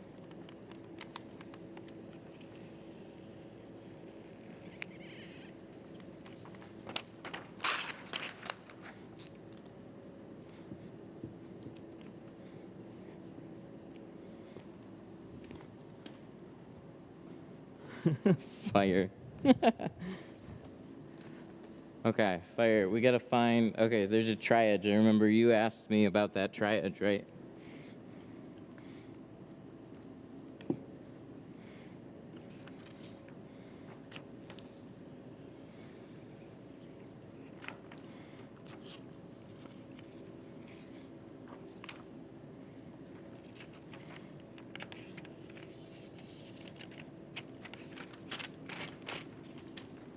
Cool.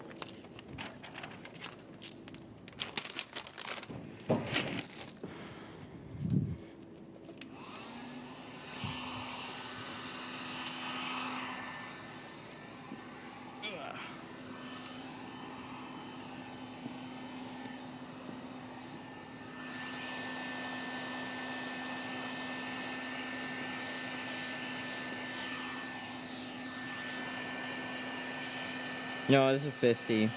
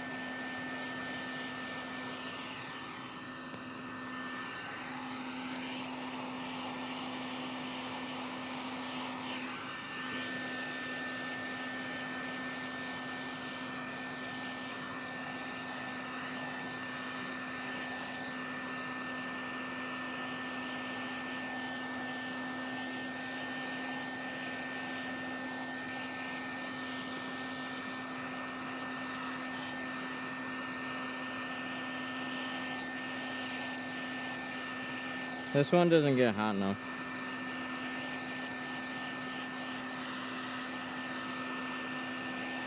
It does to do the job. I just want more heat out of this one.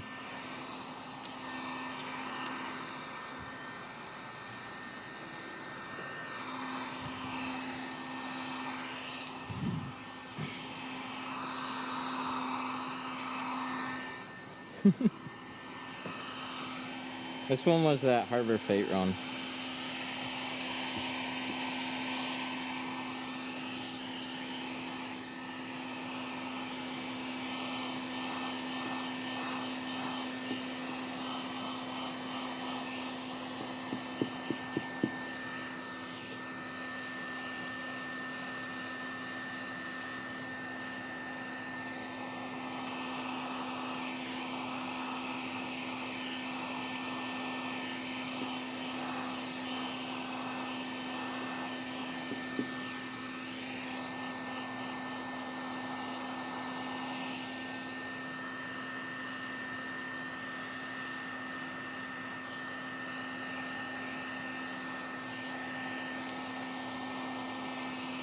So this thing blows like a lot of air. But I have to get really, really close to the film for it to melt.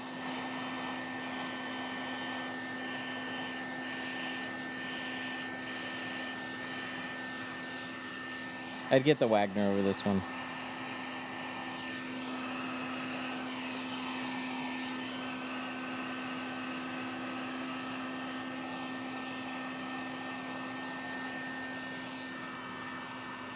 You can just, I don't know, you can compare both of them. I have to get close. I have to get real close to this one. And I feel like I'm going slow. I just want to see some more heat out of this thing.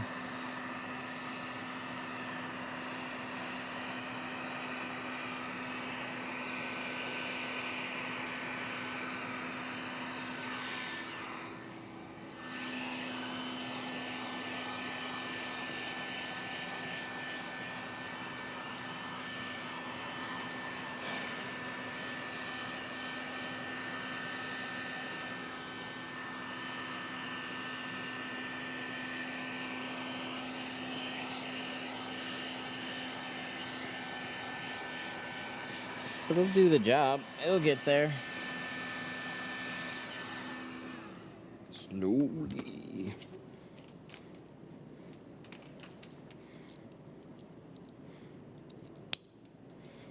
There's a lot of green today. Alright, we're good. We're gonna resize this. So, we're gonna make sure there's no hiccups on this one. Gonna make sure we're a little bit along the bottom edge, especially a little bit towards the outside. This gives me a little more flexibility with how much space I have on this. There's no reason to get super close to the border, especially because you're gonna see a gap if you do.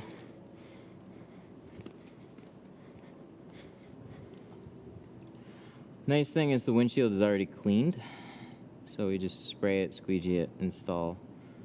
And as long as there's no, oh shit, I forget that word. What was that word?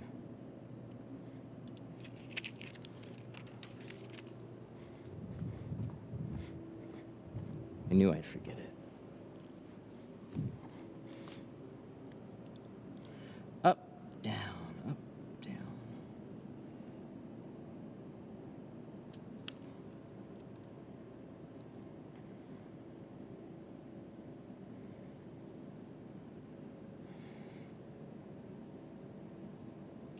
Screwed 'em dingle, there we go. Yeah, see, that was it. We had some screwed 'em dingles in the film. We can't talk about it. That's why it happened.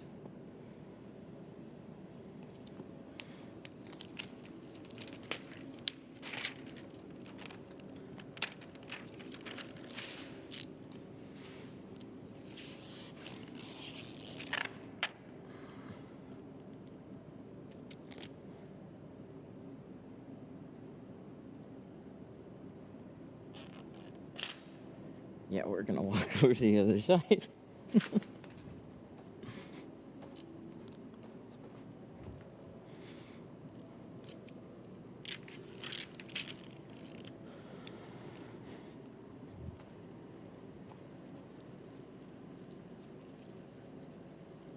Can we still say Kobe?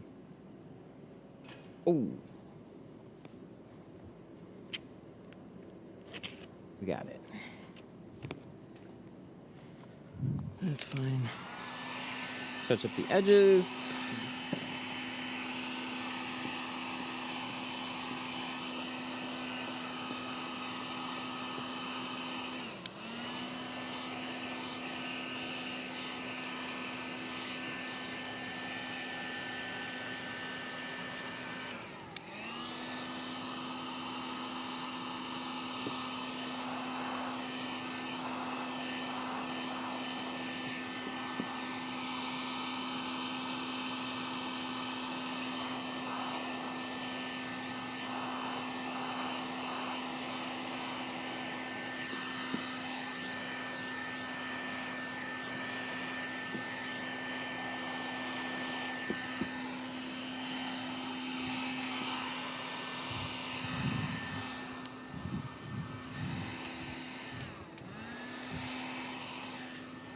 This gun always drove me a little nuts because I keep hitting the switch.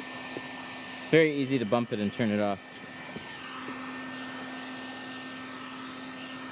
I forgot about that until I started using it. There we go. All right. Are we back to where we were? Almost.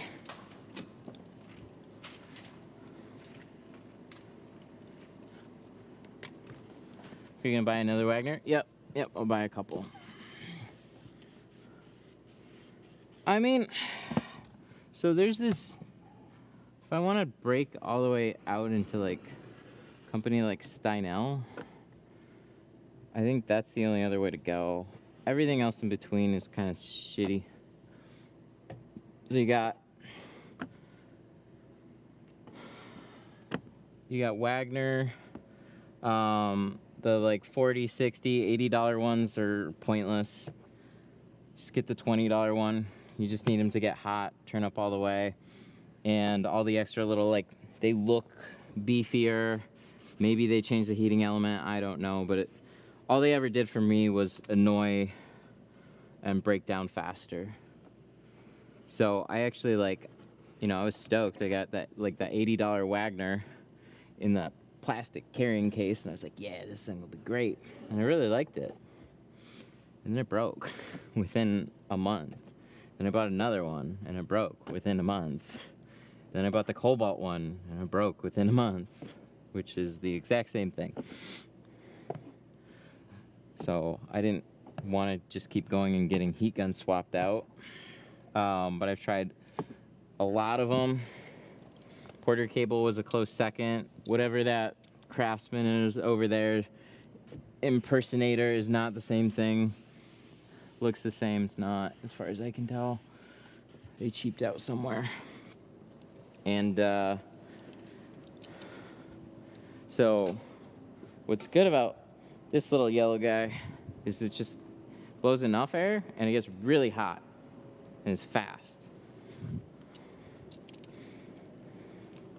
So it's kind of like a toy when you start, like when I was playing around with the Porter cables, go back to the little Wagner and it feels like a toy. So I like the Porter cable one, but I swear that Craftsman one is different. They like bought them and changed them. Which makes sense too, because there's this Harbor Freight light that I bought that looked almost exactly like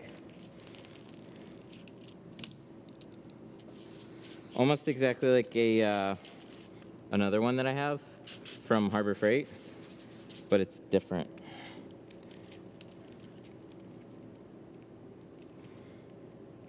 In a bad way.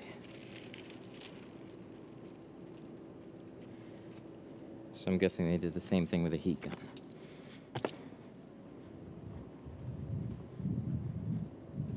But I'll probably pick up another Wagner, and then maybe I'll pick up like a $200 one.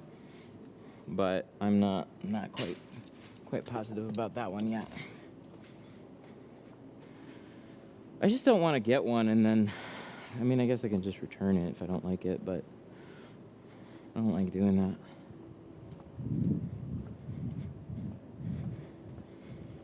I mean, cool down cycles and all that, temperature settings, cool down cycles, like, they haven't mattered. You control heat with distance. You're not sitting there on a bench soldering stuff. You're heating window film, so if you want it cooler, you just pull it further away. If you want it warmer, put it close. And just kind of go with that.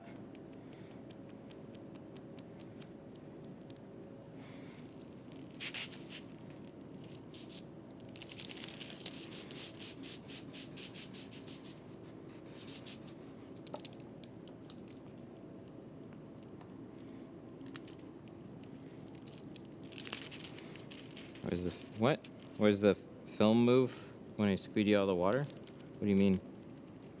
Like,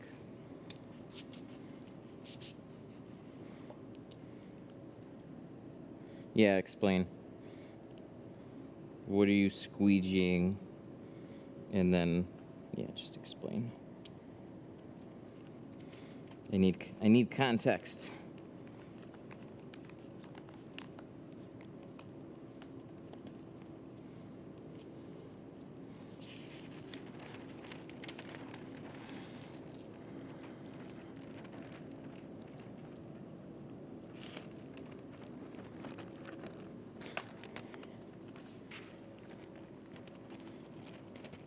A lot of what? Well, if there's a lot of soap in your water, that's what's making it slide.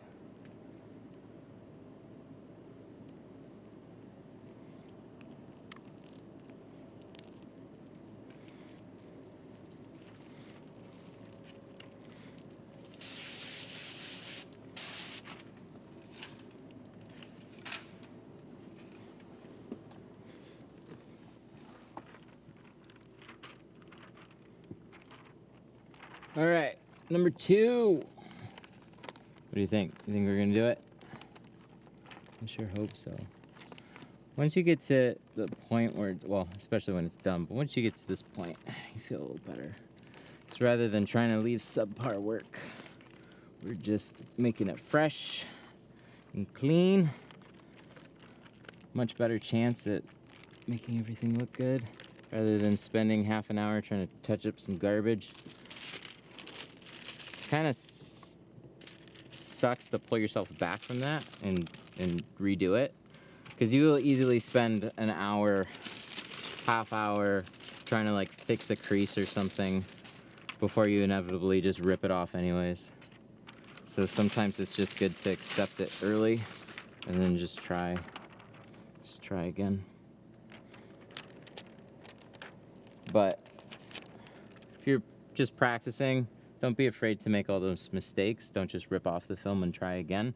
Like literally power through doing everything and then rip it off, even if you like creased it really bad. Just like keep going, finish it, and then try it again. Here, we're just trying to fix a whole windshield, so, you know, we're not exactly practicing anymore. So that corner and that corner, and then it's really tough to see. And it's gonna shift until it decides to stick. This whole time you're doing all this, little bits are just kind of moving around until it shifts slightly in the wrong position, and then you lock it down. And then we're back to where we were before.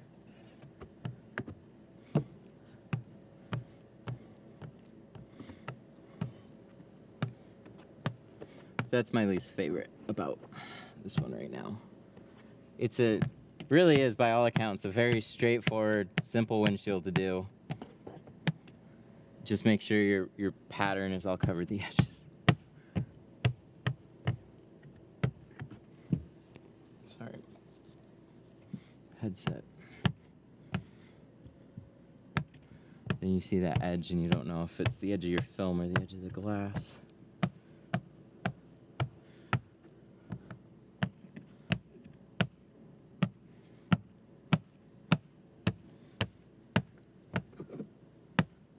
Make sure there's no screw-dum dingles, as there's a screw-dum dingle. One little one, we can get it.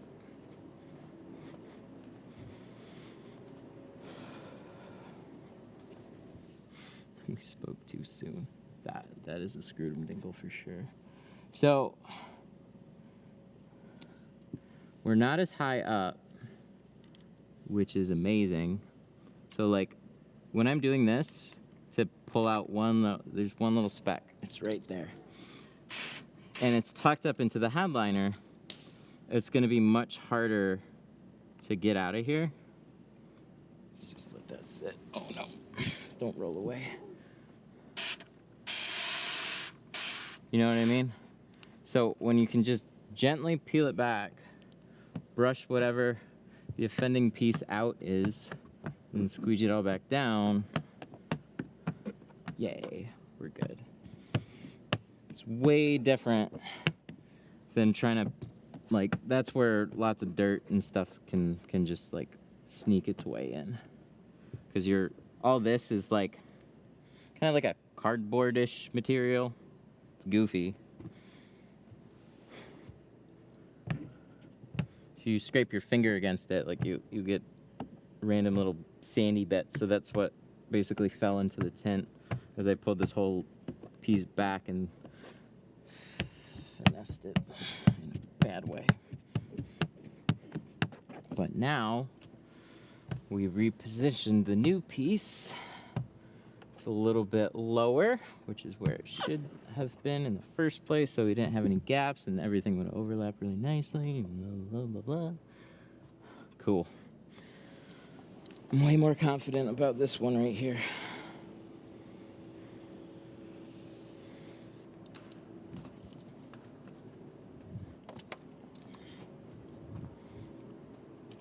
Squeegee, towel. What time is it? 2:30? Oh, we're not doing bad anyways.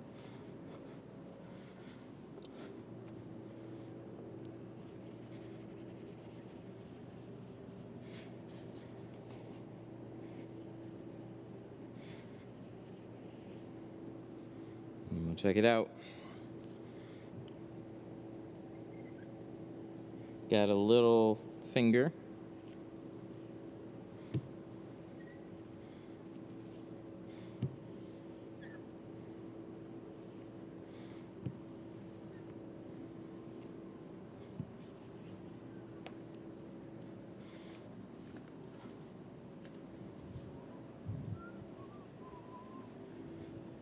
Ooh, I like it.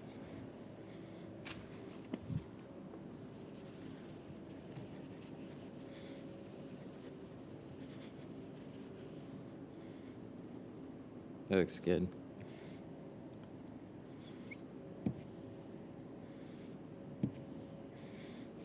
So, the other little blessing about pulling off an entire piece of film after you've already tinted the full windshield is it acts like a giant piece of tack paper.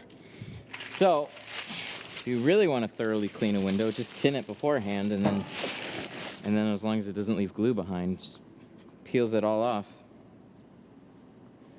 And then it takes all that crap with it. But this was new, so I don't think that was really a concern in the beginning anyways. Do you wash the car before you start? No. Sweet. Oh, that's amazing. There's just a handful, like one little, like a little spritz here, little spritz there. You know, just one isolated water drop. And you look at it and go, is that a little speck? It doesn't look big, but I prefer it not to be. If it was water. Even better.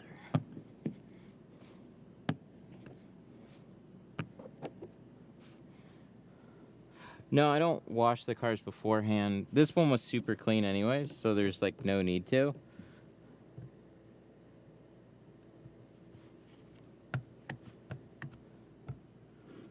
I mean, maybe for the back.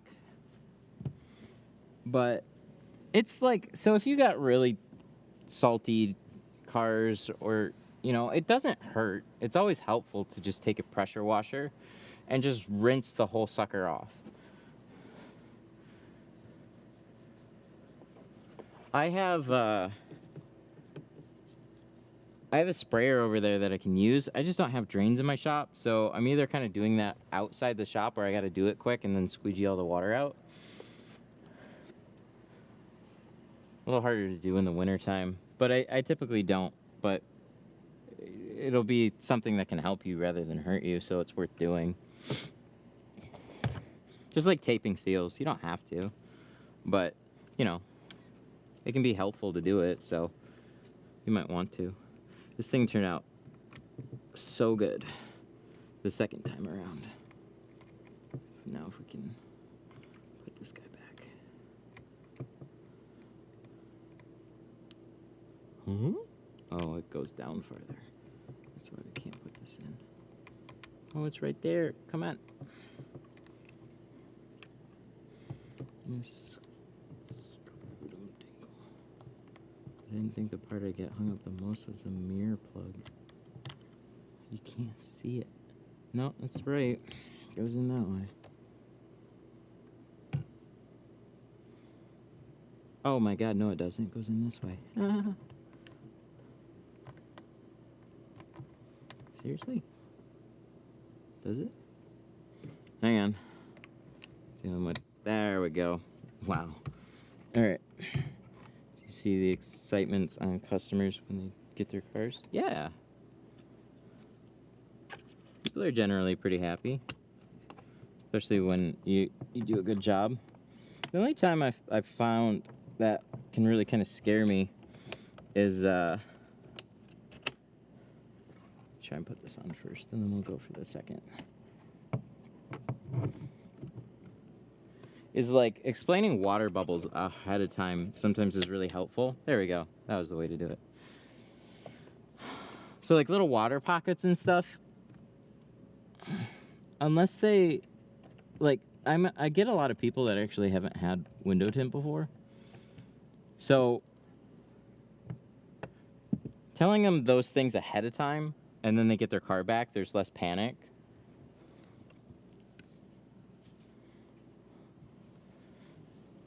So That's always nice. What is screw dingle? Don't worry about it. So this one was used.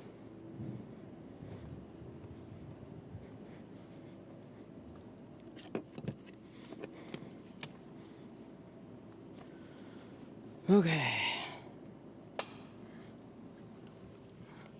We're gonna pull this off, wipe it down. We got a couple little touch-ups to do, so we're almost done. And gotta double check that rear.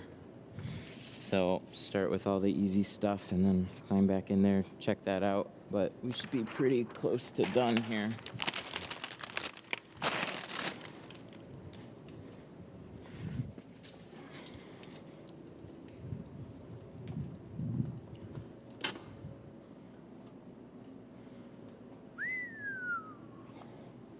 Dang. That looks good. So key first.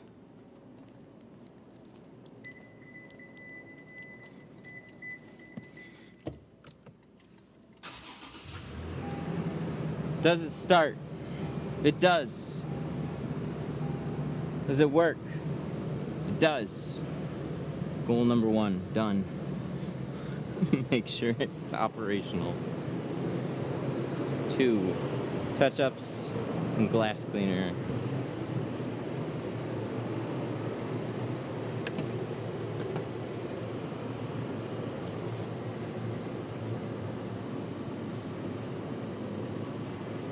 I like it. Oh, I do need that green guy. These are so smooth. The printing's holding up pretty good with use. So I fully expect the printing to start to come off the more you use it.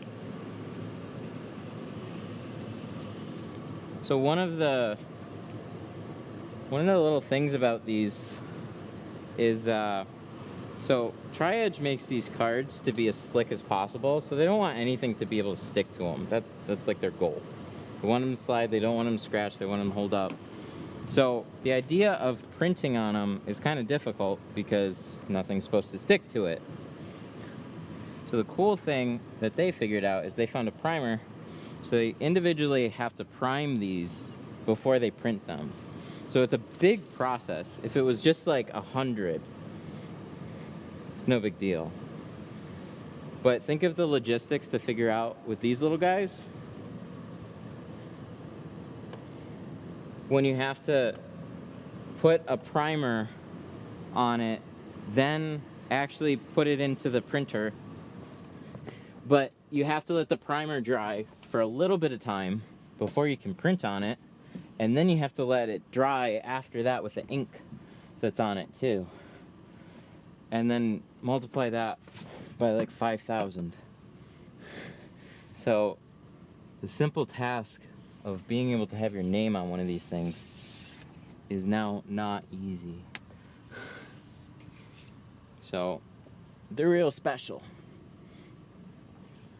I thought they were gonna I thought we were gonna get green ones made, and then he was like, no, we're gonna do the printing, we're gonna do it all. I was like, ah!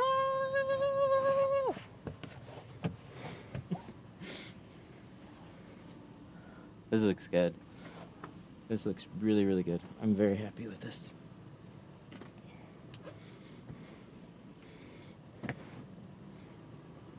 Just trying to remember if there's anything else back here. No! Don't lose my knife. It's one of the easiest things to lose.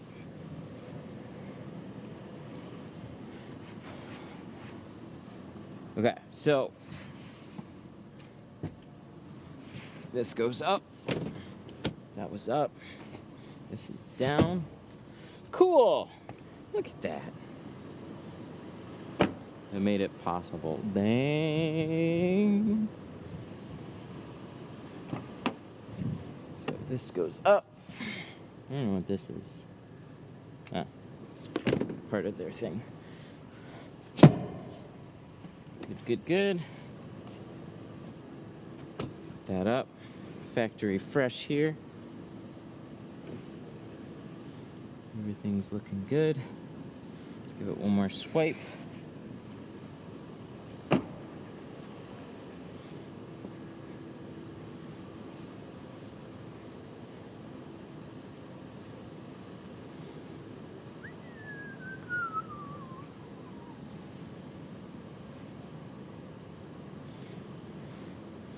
Dang.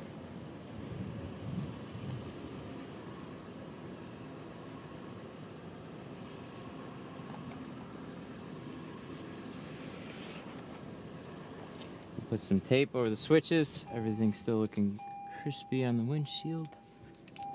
Take the remote out. Woo! Heck yeah.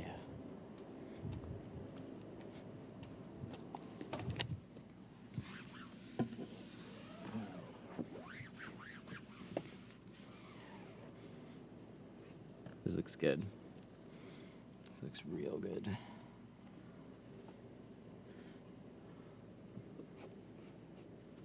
This is on the outside. Whew.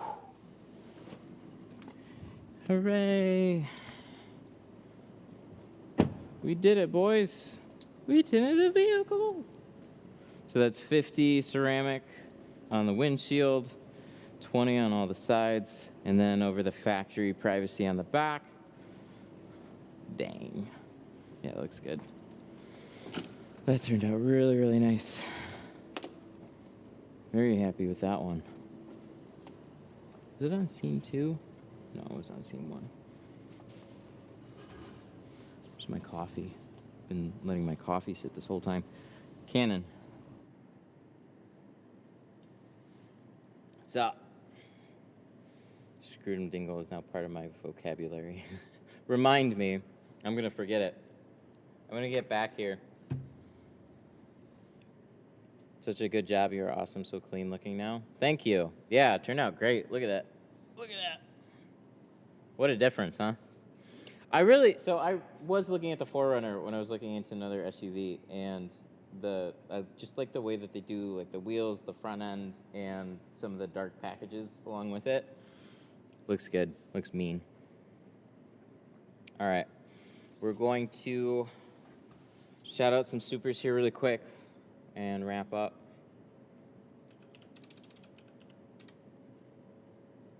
I guess I can take this off now. Wow.